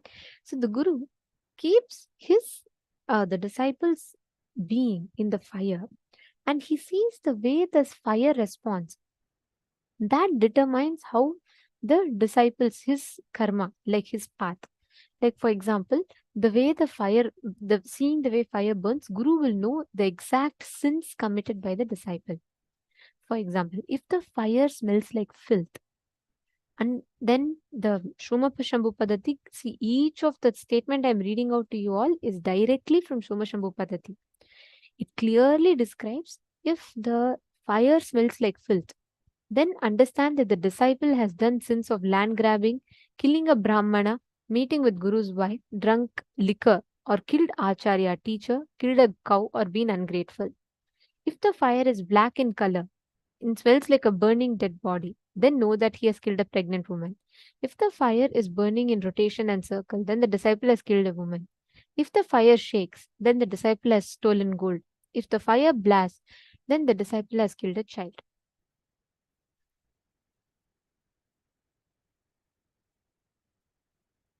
After the Homa is over, the Guru keeps the consciousness, the Atma of the disciple, which is like fire sparks, in the lotus of the heart of the Guru. And Guru takes his own being and reinstalls that consciousness to the disciple. So this process like literally shows us all the different ways in which you can experience the ultimate removal of sins. Of course, what I read to you all is the extreme sins that would have been committed. Even if not, the whole life span, all the sins that you might have committed, the Guru literally removes all of them and he replaces that with his own being, where he empowers you to manifest whatever you want as reality. So the Vishesha Dīkṣā is a very, very beautiful experience in itself to just have it. And lifestyle after Vishesha Dīkṣā. There are several lifestyle changes that we need to make. First and foremost important principle to follow is right after receiving Vishesha Dīkṣā, you will perform Nitya Puja daily to Guru Padukas and Shiva Puja to Atmalinga every day.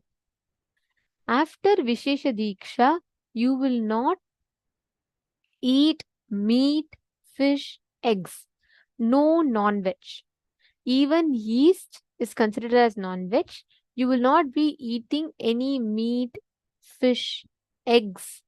You will not be eating any of this. If you are taking Vishesha Dīkṣā today, you should not partake any non-vegetarian food. So these are all given in the Agamas itself.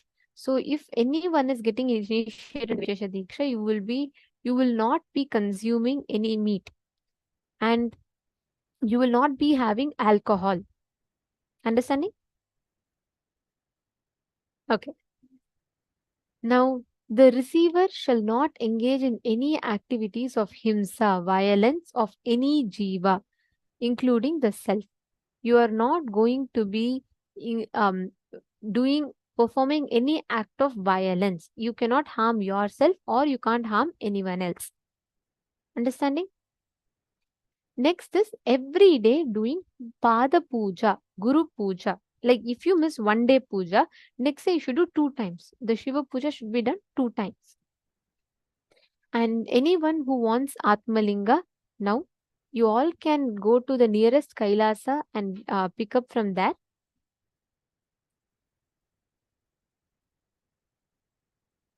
So can you tell us which material we need? You don't need any particular material for today's initiation, because today's initiation, the Homa is going to happen and you're going to be initiated.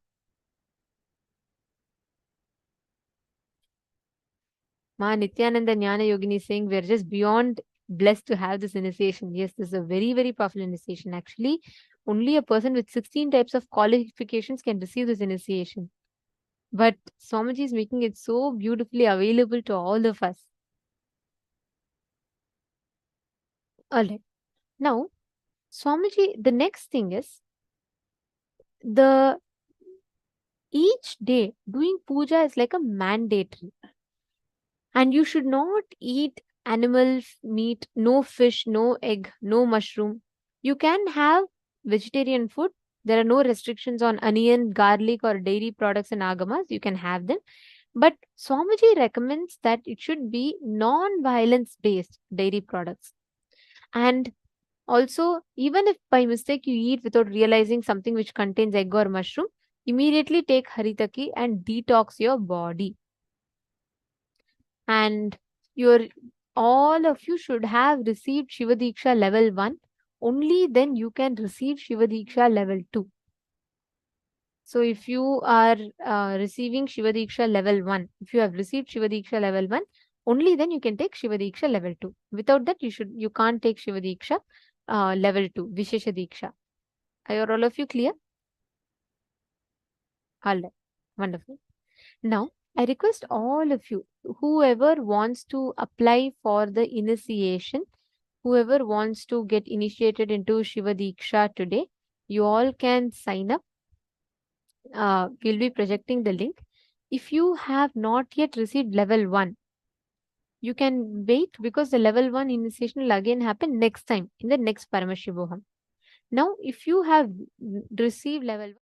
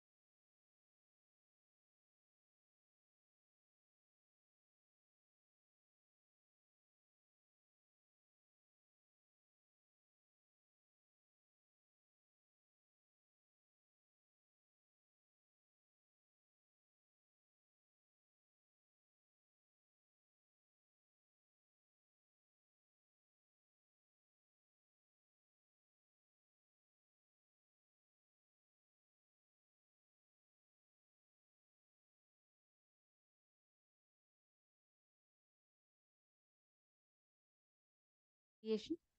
Hope all of you who have want to receive the initiation have signed up. I'll take all of your questions. But now we're all going to be entering into the death meditation process. So all the viewers watching us on social media, all the viewers that are watching us on YouTube, Facebook, and various other social media platforms, we will now be ending the live stream on all the social media platforms.